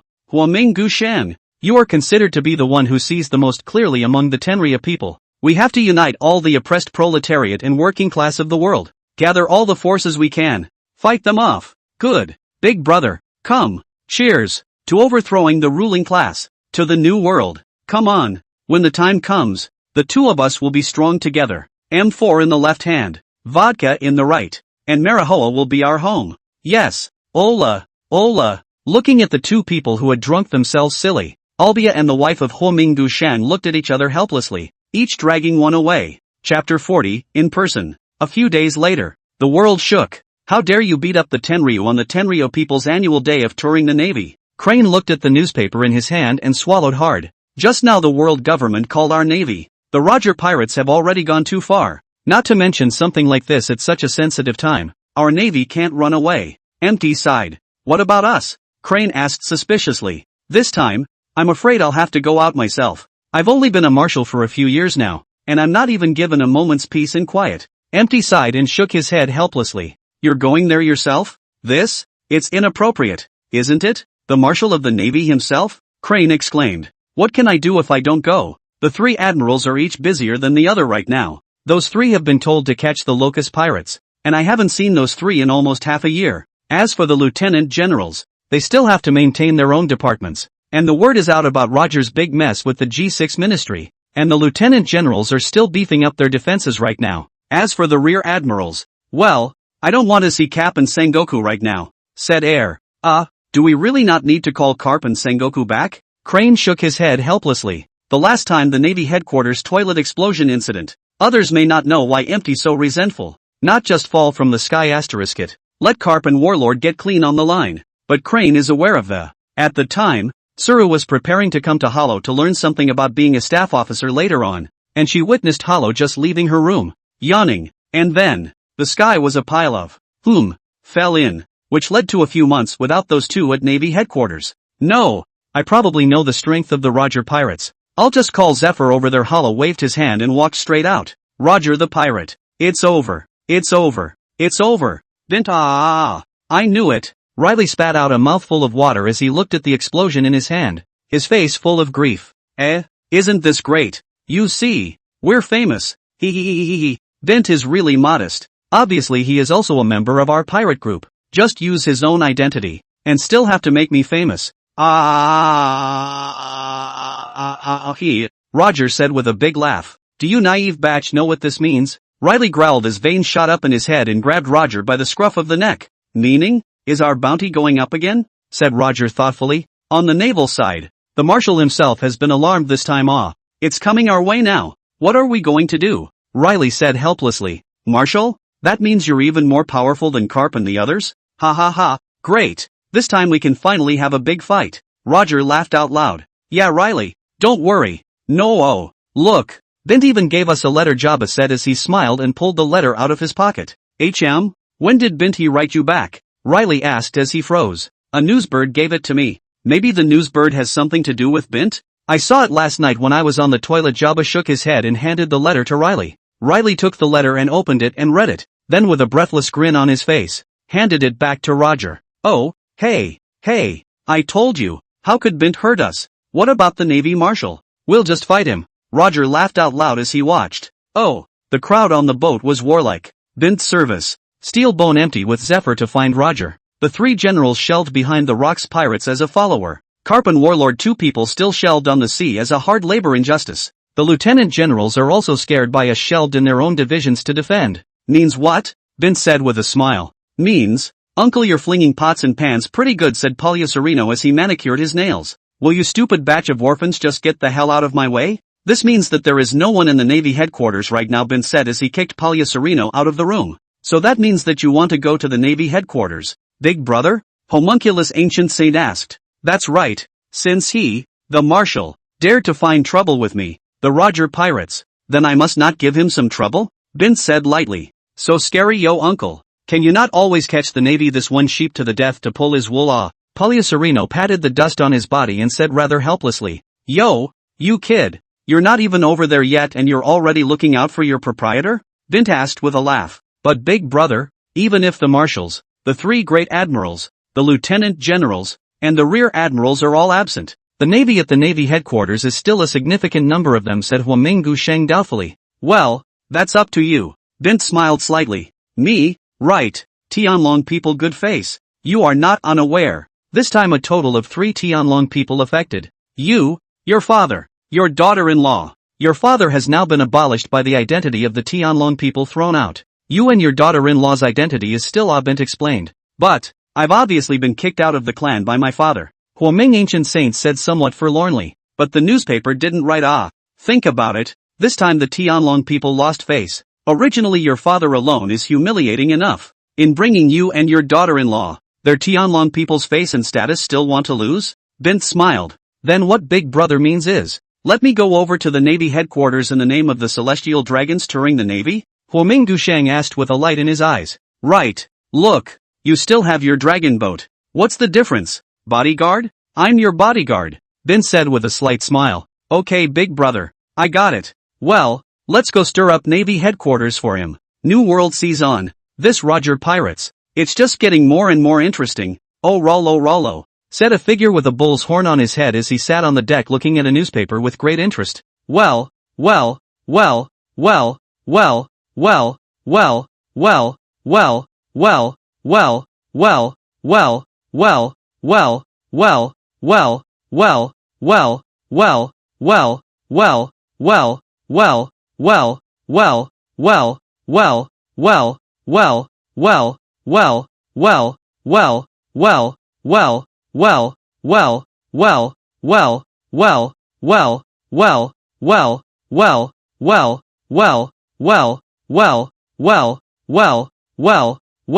well, well, well, well, well, well, well, well. Roger, Bint, funny, looks like it's about to rival the captain's prestigious status. Good. Roger the pirate? It's getting more and more interesting. I'll wait for him in the new world, said a tall figure on the deck, standing on the bow of the ship slowly. Chapter 41. The two wrong species traveled the seas. Bint is in trouble again this time, Warlord said helplessly as he looked at the newspaper in his hand. Ha ha ha ha ha, laughing my ass off. Ha ha ha ha ha. This time I'd have to say Bint did a great job. Not only did he make those bastards lose face, but he also made Roger take the fall. Ha ha ha ha ha ha ha. Karp laughed so hard that tears came out of his eyes. Oh, but look, is there any other Bint news on here besides increasing Bint's bounty again? Warlord asked with a faint smile. I don't think so, but did Roger take the fall? Air Marshal went to Roger himself. Karp smiled and waved his hand. Bint is idle. We're not at Navy headquarters. Air Marshal is out. The three admirals are still following the Locust pirates today, and the vice admirals are in their respective divisions. Air Marshal went to look for Roger. Bint definitely won't be idle. Where do you think he will go next? The glasses on the bridge of Warlord's nose radiated wisdom. I'm sure I'll go to help Roger. This is Air Marshal himself. There's no way Roger's pirates will be able to handle it, Karp said without even thinking about it. With his lackadaisical, perverted, vile, and pot-shaking demeanor, do you think he'd go to Roger? Warlord said breathlessly. When you put it that way, then, his next target is the Navy headquarters? Karp asked, snapping to his feet. Aha! Warlord nodded. Forget it, Air Marshal gave us a death warrant. We can't go back without his orders, Karp sighed, helplessly. Yo, you actually obeyed a military order? Warlord asked in surprise. What do you mean, Warlord? Navy, as a soldier, has to obey orders as a vocation. Orders are above everything, Karp said instantly full of righteousness. Karp, let me ask you something, huh? Warlord raised an eyebrow. Yes, ask. Karp waved a hand. Your wife and child seem to be still shelved in the headquarters. Right. Your child is quite understanding. Right? Warlord asked as his thoughts drifted away. That's for sure. The dragon is my pride and joy. I'm telling you, he's going to be a big one in the future, to say the least. Big what? Big your sister. Quickly, turn around. Back to Navy headquarters. Quickly. We can't go back without Air Marshal's orders. Empty marshals count for nothing. Bah. No. Orders count for nothing. You see when I ever listen to orders. Come on. Inside the Navy headquarters. Colonel Crane. There's a Skrull ship coming from headquarters. With Empty gone, Crane took over Empty's affairs for the time being. The Tenryou people's ship? Didn't they just have an accident? Why would they have the nerve to come? Crane asked suspiciously. I don't know, but there's just 2 Tenryujin on there, and the ship still carries the Tenryujin seal symbol. The Navy man said anxiously. Headache? Never mind. Greet us. Let's go. Crane stroked his brow with a headache and stood up and led the way. By the time Crane led the men over, to Crane's amazement, the 2 Skrulls had come down. As usual, they won't get off the ship until the Navy arrives. Moreover, these 2 Dragonauts have no slaves on the side to follow? Hello, you must be Colonel Crane. I'm Don Quixote, homonymous ancient saint, and this is my wife, Don Quixote. Miriam Palace homonymous ancient saint very politely extended his hand and shook Crane's hand. Hello, excuse me, what brings you to the Navy headquarters? Suru was a bit stunned. This wasn't like any of the Tenryou people she'd ever seen before. We are obeying the orders of the world government and have come to visit in place of the elders of my family, said the ancient sage of Homunculus with a smile. So, hello and welcome. Crane smiled. Such a polite and educated Tenryou. Her senses were still good. Well, by the way, this is my bodyguard. That is, please can you join me? Huoming ancient saint asked as he pointed behind him to a man wearing a suit with sunglasses and combing his big back hair. Of course, please. Crane nodded. Just one bodyguard. Of course, she'd seen those Skrulls before, each with dozens of bodyguards, causing chaos in the Navy headquarters, but one bodyguard. What else could it be? On the way to Tour de Site. Huoming ancient saint, my stomach hurts a little. The bodyguard suddenly covered his stomach with a grimace. It's Colonel Crane. I'm sorry, may I ask for your side of the toilet? Huoming Gushang looked at the bodyguard with a somewhat unsightly face, then asked Crane. It's fine. The toilet is over there. Crane looked at Huoming Gushang's unsightly face and hurriedly said, Sorry Huoming Gushang. The bodyguard covered his stomach and left in a hurry. After the bodyguard was completely out of sight of the trio, the bodyguard looked left and right, took his sunglasses off and looked around.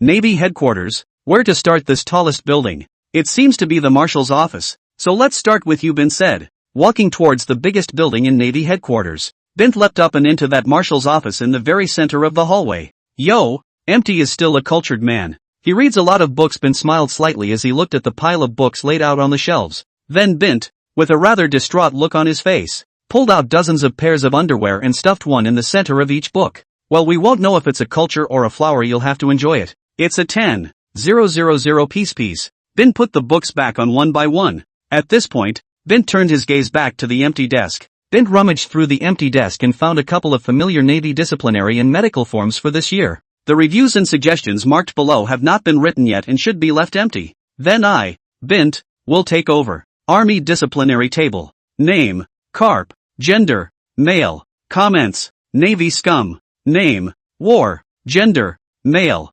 Comments, Sven scum. Name, Zephyr. Gender, male. Comments, clothesline. Medical examination form. Name, Karp. Gender, male. Suggestion, go home and retire. Name, Battle. Gender, male. Suggestion, lack of security guards in front of the headquarters. Name, Zephyr. Gender, male. Suggestion, get the hell out immediately. Bint nodded in satisfaction. And it just so happened that the room next to him was the conference room. And Bint placed all 6 sheets in a drawer at each of the 3 men's places. Well, I hope my comments have helped them in their naval careers. Keep up the good work. Bint nodded and left the area. Chapter 42, The Crotch. Bint was wandering around Navy headquarters. That guy. What are you doing? Suddenly, a Navy man called out to Bint. Hello big brother. I wanted to ask, where is the Navy's family home? Bint asked with a smile. The family home? That's an important place. What are you doing? Navy frowned.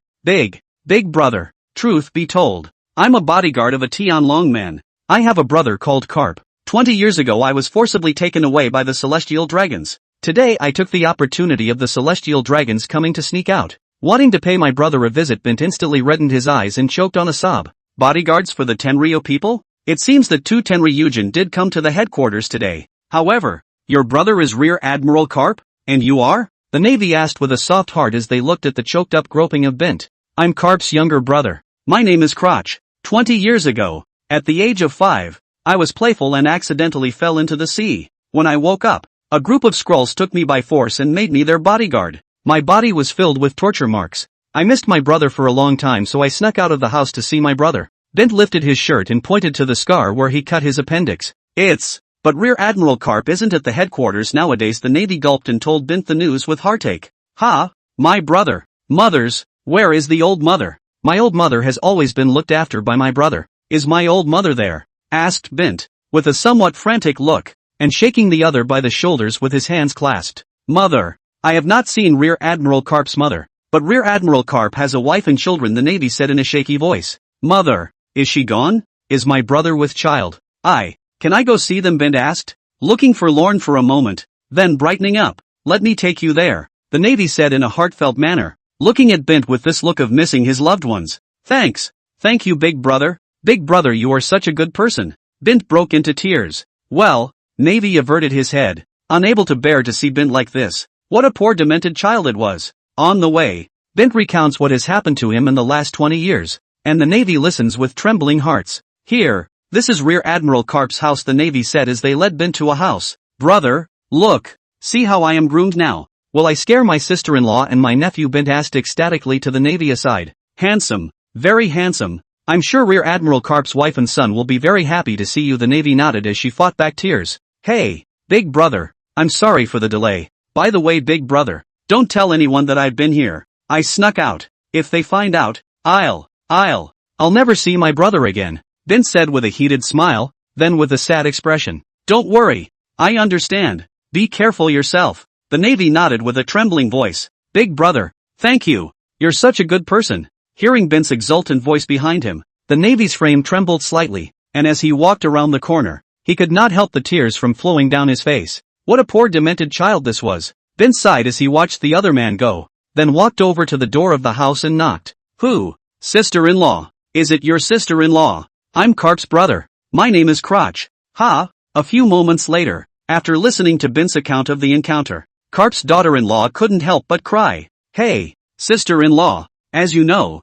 my big brother is a Navy man and is very much at odds with the Celestial Dragons. So don't tell my big brother about this thing I'm here for today. Bint heatedly smiled and scratched his brain. Why don't you talk to him? Since he's in the Navy, how can he run away when his own brother is in deep distress? Karp's daughter-in-law wiped her tears and said with some heartache, Hey, sister-in-law, big brother, he's just a major general now. He can't manage things at this level yet. What's more, he has you, and he has a child too. It's good that you guys are safe and sound. I'm fine over there. I have 3 meals a day, and I have baklava for every meal. You see, it smells good. Bint pulled out a stone-like baklava from his bosom and took a dead bite. Don't eat it. Now that you're here at home, how can you still eat this kind of thing? I'll cook for you. Karp's daughter-in-law was even more distressed as she snatched the stone-like burrito from Bint's hand. This? It's too much trouble. It's no trouble. If you call me sister-in-law, I have to do my duty as sister-in-law. Watching the back of the man entering the kitchen, Bint slowly turned his head to see a small figure hiding in the doorway. Little one, you are the dragon, aren't you? Bint beckoned, delighted. You. Are you my father's brother? Are you also my uncle? The little one said as he slowly walked out of the doorway and looked at Bint with wide eyes. Well, I'm your uncle, said Bint, half crouching down and hugging him gently. Uncle, why haven't I seen you before? Dragon asked softly. Before, Uncle was taken by a group of very bad people, Bint said in a shaky voice. Don't be afraid, Uncle. The dragon protects you. The dragon felt the trembling of the huge body in his arms and hugged Bint tightly. Good dragon. Bint hemmed and hawed. Uncle, very bad people. Are they Tenryou people? I used to hear my father say that all the time too, the dragon asked softly. Yo, little guy, you still know about the scrolls. That's a lot of knowledge, Bint said in surprise. Don't underestimate me. I actually know all about it. The Tenryou people are very bad. Not only do they oppress the people and hurt innocent people indiscriminately, even my father's navy is just a dog for the other side. The dragon shook his head and said, how do you know so much? Don't think too much, little one. All these things are not for you to worry about now. Bint froze and rushed to say, Uncle, isn't it true that, if all the scrolls are gone, you'll be free? The dragon said as he stared at Bint with small eyes. No, dragon, Uncle's self-redemption is just a redemption. A redemption that represents self and freedom. Bint watched Dragon understand so much at such a young age. So with a face full of depth, he said a sentence that shocked Dragon's 3 senses. Self-redemption. The dragon murmured softly. Oh dragon, when society is sick and people are numb, there will always be a group of warriors who try to break the chains. Warrior. Uncle, I'm going to be that warrior, the dragon said, looking at Bint, full of ambition. Well, little one, I look forward to that day for you, the one who becomes a warrior. Bint held out his fist. A large and small pair of men sparring with a smile on their faces. Karp, yo, thank me. I'm directly helping your son to comprehend correct thinking now. Chapter 43, Silly. On the ocean. Warlord, can you paddle faster? I have a feeling that Bint is already at the Navy headquarters, shouted Karp anxiously looking back at the paddling warlord. You're standing around talking. You come and row too. Warlord growled angrily as the veins on his head shot up. I don't think Bint should go that fast. You go for it. We should be there by tomorrow. Karp smiled awkwardly and cheered Warlord on. Warlord picked up the oars and fought Karp. Dinner's ready. Come and eat, Karp's wife said with a smile as she looked at the 2 men. One large and one small, clinking fists. Well, thanks sis-in-law. Bint heatedly smiled, picked up the dragon and headed to the table. Aha! Sister-in-law, your cooking is so delicious. It's as good as my big brother's former private life partner. Phones, Bint said as he took a bite and his eyes lit up. The atmosphere was somewhat silent. A private engagement? Fong? Karp. Crotch. What's going on? Karp's wife froze, then asked with a cold face.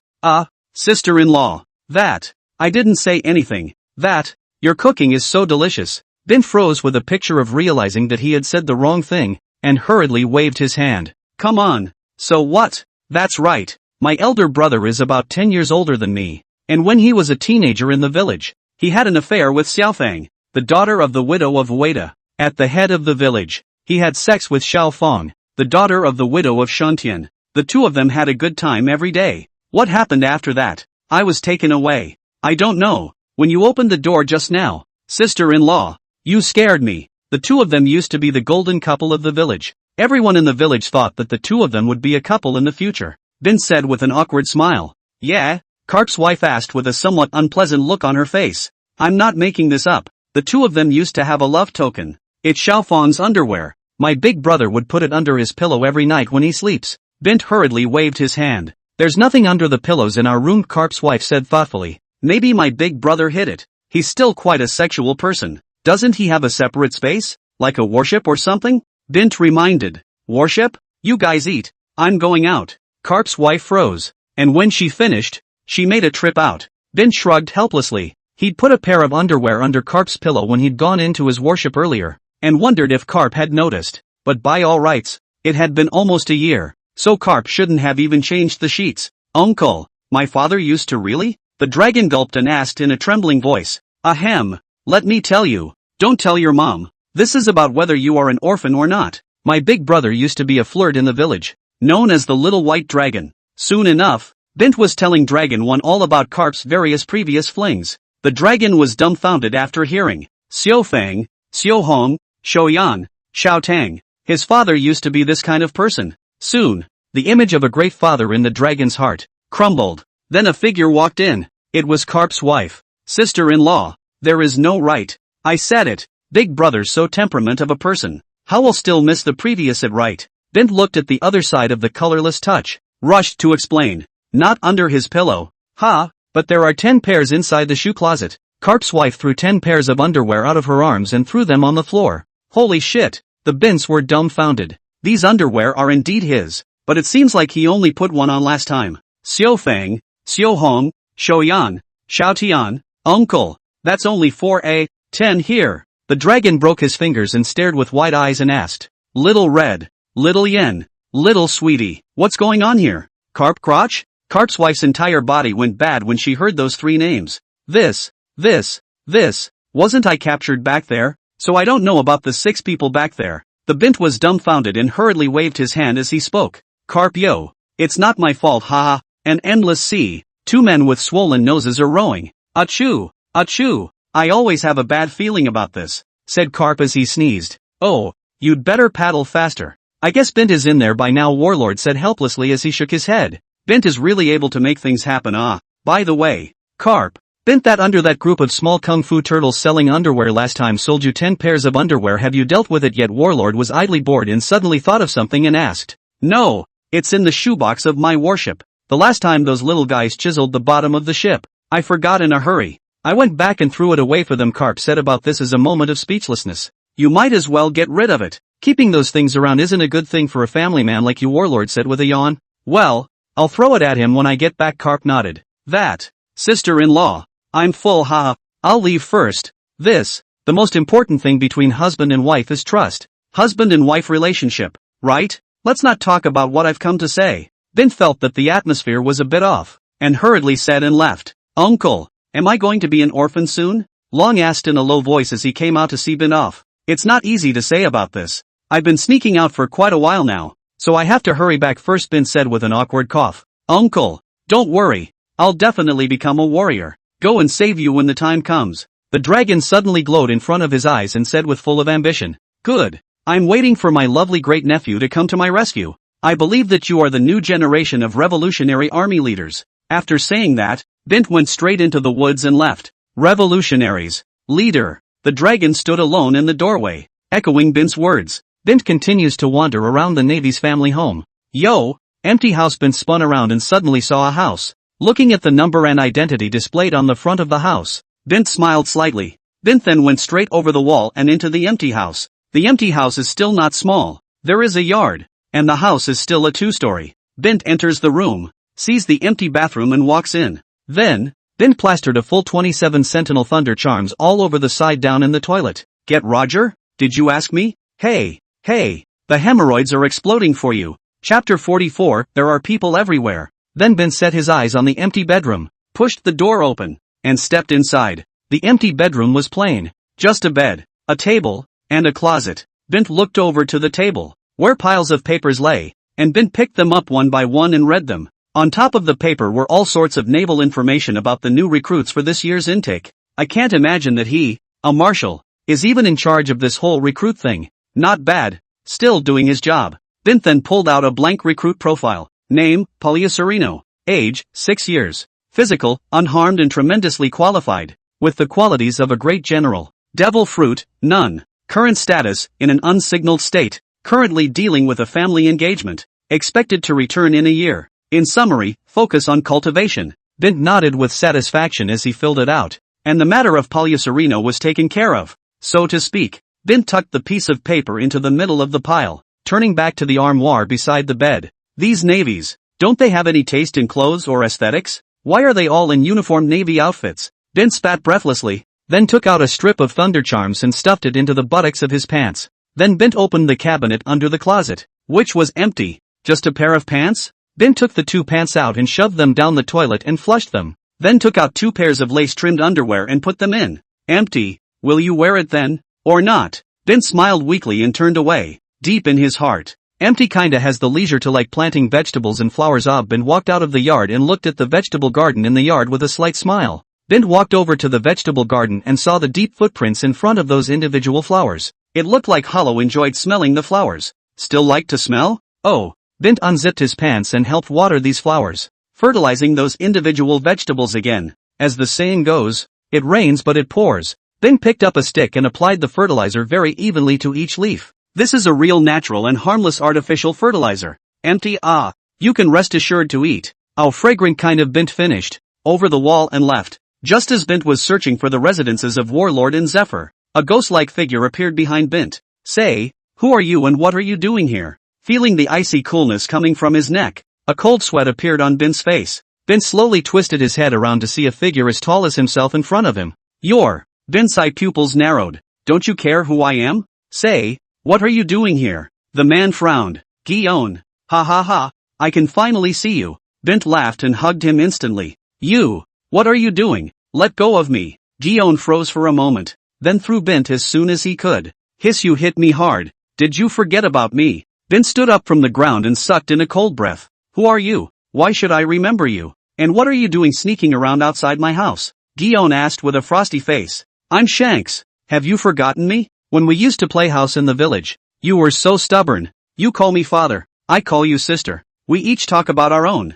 This is not still what you say, Bint said with a smile. Shanks? The Shanks who made all the fuss before? No. It seems like you're not the same as what the papers said either, Guion asked in confusion. No. That Shanks was pretending to be me, assuming my name, and I almost lost my life 2 days ago because of it. And, yeah, it's been so long, it's about time you forgot about me. Bint's pupils shrunk slightly, his tone shaking a bit. What the hell is going on? Guion softened at the look on his face. After all, it was when we were 3 years old. At that time, you followed me every day behind the buttocks, calling me Brother Siang. I also led you every day, stealing chickens and dogs in the village. You were the village people called you a fake brat every day. Hey, I didn't expect that you grew up. But you were so beautiful, Bint heatedly smiled. Have you? Guion asked suspiciously, looking at the other man's touch. I'm not surprised that you forgot me. When I was 4 years old, I was greedy for fun and unfortunately fell into the seawater. When I woke up I was captured by a group of celestial dragons as their slave. However, after my 20 years of struggle, I'm no longer a slave now. I'm a bodyguard. What about 3 meals a day? Look, the baklava smells old. Bint took a burrito from his arms that was like a stone, grimaced, and gnawed on it viciously. That burrito is an old actor too. Jabba didn't realize that the pile of biscuits he brought would help Bint so much. Don't eat it. How can you eat such a thing? Guion looked at the yakitori as hard as steel in his opponent's hand and instinctively threw it out for him. That's my lunch. Hey, you still have this temper. Have not changed at all. I heard that you have become a navy. Today Tianlong people come here to tour the site. I found an excuse to sneak out, to come here to see you. You have grown up, but also become beautiful. And not that every day in my ass behind the shouting my incense brothers tomboys. Bint big grinning he smiled.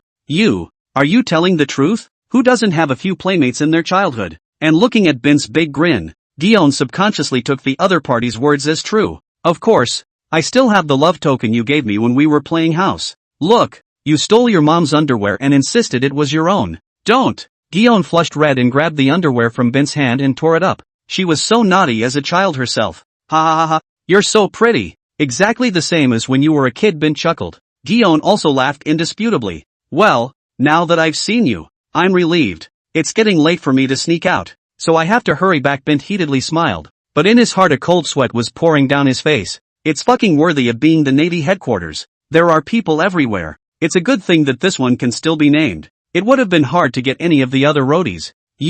Were you captured by the Tenryu? Guion asked softly. Well, that's not bad. 3 meals a day, don't you think? 3 meals a day. Or how about baklava? Bint asked with wide eyes. Shanks, you've suffered. Gion hugged Bint gently. It's not bitter. You know, I've been an orphan since I was a kid. You are the only family member I can remember. As long as I think of you being safe and sound. No suffering is considered suffering. Bint's face was pouring with cold sweat. Mom, I want to go home. Hey yes, when we were young, the blind man in front of the village to play the zither, you still remember not? That day by day, with the ghosts crying like a ghost, the village people every morning when they heard that, but also thought that the old man who went away it. Bint coldly said a joke. Puff. Gion was amused. Chapter 45 Satisfaction. Shanks, you have to protect yourself there, okay? Gion instructed softly. Don't worry about it. I'm now following this Tianlong man is not bad. I think in another 10 or 20 years, I will be able to go back. By then I will be an old man. Don't you mind me by the time I'm an old man. You don't mind me, right? There's also if you see me in the sight of the Tianlong man, don't say it out Bint he. It won't. That's good. I'll be on my way. But don't ever forget about me. Don't forget about your young brother. Looking at the back of the other party's anxious and reckless departure, Gion made a decision in her heart and turned to leave. Phew, that was close. Warlord, Zephyr, fucking old man wouldn't be sorry for all my acting skills if I didn't blow up both your houses. Bint sighed in relief and sped up his search. Bint quickly found the two men's house. There was no way Warlord was going to pit him against something. The old boy had a thief's brain. Well, then the house blew up for him. Bint put 100 sentinel charms directly in the bathroom toilet of the warhouse. Not to mention hemorrhoids. I'll blow you back if you have a prolapse. Zephyr is very simple. And this kid is not decent. Actually write love letters. But not bells. Surprisingly did not finish writing. That Bint was very confident to help him. My love for you is like the love of a maggot in a toilet. My love for you is like a fly dancing around a moldy fruit. My love for you is like the ball that the shithead holds every day. My love for you is like the fly that dances around the moldy fruit. My love for you is like the ball that the shithead holds every day. That's roughly what it said. And Bint nodded in satisfaction as he finished writing, and very confidently wrote the word Zephyr at the end of the letter. Then it was dropped into the mailbox by the door. Then, Bint found a Navy on the way to play a bit of an act, and managed to trick his way to the location of the Navy's military depot. Naval Military Depot. Hey, I'm binging in. Bint looked at the well-guarded armory in front of him. Although it was well-guarded, the guards didn't seem to be very reluctant. That Harry to then looked around the armory again and saw the windows above. Then climbed the tree closest to the window and leapt right in. So many berries? Getting rich. Bint's eyes were full of berries, and saliva dripped indisputably from the corners of his mouth. Yo. And weapons and devil fruits. Sorry, I'll take them all. Bint. Everywhere Bint goes, not an inch of grass grows. A moment later, looking at the empty armory, Bint, unable to bear the thought, pulled a burrito out of his pocket and threw it on the ground. See, Bint, still have a conscience, though not much. Then, jumping out of the window again. It always feels like something's missing, Bint murmured on the way back. System, look at the total number of berries. Current Bailey, 3,060 million Baileys. Check the current situation. System of sorcerers. Name, Bint. Age, 24. Weapon, dragon ruler. Fortune teller's rice, 100 million belly plus 1. Talisman, water avoidance talisman. Lightning control talisman first rank. Second rank. Physical strength, 9, 100. 000. 000. 000 belts plus 1. Agility, 10. Rise to the top. Mental strength, 10. Rise to the top. Aura, seeing color aura, peak. Rise to unrivaled. Armed color hegemony, peak. Rise to unrivaled. Tens of millions. Hundreds of billions. You really dare to ask for it. Give me +2 for both the dragon ruler and the fortune teller. Bint spat breathlessly. Weapon, dragon seeking ruler +2, can be transformed into a dragon seeking stick. Talismans can be placed at the ends of the stick to enhance the power of the dragon seeking stick. Can be transformed into a dragon seeker, which is capable of tracking down any person or object. 1. 000. 000. 000 belly plus 1. Fortune teller +2, enhances the talisman embedded in it, increasing its power by 100%. Transformation, allows you to transform yourself into any imaginable form. 1. 000. 000. 000 belly plus 1. Interesting, Bint couldn't help but grin. The first few he didn't really care about. It was the last one that took shape that he noticed. Bint went back with a happy heart. On the way back, I heard the Navy restroom didn't blow up. Why is there a spare one here? I said. Well, I'll be doing him a favor. Bint went into the restroom and put all the sentinel charms he had on him into the insides of all the toilet plungers and the insides of all the toilets. Let's hope. I can see a golden rain. Bint turned to leave, and as he walked, he encountered Huoming Gusheng and the others, who were still following Crane around blindly. Lord Huoming, ancient saint. I'm back, Bint shouted as he swung around and put on his sunglasses. Why are you so slow to go to the restroom? Questioned Huoming, ancient saint with an unpleasant face. Yesterday I had a bad meal and ran thin. My legs are trembling now, Bint said in a shaky voice. It's alright, since you've come to our Navy headquarters, our Navy will definitely give you the safest protection, Crane said hurriedly at the sight. Sister Crane. At that moment, a figure ran over. Gion? What are you doing here? This is no place for you. Go back. Tsuru froze and stared as he saw the incoming figure. I just heard that the Tenryu are here, and I'm afraid you won't be able to handle it on your own. Gion walked up to Crane's ear and whispered. Colonel Crane. Who is this? Huoming, ancient saint asked suspiciously. This is my sister and my assistant, here to help me. If you'll excuse me, Crane explained with a smile. Oh, so, Huoming, ancient saint nodded. Right, Huoming, ancient sage, mealtime is here. Let me take you to dinner, Crane said as he looked at the time and saw that it was getting late. Okay. Along the way, Gion's gaze was fixed on Bint, who was following behind homunculus ancient saint, watching Bint's scalp go numb. When they arrived at the restaurant, Crane arranged for a room for his meal. Gion, is there something wrong with that bodyguard? Tsuru asked, naturally noticing along the way. No, Gion shook her head, thinking of what Shanks had said to herself earlier. After waiting for half an hour, Crane looked at the time and knocked gently on the door. Come in, ancient sage Huoming, your meal. Ahem, let you see the joke. In fact, these are not what we ate. We only ate a little. The rest is eaten by the bodyguard. He has always eaten our leftovers. We are still very frugal looking at a table of remnants. Huoming Gusheng awkwardly smiled and explained, unaware that these words fell into Gion's ears. His heart fluttered hard and he glanced at Bint over there with his sunglasses. Bint are about to cry. Sister you do not look at me, okay? Give me to see the heart is panic. In this way, wait for 20 years. I will throw the real Shanks to you over you can look hard. We have another arrangement in the afternoon, so we won't bother Colonel Tsuru. We are very satisfied with the Navy headquarters. It's really as reassuring as before. We will go back to make a good explanation to the government. Homunculus Saint stood up and smiled. Okay, we'll give you a ride. Chapter 46. Another battlefield. Roger pirates. You have no way to escape, said Kung lightly as he looked at the Roger crowd in front of him. Are you the Marshal of the Navy? Roger wondered. That's right. You can call me Empty. I'm sure you'll always remember that name in the future during your time in Push City. Empty nodded. I don't know if it's off or not Push City or whatever, but it's true that your house has gone. Riley smiled slightly and lifted the glasses on the bridge of his nose. My house is gone. What do you mean? Empty froze. It doesn't mean much. You'll see when you get back. Riley shrugged. Cut the crap, Zephyr. This one's all yours. I'll take care of the rest. Hollow pointed at Riley, then charged towards Roger. Just as Hollow was about to blast his fist into Roger's face, a sword shadow distracted Hollow's attention and withdrew his fist to take a few steps backward. There's reinforcements? Hollow looked up into the air in confusion.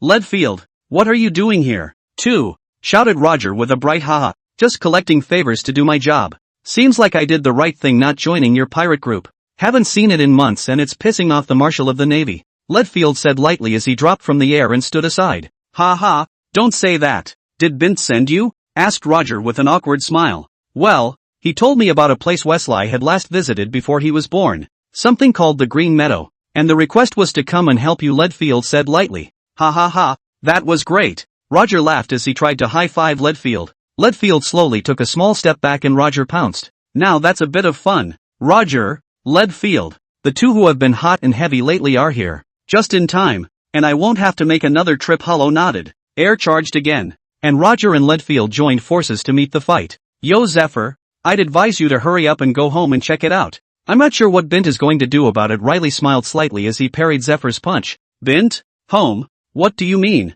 Zephyr's eyes slowly widened. You know that guy. He's got morals, but not much. Would do a hell of a lot of things. Riley returned the favor. Just as Zephyr parried the punch and was about to return it again, the phone bug in his arms rang. Zephyr took a few steps back slightly and picked up the phone. Zephyr, you went so far as to, I told you, we're not going to make it. A woman's voice came from inside. Zephyr is confused. What can't be? Did I do something wrong? Zephyr asked hurriedly. Riley knew the fight wasn't going to happen when he heard it, and sat back with a smile on his face as he watched the emotional drama unfold. Riley didn't even have to think about who did this shit. You wrote me a love letter that surprisingly described me that way. Woo, I'm ignoring you. The woman on the other side of the phone choked. A love letter? I haven't finished it yet. Did you go to my house? Did I write it badly at any point? Zephyr asked anxiously. You write very well. Very well. You'll go to the restroom and be a maggot with your for the rest of your life. With a heavy trailing sound, the phone was hung up. Oh, betrayed my love and forced me to leave. Tears fell from my eyes when I finally realized the truth. Looking at Zephyr's sad and forlorn look with a haze, Riley sang the song Bint had taught him earlier. He felt it was very fitting. And the three men fighting next to each other stopped for a moment as the phone bug in Empty's arms rang. Air Marshal, it's not good. The G5 branch is under attack. How did Department G5 get attacked? Who did it? Empty asked suspiciously. I don't know. Seems like a bunch of critters, each with female underwear on their heads. Now the perimeter of G5 section has been overrun. Requesting backup. There are too many of them. Jojo. With a sound of an unidentified animal, the phone bug is interrupted. Empty froze. And just as Empty was about to call the headquarters, the phone bug rang again. Next, each of the G7, G8, and G9 departments called. And all of them inside said that there was an attack by unknown creatures and requested for support. And Air was dumbfounded. Empty, if I were you, I wouldn't dwell on a few of us right now.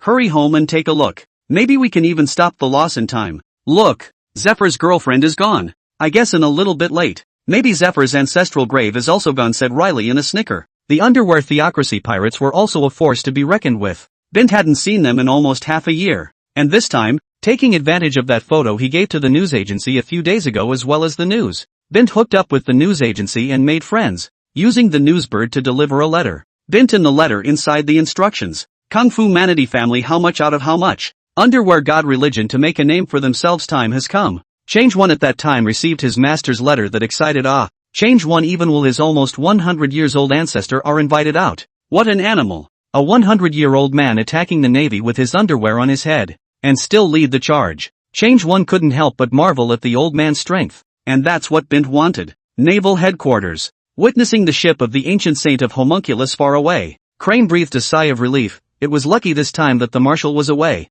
And fortunately a Tenria man who knew how to be polite had come along. Gion, you've been looking preoccupied since a while ago. What's wrong? Suru asked as he looked aside to Gion. Sister. Then, Gion confides everything. Especially Shanks. Sister. See if you can please Air Marshal. Save him. Gion asked excitedly. Just as Crane was clearing his thoughts, a lone sail came rushing towards the area. Crane. How's Hanbu? Has that bastard been come through yet? Karp excitedly jumped from the ship when he was hundreds of meters offshore. Bint? Crane froze. Crane, has anything happened in the last few days? Warlord asked as he slowly came ashore as well. Nope, only 2 Tenria came, Crane said, shaking his head. Suru, can you tell me a little bit about this? Warlord asked with a frown. Then Crane told them all about the Tenria man from earlier, as well as the bodyguard, Shanks, and about Gion. Gion, you said he even told you a joke before he left? Warlord asked with a headache. Aha, blind man playing the violin. Nonsense. Ha, Chapter 47, Save a Seat. Gion, do you think the Shanks you're talking about is the same as the person in this picture? Warlord asked as he took out a bounty and pointed to the person on it. Well, if you cover your hair, it's the same. Gion froze for a moment, then put her hand on the hair of the person in the photo to block it. Gotta. Warlord slapped his head. So that means Bint was here? Karp asked in a shaky voice. Well, hurry back and check it out. Warlord nodded, and the two of them went back in a panic. On the other side of the empty, even if the brain and the useless also understand, this matter of the dominant person has not yet appeared it. This will be in the theft of home. With Zephyr panicked back. What would Bint, that godforsaken man, do? Murmured Leadfield suspiciously as he looked at the two men who were scrambling away. He's got more moral undertones than you can imagine. Riley smiled slightly. Alright, I couldn't care less about what happens back there. I'm done with my deal with Bint, so I'll just go. Leadfield waved his hand and turned to leave. Then let's go. 2. Roger hammed and hawed. As Roger and his party reached the shore, Roger squinted at the distant horizon. That ship, it looks like a pirate, doesn't it? Said Roger, looking at the ship slowly emerging on the sea horizon. Come to take advantage of the fire? Riley pushed his eyes out. Riley, are you alright? Just as Roger's crowd was about to make a move, A figure on that side of the ship leapt out and jumped in front of Riley's face asking anxiously,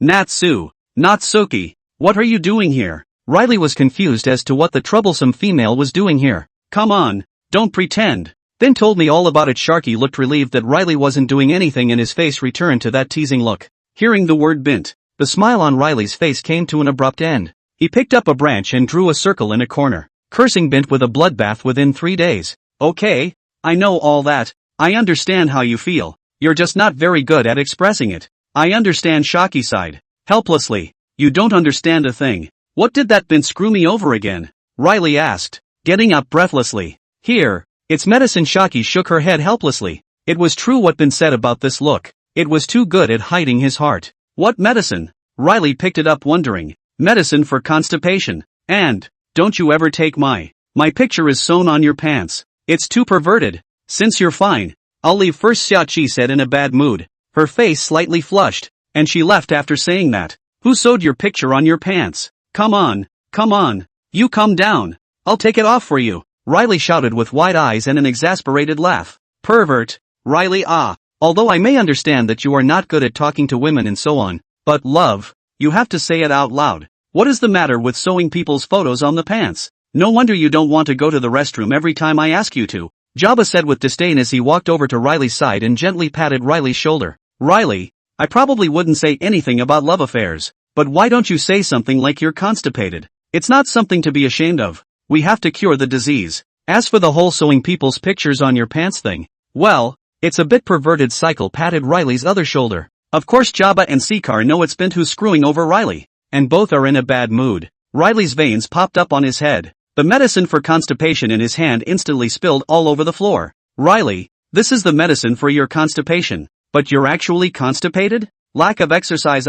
In the future we face the sunrise every day. Exercise how? Roger walked to Riley's side and said with full of righteousness. Enough. Bint. Navy headquarters. Karp rushed to the door of the house and rapped anxiously on it. Who is it? Me. Karp. And you have the nerve to come back? Then Karp walked into the room by his daughter-in-law's ear. Can you explain to me what's going on with these 10 pairs of women's underwear? Asked Karp's wife, pointing to the 10 pairs of lingerie on the table in a cold, frosty voice. Scared me to death. So it's this one. This one was hard sold to me by a bunch of critters earlier, and I wasn't allowed to leave until I bought it. Karp explained with a sigh of relief and a chuckle. Critters? Hard sell? Good explanation. Okay, what about Fong, Red, Yen, and Sugar? What about the remaining 6? Asked Karp's wife with an exasperated laugh. Xiaofang, Xiao Hong, Xiao Yen. Sweetie, who's this? What the rest of the 6? Karp asked, confused. You ask me or I ask you? Karp, you don't give me an explanation today. You won't take another step into the house. I see. Is it this guy who came to our house? He's an asshole. He doesn't have a word of truth in his mouth, so don't believe him. Karp said as he reacted and pulled out Bint's bounty. Well Karp, I was wrong about you. Even your own brother can be used as your excuse?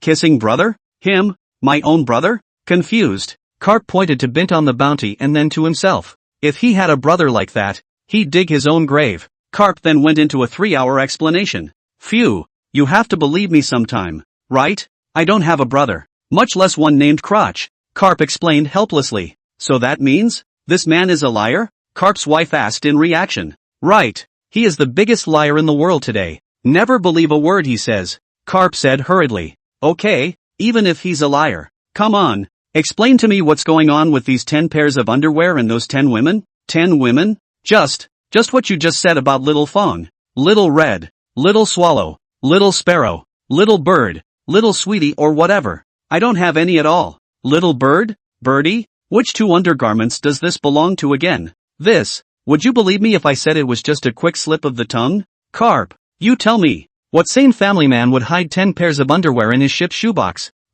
Me? Karp looked down and raised his eyes, a picture of a questioning tone pointing at himself. In the middle of the night, Warlord pushed open the door to the house to see a sniffling Karp clutching a futon. Ahem. That. I'm worried you're scared at night. I've come to keep you company. Save me a seat. Karp walked in nonchalantly, clutching his futon. Chapter 48. Ha ha ha ha ha ha. Bint really doesn't have any personnel at all. Ha ha ha ha ha. Warlord laughed with joy as he listened to Karp recount what happened. You assholes are still laughing. I still have to figure out exactly how I'm going to explain this tomorrow. Bint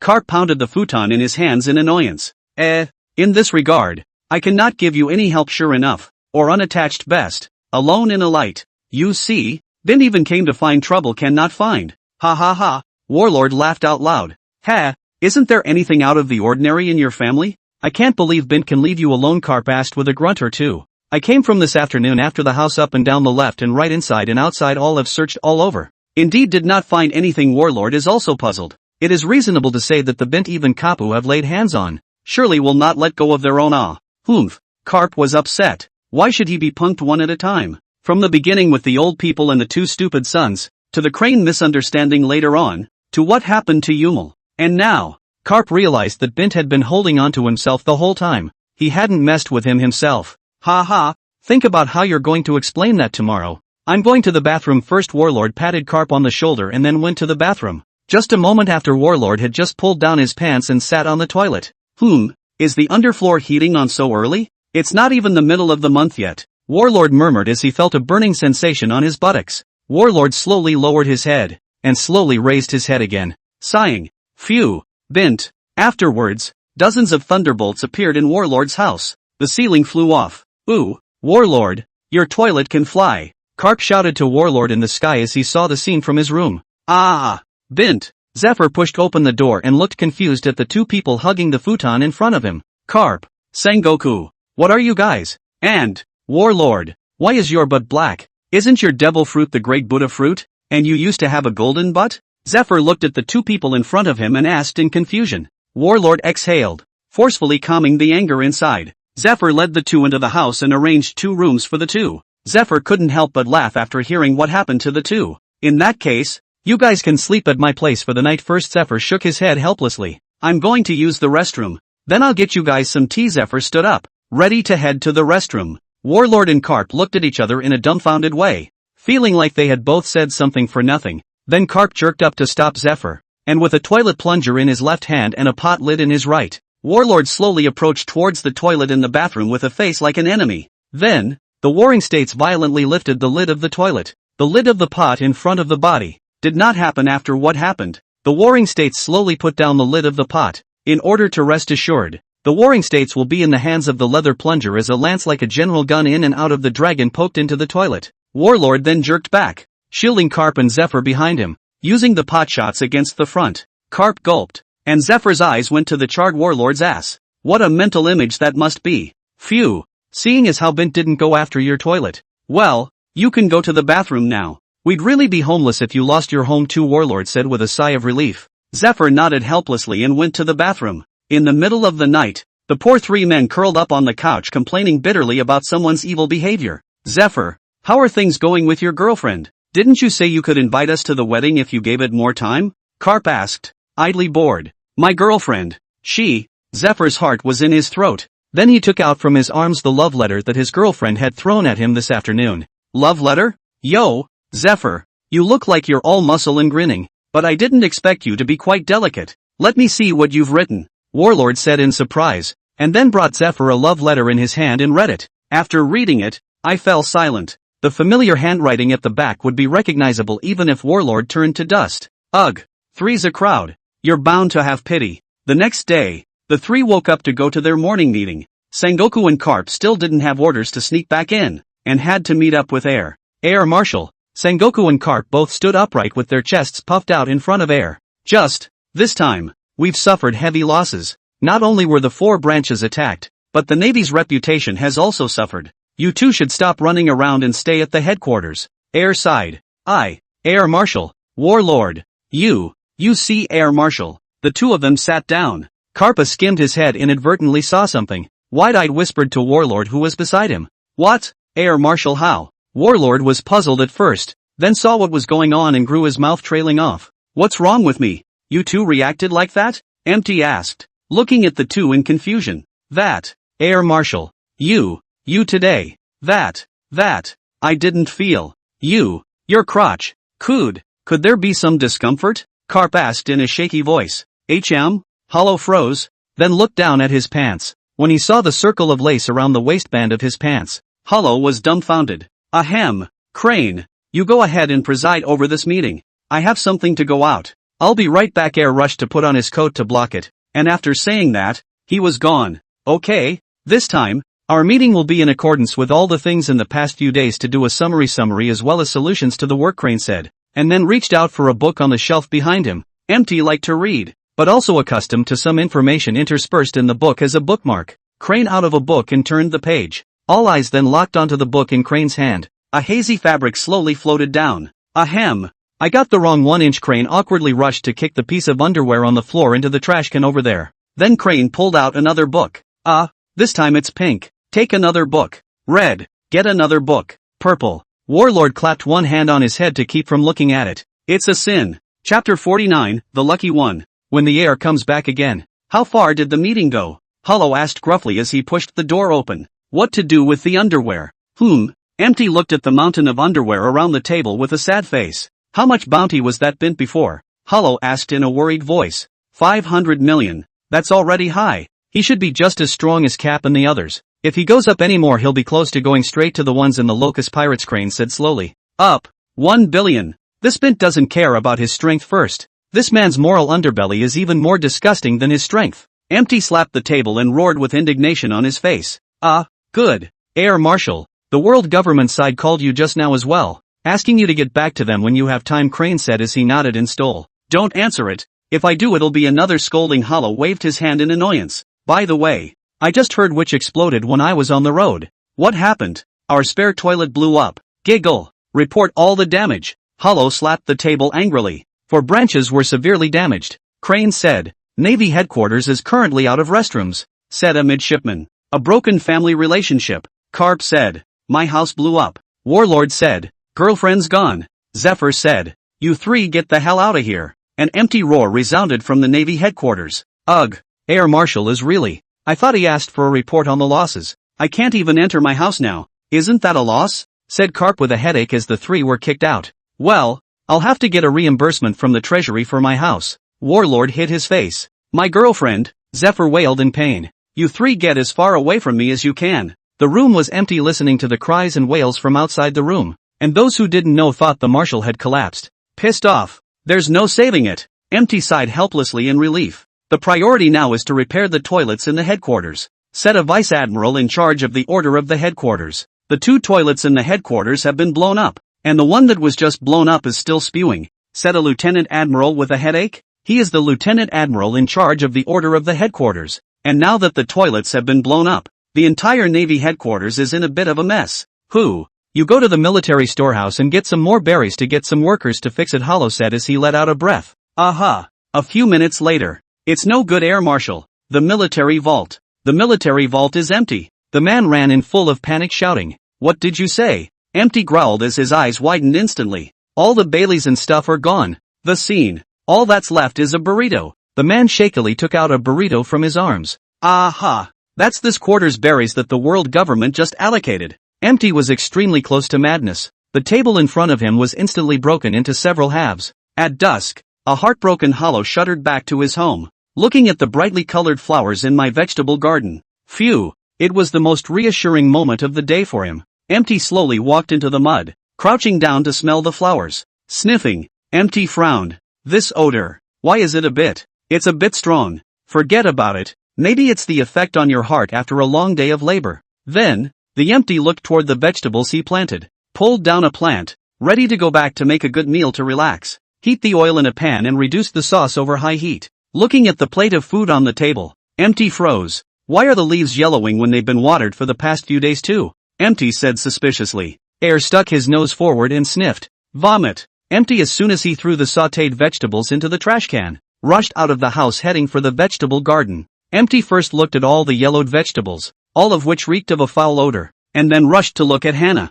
as the smell of tartness mixed with the scent of flowers scurried into the Empty mind, and saw 2 footprints in the dirt in the corner of the vegetable garden wall that didn't belong to him. Empty. Clear. The next day. Karp. Warlord. Zephyr. You 3 stop Air Marshal now. Air Marshal doesn't know what's wrong. Had to raise the bounty for Bint to 1.5 billion. This is already too much. Crane shouted anxiously as he looked at the 3 men walking into the office. Let go of me. Crane. This bounty. I must add. Bint the scum slaughter of society. The tumor of the sea. The moral low point of human decency. I will not spare him. Hollow was stopped by Crane and growled with a red face. That's a great point. He is not as good as Ah. The three of them instantly reddened their eyes. And the air marshal was a victim. Bah! Confidant. Suru is falling apart. The future of the Navy is in jeopardy. In the end, after a resolution discussed by all, the bounty for Bint was increased to the staggering height of 1.2 billion belly. Keep in mind that Kaido on the Locust Pirates is only 1.2 billion belly at the moment.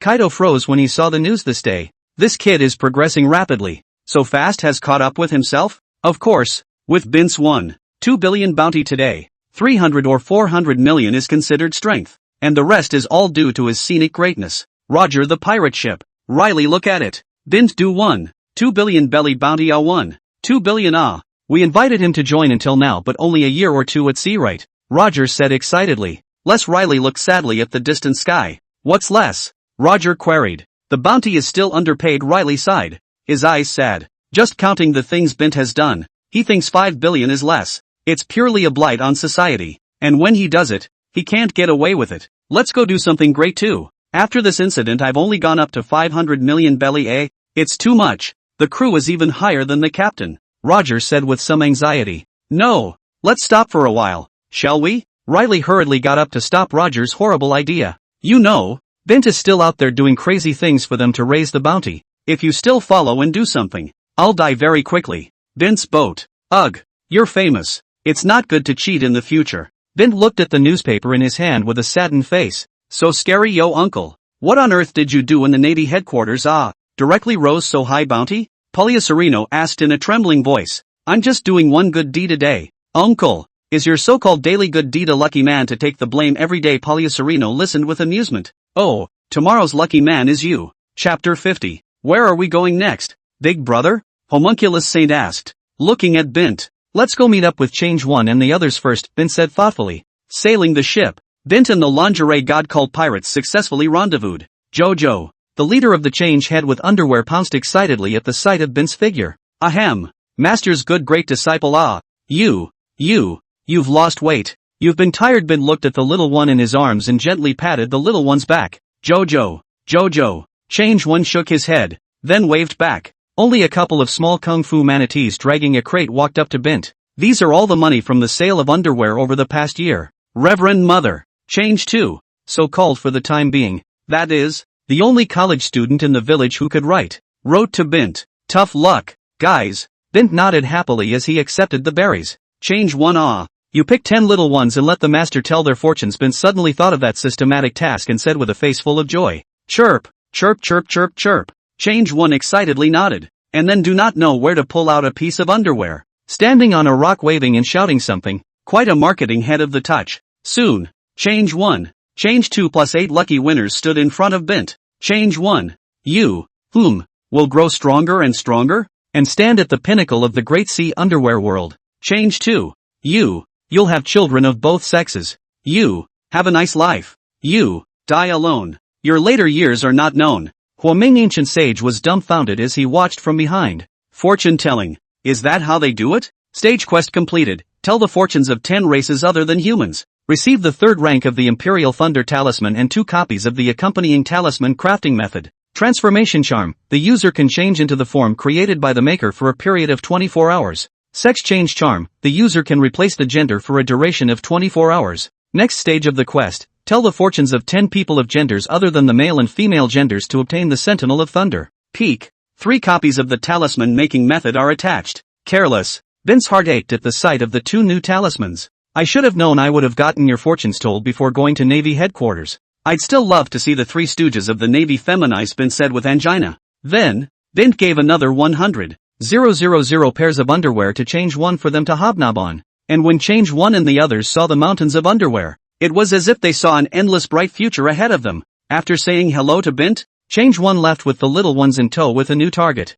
It's scary. Uncle, what are we going to do next? No, the more I think about it, the more angry I get. Let's go. Go back to the Navy headquarters. 1.2 billion belly bounty. Really take me for a good guy? Ah? Bint's face changed, then gritted his teeth and said, Uncle, let's do this. Isn't it a bit immoral? And, we're going over there like this. Isn't this purely giving away our heads? Poliacerino asked in a trembling voice. Do we have morals? Who the hell are they? Bint grunted twice. Besides, I don't think they'll expect the Navy to go back in just a few days after I'm done screwing around. Bint said with a wicked grin. How do we go in, big brother? We are now all exposed. Hua Ming ancient saint heard back to the Navy headquarters to make trouble, although it may be a little immoral. But, so exciting.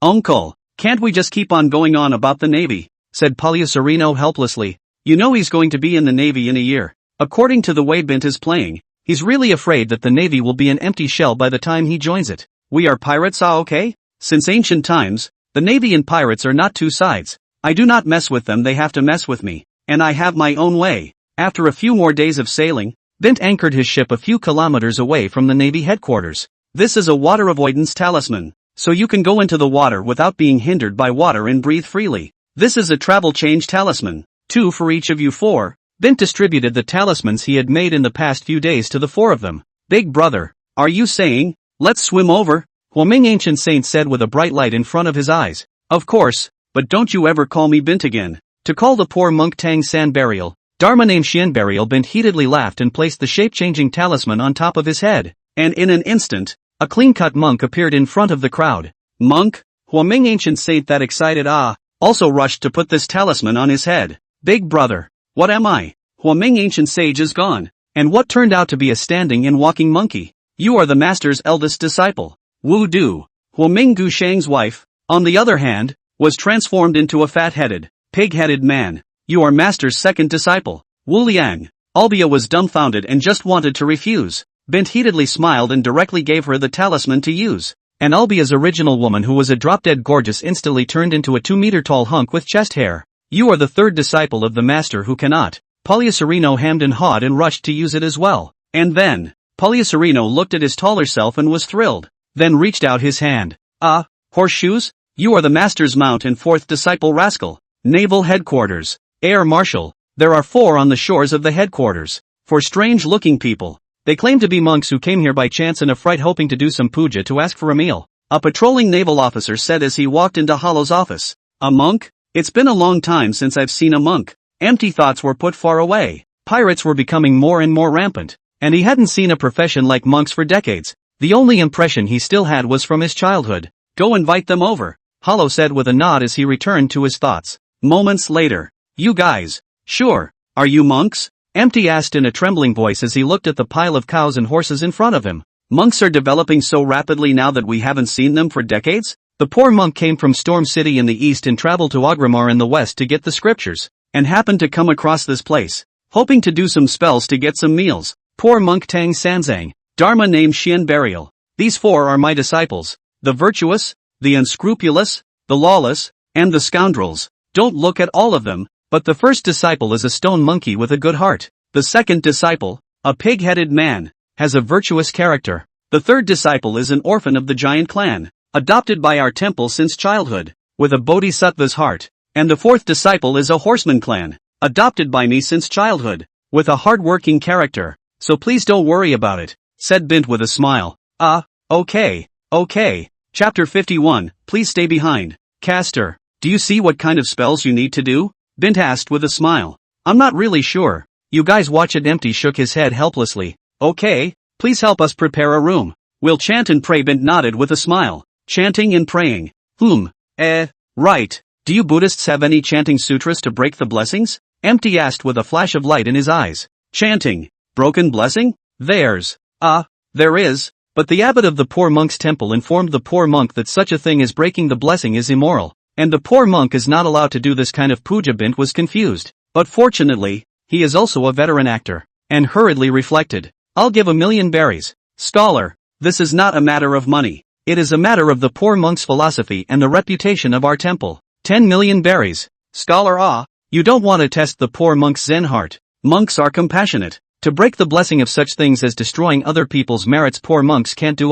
100,000,000 berries. Scholar, please tell the poor monk which person you want to break the blessing for. This one. Bint. This is it. Empty said as he pulled out a bounty and pointed to the man on it. Good giver. The corners of Bint's mouth quivered. Shit. I'll stop calling Bint if I don't give you 100 years of Navy break this time. Crane. You arrange for a room and lodging for them. Hollow nodded happily and said to Crane, who was off to the side. Yes. Please follow me. Crane led several people to a room. After the people entered the room, "It's scary. Uncle, do you know how to chant?" Fourth senior brother Rascal swallowed his saliva and asked. "This chanting thing is a handful, isn't it?" Bint stroked his bald head and spoke confidently. Suru stood outside the door for a long time, still curious as to how the chanting and breaking of the blessing came about. Maka Baka aka Waka Maka Maka. Hearing the sound coming out of the room, Crane nodded thoughtfully. "So this is the scripture. Up knowledge." Listening to the sound of the scripture that has been coming out of the inside, Crane nodded.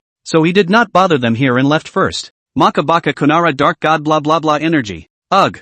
Crosstalk. Is that man outside gone yet? Bint asked softly as he stopped chanting. Gone. The rogue looked out of the room. Who? Actually want to break my blessing? Empty this little turtle fan hard is very bad. Bint touched his chin and smiled. Uncle, do you need to do something? Rascal asked softly. Go to sleep and wait for the night to get emptied. Bint lay back down on the bed. Well. In the middle of the night, the five got up and walked towards the empty office. Wait, this giver. Bint's eyes lit up at the sight of the man on the road and he shouted towards the man. You guys are? The man asked, dumbfounded, as he looked at Bint's group of cows and horses. The poor monk came from Storm City in the east and traveled to Agramar in the west to get the scriptures, and on the way, he happened to come across this place, hoping to do some pujas to get some meals. The poor monk has just finished doing the puja and is going to go look for Master Empty, the infinite heavenly father. Ba, Amit Ba Buddha, Bint said with his hands clasped together and a slight smile. Monk? So that's what it is. May I ask what you have to do? The man froze and asked. You and the poor monk are destined to be together. And, as the poor monk can see, the monk has encountered something troubling in the last few days? Bint asked faintly.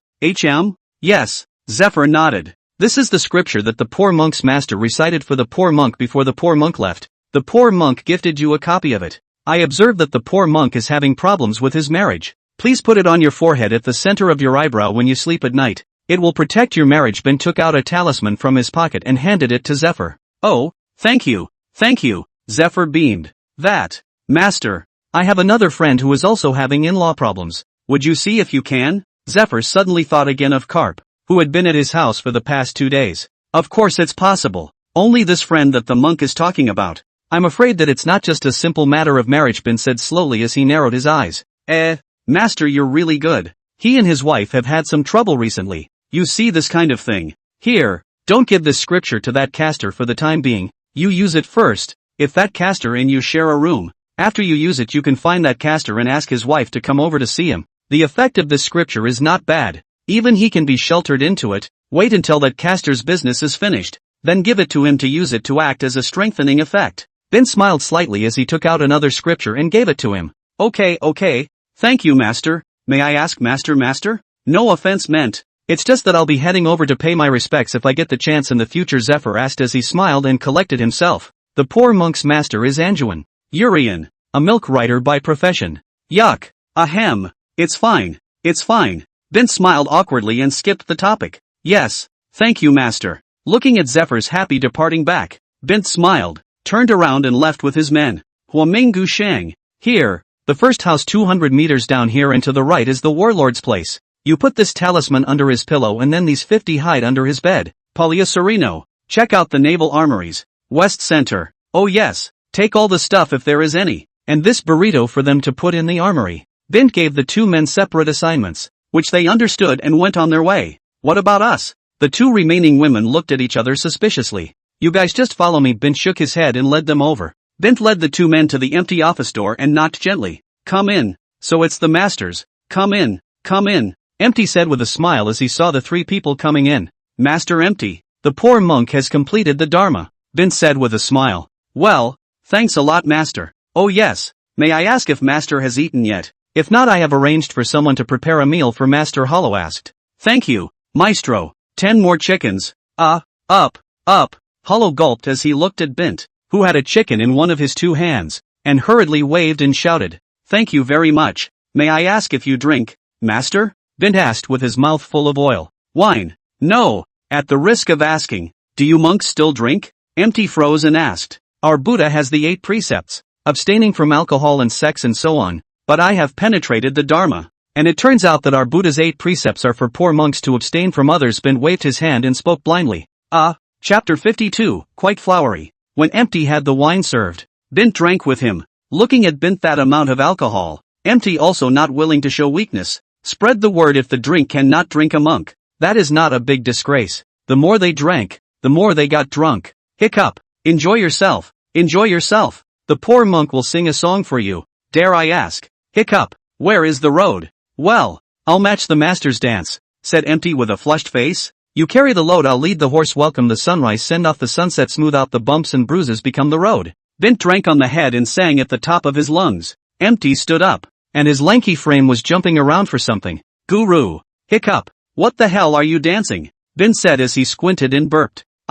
Did I dance badly? Asked Empty, confused. Come, the poor monk will teach you a passage. Bint lifted her pant legs and tied them up to the base of her thighs, exposing her thighs, then hugged a thinner pole and danced enchantingly. Immortal. Immortals show the way. Bint got drunk and climbed up the pole, head down, both thighs with feet pointing in a direction. Empty wobbled to his feet and ripped his pants right off, and then, a chest-haired 2-meter man with his chest to the pole and his ass in the air. Crane in the corner of the room looked dumbfounded. Okay, the meal is over, Crane said hurriedly. Over there, Olbia and Miriam Palace looked at each other helplessly and said goodbye to Crane, dragging Bint away. By the time the wee hours of the morning rolled around, Bint had sobered up, and Polyacerino and Homunculus Saint had returned. Hiss. You said, I really did that at night? Bint asked, looking at Olbia with a headache. Well, fairies show the way, Olbia said with a belly laugh. Gee, shame. No, I can't just leave. Bint shuddered and shook his head, getting up and heading to Hollow's place. Knocked on the door. Well, master, here you are. Empty headache pushed open the door, thinking about what he did last night. The two of them looked at each other and smiled awkwardly, automatically skimmed over. The poor monk will be leaving soon, said Bint with a slight smile. So soon? Not staying a few more days? Empty wondered. No, the poor monk has already disturbed for a long time. Before leaving, the poor monk thought of the hospitality of the Empty monk, for the poor monk specially came here to thank, and gave the Empty monk some scriptures. I recited myself. Bint took out a bunch of talismans from his bosom and smiled as he said, these scriptures have the use of stabilizing the mind and increasing blessings. Please post them on the tallest building in your office to bless everyone on the entire island. Bint introduced. Thank you, master. Hollow took it, nodding slightly. Right, and also, this scripture is a separate gift from the poor monk. You can put it under your pillow at night before going to sleep. Bint took out another talisman that was different from the previous pile and handed it to Hollow. Well, thank you for your hospitality, poor monk. This is your departure. Looking at Bint's back, Hollow nodded and went back to sleep. Zephyr's residence. Scripture? A monk gave it to you? Karp murmured suspiciously as he looked at what Zephyr was handing him. Well, don't use it yet. You're acting as a reinforcement. I'll just use it first tonight. Zephyr nodded. Good. I've already told my daughter-in-law to come see me tomorrow to talk it over. Karp heatedly smiled. When the two of them fell asleep, the talisman on Zephyr's head slowly released its light. The next day. Karp, I'm coming. Open the door, came the voice of Karp's wife from the door. Zephyr. Well, are you coming down? Karp asked as he hit the floor and slept on a blanket, looking at Zephyr on the bed. Why don't you guys talk it over? I'll be down later, Zephyr said softly. Karp shook his head at the delicate voice. Were his ears bad even in the morning? Karp pushed the door open and saw his wife hemmed and hawed, inviting her in. The two of them had a nice chat down there, and Karp had cleared his name completely in the last 2 days. Well, I was wrong about you, and you should stop bothering people at Zephyr's house and go back, Karp's wife said with a gentle smile. Aha! Karp nodded happily. Yo, looks like your misunderstanding is cleared up.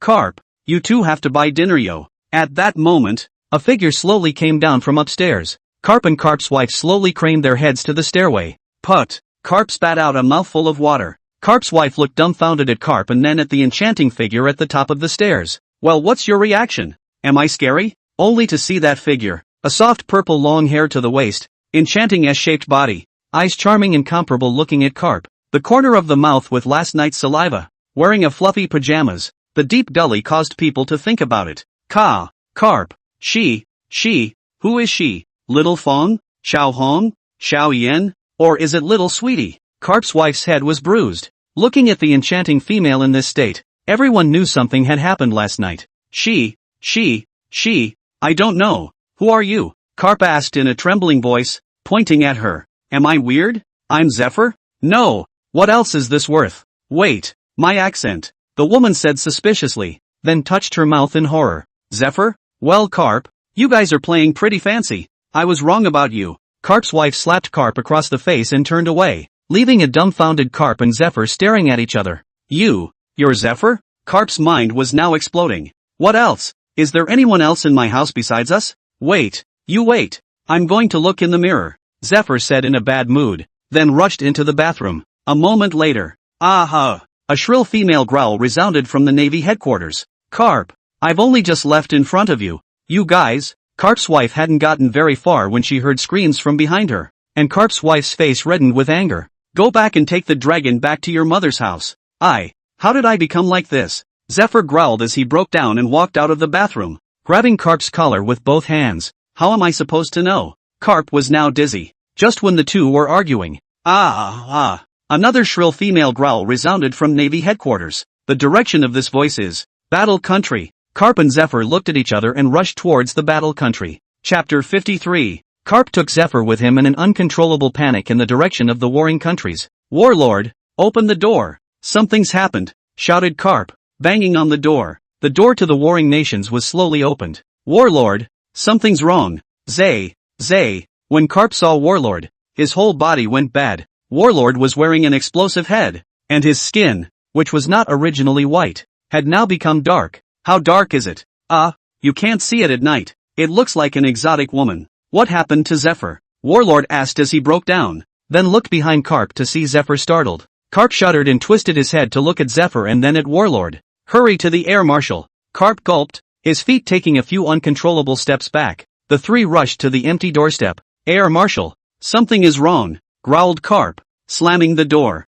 So early? When did you three get so diligent? Empty asked as the door to his house was slowly pushed open and Empty dozed off rubbing his eyes. Yo, are you three playing so fancy now? Empty looked at the three, mostly at the two in the back, and the familiar features made him instantly recognize them as Warlord and Zephyr. The three trembling men reached out and pointed to the Empty. Why are you pointing at me?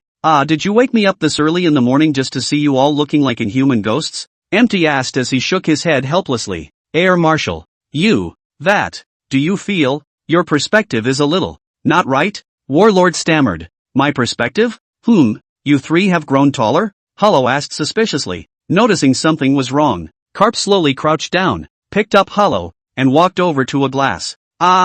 In the marshal's office, Sengoku and Zephyr sat in depression and didn't speak. A monkey wearing a naval uniform sat on the marshal's desk seat. The atmosphere is a bit dull. Karp was the only one who was okay with it, smiling awkwardly and trying to break the mood. But no one cares. Marshal, why don't I peel you a banana for dinner? Karp asked, looking tentatively at the monkey. Karp is flying pretty high. Tell us all about the day yesterday, monkey said after a moment of silence. Zephyr and Warlock talked about yesterday's events. Warlock was fine with nothing happening yesterday, but Zephyr's experience silenced air. You mean you used the scripture that monk gave you at night and woke up like this in the morning? Empty asked slowly.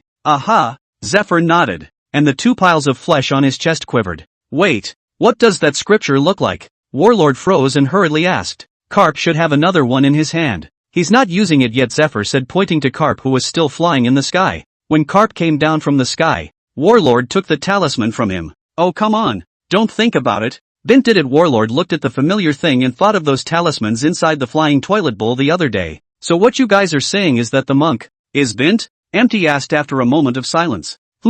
Go, quickly. The three of you go to the barracks, the restrooms, and the homes of all Navy servicemen with families to do your research. Empty ran out in a hurry, and before he left, he instructed the three in their tasks. Air Marshal, where are you going then? Karp asked, looking to air. My family's vegetable garden. A few minutes later. Don't talk. Let my head think for a moment. Empty eyes stare blankly at the ceiling. Warlord and Zephyr didn't say anything either. Don't be so dreary. Bint, that asshole is just like that, isn't he? Air Marshal, you are the spiritual leader of the Navy. Cheer up. I'll go peel you a banana. The veins on Empty's monkey brain bulged, and as soon as he picked up the rest of the talisman and stuck it on Karp's head, then, under the shocked gaze of the two monkeys, Karp turned into Captain Sauce? Ghostly black silk interspersed with leg hair, a short, latticed, knee-length skirt, whiskers and scars interspersed around his pretty face. The atmosphere was more silent. By the way, Air Marshal,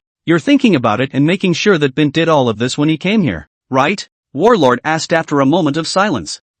Well, your sister. Quickly, get out of this building. Notify all Navy personnel to stay away from the building. Thousands of miles away from the Navy headquarters. It should be about time. The Imperial Thunder Charm. It's time to feel the effects at their peak. Bint smiled slightly. When a talisman reaches its peak, not only does it have the effect of being time to play, but it also has the effect of being able to be controlled remotely using a fortuneteller. On this day, there was a thunderstorm at Navy headquarters. The 100-meter diameter thunderbolt. A monkey looks at the ruins of the building that symbolizes the Navy headquarters. I Bint his. Notify all navies. All out. Leave no one behind. No Bint is caught. No coming back. Air's face was redder than his ass as he roared in unbridled anger. It's too much. Marshal. You are a marshal. You have to think deeply about it. Karp. Sauce rushed to hug Air and shouted. Bint is practically writing me to shit and asking me for paper. I've lost faith in the Navy. Bint the moral scum slaughterer with a twisted heart. Moral scum who tramples on humanity. Assholes who leveled the moral ground. In all my decades in the Navy, I've never seen a pirate who was such an asshole. Hollow growled as he struggled angrily in Karp's arms. Air Marshal. I know you're angry, but you have to calm down. Sending out the entire Navy to catch him alone is too much of an impact. Sengoku also rushed over here to persuade. Yes, Air Marshal. You mustn't get carried away. Zephyr admonished as well. Just then, Karp's phone bug rang. Karp. I've taken the dragon back to my mother's house. I need to calm down. And I want you to calm down and give me a good explanation, Karp's wife said on the phone and hung up after that. Phone. At that moment, Warlord's phone bug also rang. Warrior General, we are repairing the house. We were repairing it well today, but I don't know why your bed suddenly blew up. The lightning exploded and dozens of houses collapsed along with 3 streets. And we have dozens of people who have been injured. That, compensation, work injuries, and repairs add up to a total of 300 million belly. You see, Zephyr's phone also rang, but unlike the previous 2, Zephyr, I figured it out. And I know you're a boss thickhead. Writing love letters like that. Forget it. I'm sorry. I didn't think about it that much. I was wrong, Zephyr's girlfriend said on the phone. Really? That's great, Zephyr said excitedly. A woman's voice? Isn't that Zephyr's phone? Hello, Zephyr. Send out all the Navy. The 3 men with a monkey are now on the same page. A united front. Screw deliberation. Screw calm. Screw influence. The Navy won't stop until Bint is removed. The biggest impact the Navy is having right now is not catching Bint and letting him out there on the loose. Thus began a vast campaign to eliminate the bandits. Chapter 54, The Last Move. Bint Service. Put. My nigga. There's no need for this. All 50,000 Navy out there. Just to catch me? Bint looked at the newspaper and spat out a mouthful of water. What are you doing, you naive batch of stay-at-home children? Asked Bint, looking up helplessly just in time to see Palyacerino over there. Is it too late for me to go to the Navy in defect? Asked Palyacerino in a trembling voice as he gathered his things. Big brother, what's to be done? Huoming Ancient Saint looked at Bint and asked. Propulsion City, how's the food in there? Bint asked with a slight smile. Big brother, do you really want to? Huoming Ancient Saint was surprised. Don't worry, they can't help me. 50,000 people arresting one of me is very much giving face. Since they gave face, don't I have to give them face as well? Bint laughed slightly. What do you mean, big brother? It takes a lot of berries to build a propulsion city, doesn't it? Bint smiled grimly. Okay, don't worry about me. I'll just go in and have some fun. Bint stood up and stretched. Since they were planning to go to Propulsion City, there was no way they could continue to bring a few of them with them. Bint took them ahead to meet Roger. Yo, Roger, Riley, Jabba, Cycle. It's been a long time and I've missed you. Bint shouted as he looked at the ship over there. Bint, it's Bint. Fuck him. Ha, hiss. You guys don't talk about martial virtues. How can any acquaintance meet and hit someone as soon as they meet? Bint touched his face coldly, sucked in a cool breath and said, Oh, you did something good yourself, don't you know in your heart? Riley asked with a grin. Well, wasn't that to raise some bounty for you guys? You don't thank me even if you don't. But you still hit people? Bint said breathlessly. Tell me, what are you going to do about this one? The Navy, you are totally pissed off, Riley asked. What am I afraid of? You should know that I'm a crew member of the Roger Pirates. Beat him. Still want us to take the blame?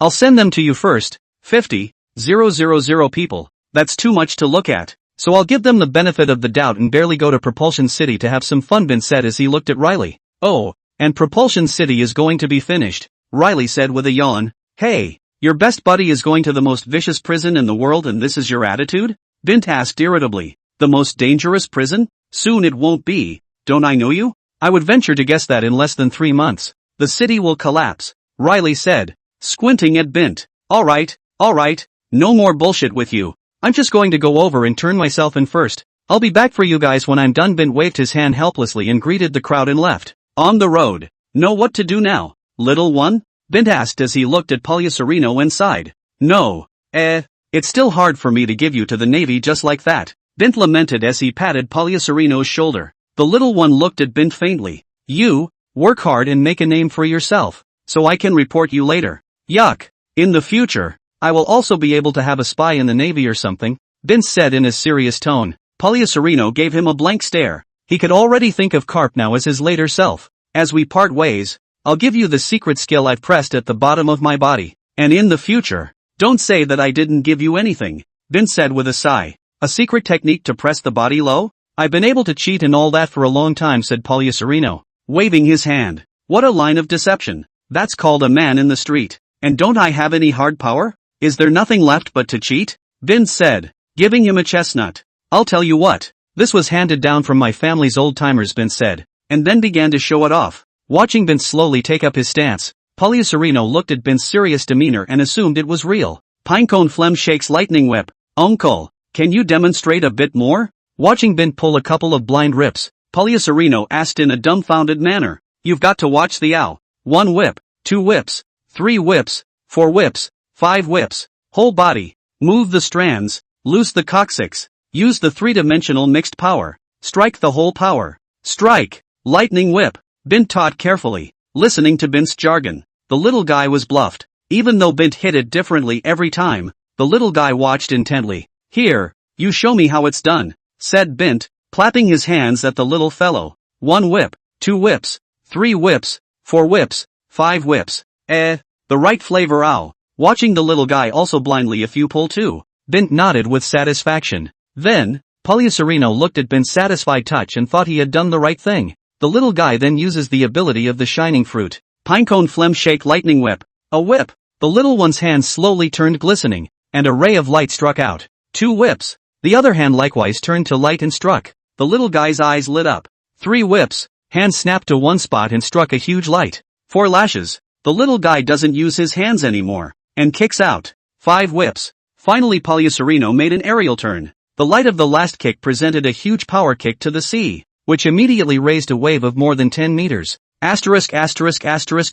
Genius. Ah, and know how to adapt. Bint looked dumbfounded for a moment, then nodded with solidly composed satisfaction. This move is our family's old-timer master ma inherited. There are still a lot of worthy of development. Your future routine to learn. Remember not to slack off. He can make you a lifelong benefit, Bint rushed to say. Uncle, it's been more than a year. You can teach me a useful trick, said Palliacerino looking at Bint with a complicated face. Well, there's no need to be sad. We'll see each other again. Here, this will be our token from now on. Bint smiled and pulled out an undergarment from his pocket and handed it to Palliacerino. Uncle, can you change the token? The little guy picked it up with tears in his eyes. I can't, even if you become a Marine. You're still a member of my underwear theocracy. Bint nodded in satisfaction. Chapter 55. Navy units are everywhere on the ocean at the moment. Bint didn't even have to go looking for them on purpose. Just wandering around a couple times to find a naval warship. Stand still. What a man. I'm from the chief. My name is Bint. Bint, quickly, inform the marshal and the others. A few minutes later, dozens of warships surrounded Bint. Yo, empty eat a banana no. Bint asked as he was surrounded by dozens of Navy guys, pulling out a banana in his arms and looking at empty over there. Bint, the blue veins on Hollow's monkey brain flared. Tell me, Bint, what are you plotting again? Warlord asked as he slowly stepped forward. You are? Warlord? Oh my. Isn't that Zephyr and Karp next to you? You three, make a group debut. Bint asked with a big grin. Bint, what the hell do you want? And when will we recover? Warlord asked with veins rippling on his head, holding back his anger. What do I want? What do you want? 50,000 people to arrest me? You think I can run? Then I might as well not run. As for when you can recover, it depends on my mood and your performance, Bint said with a shrug. Empty frowned and winked at one of the navies beside Bint, and instantly, dozens of navies with dozens of shackles had been firmly under control. Help! Uncle Navy! Help! Just then, on Bint's original ship, Palliacerino ran out covered in bruises. It's you! That little guy. Seeing Palliacerino, Karp instantly remembered. Is he in league with this Bint? Empty asked, looking to Karp. No, this little guy was supposedly taken hostage by Bint, and he himself was very willing to become a Navy man. Bint has been holding him hostage for a year because of that, Karp explained. Uncle, I'm in the Navy too. I passed the new Army test. You guys should have my file there. I can finally go back. Poliacerino choked back tears as he wiped them away. Since when are you assholes in the Navy? Bint asked as he looked at Poliacerino in shock. Humph, if I had told me it was the Navy, you would have killed me a long time ago. You wouldn't be alive today. Ooh-hoo, thank goodness I'm smart, whimpered Poliacerino. Karp, go to my room and bring me that pile of recruit information, Hollow said after a moment of silence. Looking to Karp, Karp nodded and held out a huge pile of information from the empty room. Empty rummaging around. I really did find one named Poliacerino, but in a state where he was dealing with his family's affairs that hadn't been signaled yet. That's still true, little man. Ha ha ha, witty indeed. Even I was fooled before, said Karp, looking at Poliacerino with a big smile. Since you're a new recruit for our Navy, you can go back with us later. Looking at Poliacerino's bruised appearance, Cone said with some reluctance. As for you, Bint, although I don't know what you're trying to do now, since you've fallen into the hands of our Navy, it's only natural that you won't be allowed to make any waves, Hollow said lightly as he looked at Bint. In order not to have any trouble on the way, Air, Cap, Sengoku, and Zephyr personally escorted Bint to Propulsion City. Road.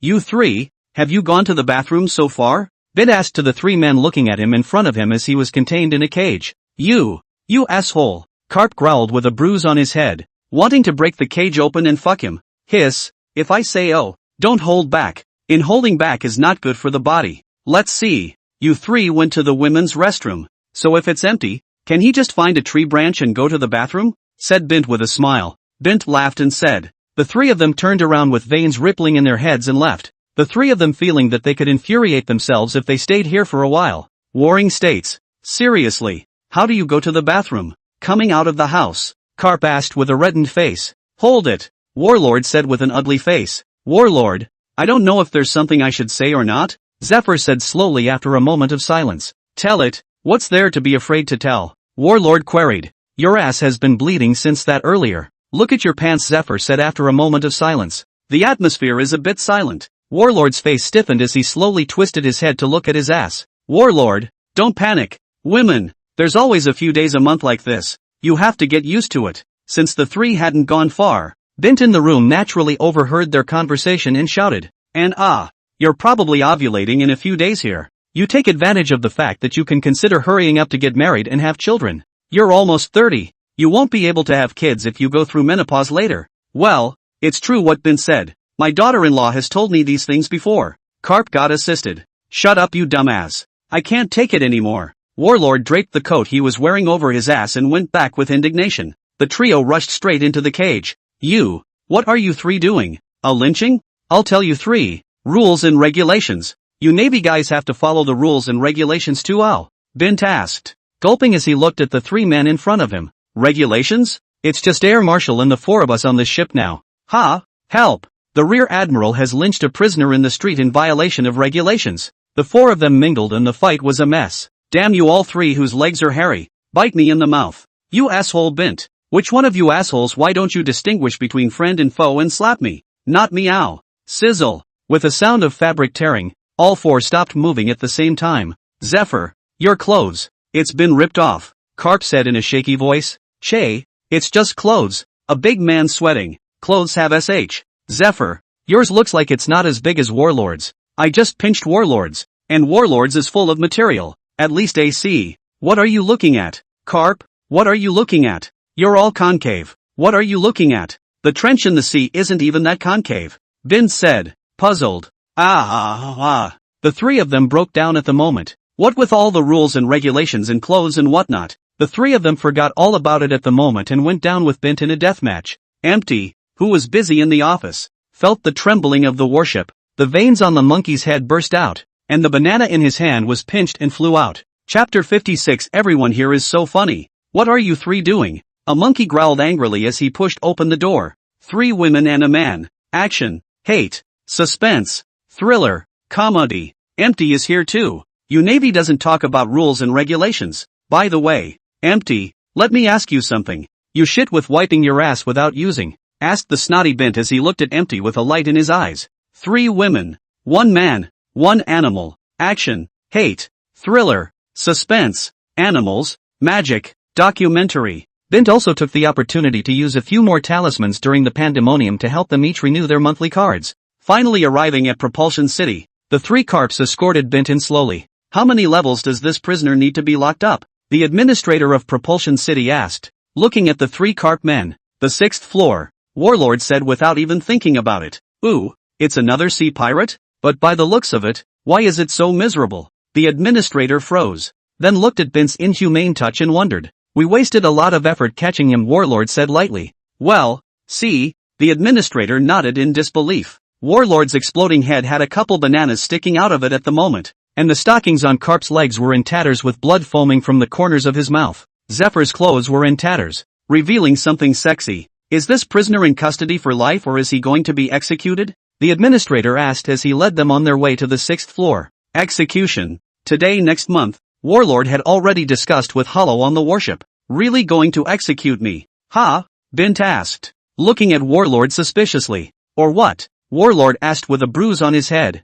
Well then, execute them, and you 3 and empty will be women and monkeys for the rest of your lives. The 3 looked at each other in confusion. Yeah, forgot about that. I'll go back and discuss it with the marshal before taking him into custody, Warlord said after a moment of silence. Alright then, the 6th floor is here. Are you guys going in or not? The administrator nodded, reaching the doorway of the 6th floor looking to the 3 and asking. We won't go in. Just drop him off here. Warlord shook his head. There were some familiar faces in there as well, and he didn't want to meet those people. Alright then, the administrator nodded, took the Bint, and let it inside by pushing the door open. Wahahahaha, here comes another new face. It looks beautiful. I wonder how it tastes. I want to eat him. As soon as he came in, Bint felt at home. Not because the group was perverted, of course, but, like-minded. Enough. Humph. The administrator frowned, exuding a powerful authority. Go inside. This is your home for the rest of your life. The administrator led Bint to a room and threw Bint inside,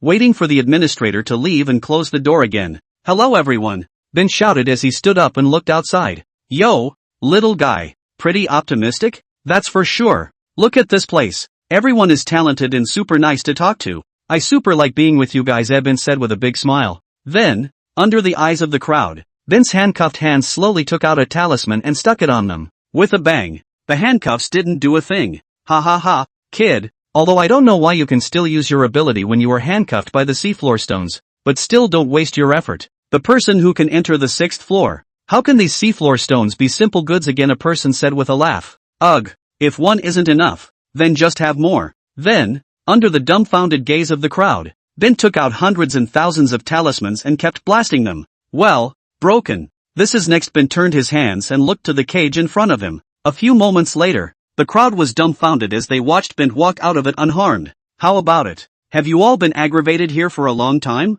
Bint asked as he looked at the crowd with a smile. The crowd is silent. Harm. Since we're here, we're all brothers, so how can we treat our brothers poorly, right? Come on, eat and drink well. This is the good stuff I got from the Navy headquarters. Bint took out a pile of good wine and food and gave a little to everyone. Good wine, good guts. Man, I see by the looks of you. You didn't come here just to punch the Navy in their face, a man asked as he sipped his drink and looked at Bint. Of course, I'm here for a great thing, Bint said as he clinked a glass with him. Yes, my name is Abaro, Pizarro, the man said with a smile. Oh, so you're the king of evil politics who made a lot of noise a few years ago, ah? My name is Bint, Bint said with a smile. Bint? Doesn't ring a bell. Harm. I'm just a nobody. Who knows what kind of madness the Navy has sent out 50,000 Navy to come and get me, a Bint shrugged. 50,000 Navy? Ha ha ha ha ha. Man, you're kidding. Man. Ha ha ha. Laughing my ass off. 50,000 Navy just to catch you alone? Ha ha ha. I can't. I'm laughing my ass off. The 6th floor resounded with laughter. Bint smiled back and walked over to the door of the cell of the first man who had laughed. Buddy, I'm a fortune teller. Want to tell a fortune? I'm a fortune teller. Do you want to tell a fortune? I'm good at all kinds of things. Bint asked with a smile. A fortune teller? Not really. The man shook his head.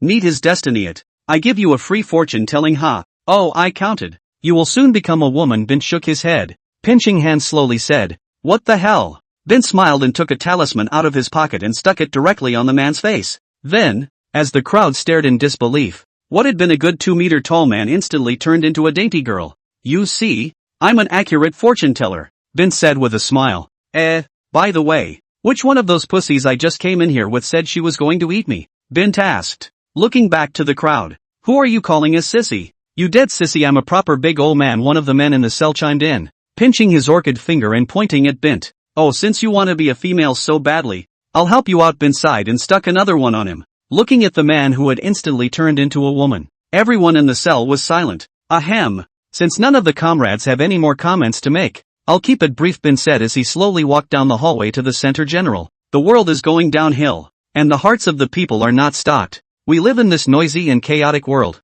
a lone sail drifting on the sea, and the evil capitalism has ruled the world for too long, and the pirate class has come to the point where they can't even afford to eat soup. In the beginning, I was just a simple child, forced by a group of pirates to become a pirate. I have never persecuted anyone in my life, and I have always been an adventurous pirate. But the Navy, the world government, and other pirates, such as the Roger pirates, have bullied me too much, robbed me of my wife, killed my children, and forced my 80-year-old mother to do so. Look, in today's world, all that's left of me is this useless skill and a burrito bought for 500,000 belly. That's like a rock, Bint said indignantly as he took out a burrito from his arms. When a baklava sells for 500,000 belly, 500,000 belly, what does that mean? Ha! The world has gotten so messed up that we're still in the dark. Show your blood. Show the vigor you had when you first came out of the sea. The Navy is bullying people too much. The world government doesn't treat people like human beings.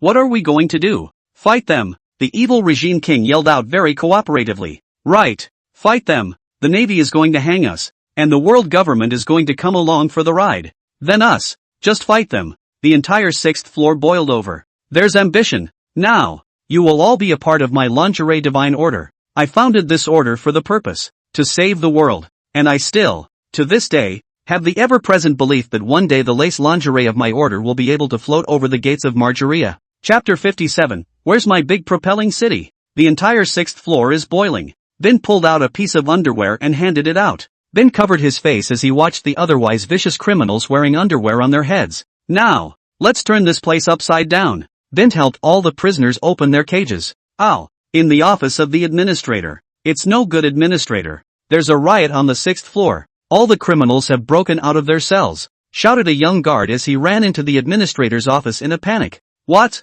Quickly! Contact the world government and the Navy. Get them to back up. The administrator froze, then rushed to say, they've begun advancing to the 5th level. Another guard ran in. What? Have they gone mad? The administrator's head hurts. Naval service. What? Fine. We know. We'll send support over right away. Empty picked up the phone and said in shock. What is it, Air Marshal? Asked a puzzled Karp, who had just returned. The criminals of Propulsion City are rioting. Bint, the three of them, Karp and Warlord Zephyr, looked at each other. The three came to this conclusion without even a little bit of thought in their brains. Go get the 3 big generals. Those 3, back here. This is not the time for them to be following locusts around like demented men, said Hollow, slapping the table. World government. Something has happened in Propulsion City, and this time, I guess it has nothing to do with that Bint, an elder said slowly. That Bint is a real pain in the ass. It needs to be dealt with quickly, said another elder with a headache. That lord has noticed him. We need to deal with it quickly. What to do with it? Send a large number of troops to suppress the city of Propulsion. That Bint will be executed as soon as he's captured. There can't be a single moment's delay. Every second he survives is a greater threat to us. Aha! Advancing the city. Having just circulated with the level 5 inmates, Bint cleared his throat after his speech. The lingerie god teaches what we are all about, shouted Bint loud and clear. Wealth and strength, democracy, civilization and harmony, freedom, equality, justice and the rule of law, patriotism, dedication, honesty and friendliness, shouted several hundred prisoners. Screw you guys, asterisk. When did I say this was our purpose? Bint cracked, his head full of black lines. Morality. The tenet of our lingerie god cult is morality. Morality is the creed we always believe in. Morality is the bottom line of how we conduct ourselves in the world. Morality is the unchanging core of our hearts. Bint shouted. Ow. All the prisoners also got a pen from somewhere and wrote the word morality on the underwear on everyone's head. Looking at some of the prisoners that looked at the stupid asterisk gaze at himself, Bint smiled. He never believed from the beginning to the end that all people would be brainwashed. Those people still have their own thoughts and pursuits. Now they are attached just to be able to get out. Bint didn't care. It was fine to have more cannon fodder. Not to mention the manpower needed to realize the word morality. Now, there are 500 of us in total. I'll set it up. 200 men. You just bomb me. Blow up the 6th and 5th floors for me. 200 men. Go grab all the jailers and strip them naked as hostages. Bint began to distribute the action. The last 100 men. Charge with me. We must leave no one behind wherever we go, shouted Bint. Punch it. The guards on the 4th floor were still dozing off. Then suddenly they heard a ground-shaking movement and the guards were awakened. When they opened their eyes, they saw a group of perverts with underwear on their heads and the word morality written on their underwear rushing towards them. The guards gulped and instinctively fled backward. But how could they outrun these perverts? When the guards realized they couldn't run away, they hurriedly huddled together. The guards slowly opened their eyes as the commotion got further away from them. Where are my clothes? The administrator is pacing back and forth in his office anxiously. Administrator, don't you see anything wrong? Asked the deputy administrator on the side, gulping. Of course I know. The administrator's head was bruised. The seawater was not even above his neck. Administrator, we are an undersea prison. The 5th and 6th floors are gone. And now they are flooding downwards. And there are still Neptune species around us. The deputy administrator said anxiously. Administrator, reinforcements from the Navy have arrived, shouted a guard as he swam over. Great, quickly let them in to suppress these prisoners, said the administrator cheerfully. Administrator, they said, couldn't find Propulsion City, the guard said awkwardly. What? Over the sea. Where's the propelling city? Where's my big propulsion city? Asked Empty as he looked at the empty sea in confusion. The administrator says that Propulsion City is flooded into the sea, and that the 4th, 5th, and 6th floors have been blasted, said Warlord with a strange look on his face.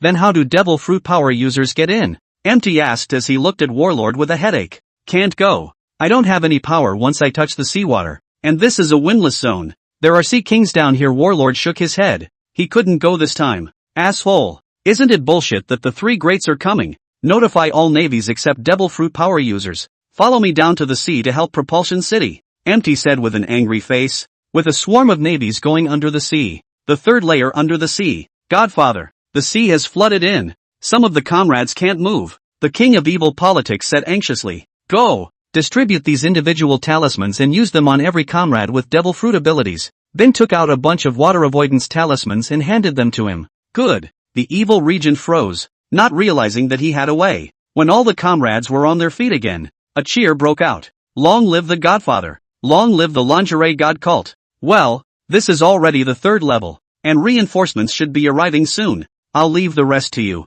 And you? Next to Propulsion City is Justice Island, right? I've come all this way. How can I not go and see it? Bint said with a smile. Oh, and if you escape with your comrades, find an unoccupied island to occupy as an important strategic point to recuperate. The lives of your comrades are in your hands. Comrade Commissar. Bint patted the evil Commissar's shoulder and handed over the heavy responsibility to the other party. Commissar. Yes, Bishop. The evil Commissar froze, smiled and nodded. He was supposed to be a hypocrite following Bint to get out, but when he thought about it, what could he do? What can he do? And, for some reason, the word political commissar made his heart instantly warm up. Chapter 58, Go. As for those, dissident comrades, you know what to do, don't you? Bint asked with a smile. Godfather, I understand. The evil regime king smiled and nodded. That's good. Comrades, the coming days are long. Ola. Bint nodded, greeting everyone. Ola, then swam off down the waters below. Right after Bint left. Commissar, there's a big group of navy coming outside. A prisoner shouted anxiously. Where's the political commissar? The prisoner asked in a confused manner as he looked at the evil commissar who wasn't where he was. The commissar he charged towards the navy with his underwear and a bench. What about us? Ola, charge. Bint swam below the surface of the sea for a while, then saw a huge building floating on the surface. Justice Island. Ha! Bint laughed, pulling out a bunch of Imperial Thunder talismans from his arms. Seawater can conduct electricity. It's twice as powerful. Bint did not stint and took out all the Imperial Thunder talismans in recent days, regardless of the first order and second order peaks, and directly piled them on top of each other and finished. By the way, there seems to be 2 giant clans up there. World government. Bint suddenly thought of something and smiled evilly. Bint then took out the fortune-telling streamer from his arms and waved it gently. his originally long black hair turning into medium yellow hair with a bowler hat on top of the yellow hair. He then leapt out of the sea and landed in front of the main gate of Justice Island. Stand still. What do you do? The patrolman asked seriously when he saw Bint coming out. Me? I'm in the underwear cult. What the hell? Lingerie. Of the Church of God. Bint leapt up and took out a sheet of underwear, which had an Imperial Thunder talisman hidden inside it, and stormed it directly onto the opponent's head. The patrol's eyes suddenly went black, followed by a wave of dizziness. Foaming at the mouth, he fell to the ground. Well, it's been a long time since I've actually let go and had a fight. Let's give it a try. Bint smiled as he put on his underwear with the word morality written on it. Looking at the group of people rushing over, Bint slowly took out the dragon-seeking ruler. The dragon-seeking ruler slowly turned into a dragon-seeking stick, and Bint took out 2 shape-changing talismans and placed them on both ends of the stick, with light slowly emanating from the ends of the stick. Bint smiled. Lingerie theocracy. Saber. Present. Bint charged, dragging his dragon-seeker stick with him. Home run. The end of Bint's dragon-seeking bat let off a bright light as it struck the first man. In an instant, the man turned into a grunting little piglet. Bint hit the piggy with a stick, and the piggy rolled over like a golf ball, instantly sending the group over there flying. Looking at the steady stream of people, Bint touched the hat on his head and put the stick away. Hands were dark and claw-like. Lobster claw. The monkey finds the moon. Scout's pouch. Double dragons playing with pearls. Crow in an airplane. Tornado destroys parking lot. Flamenco steps. Buffalo fighting mice. Bint's claws look like a nightmare to everyone. Bint's moves are deadly, specializing in the enemy's lower 3. In less than a moment, all of them covered their crotches and lay down on the ground, some foaming at the mouth, some crying and wailing in pain, and some denouncing Bint for his immorality, and how to hit people and hit that. What do you care? I don't care if you're infertile or have menstrual disorders as long as I can knock you out. Remember, I don't smile, you don't make a fuss, I give you a face and you have to take it. Little yellow hair, wear a bowler hat. My name is Saber. You remember, Bint said with a slight smile. With that, Bint managed to walk through the first gate and came to the second gate to see 2 giant ones. Casey, Moio. Bint called out the 2 men's names in a very self-conscious manner. Intruder?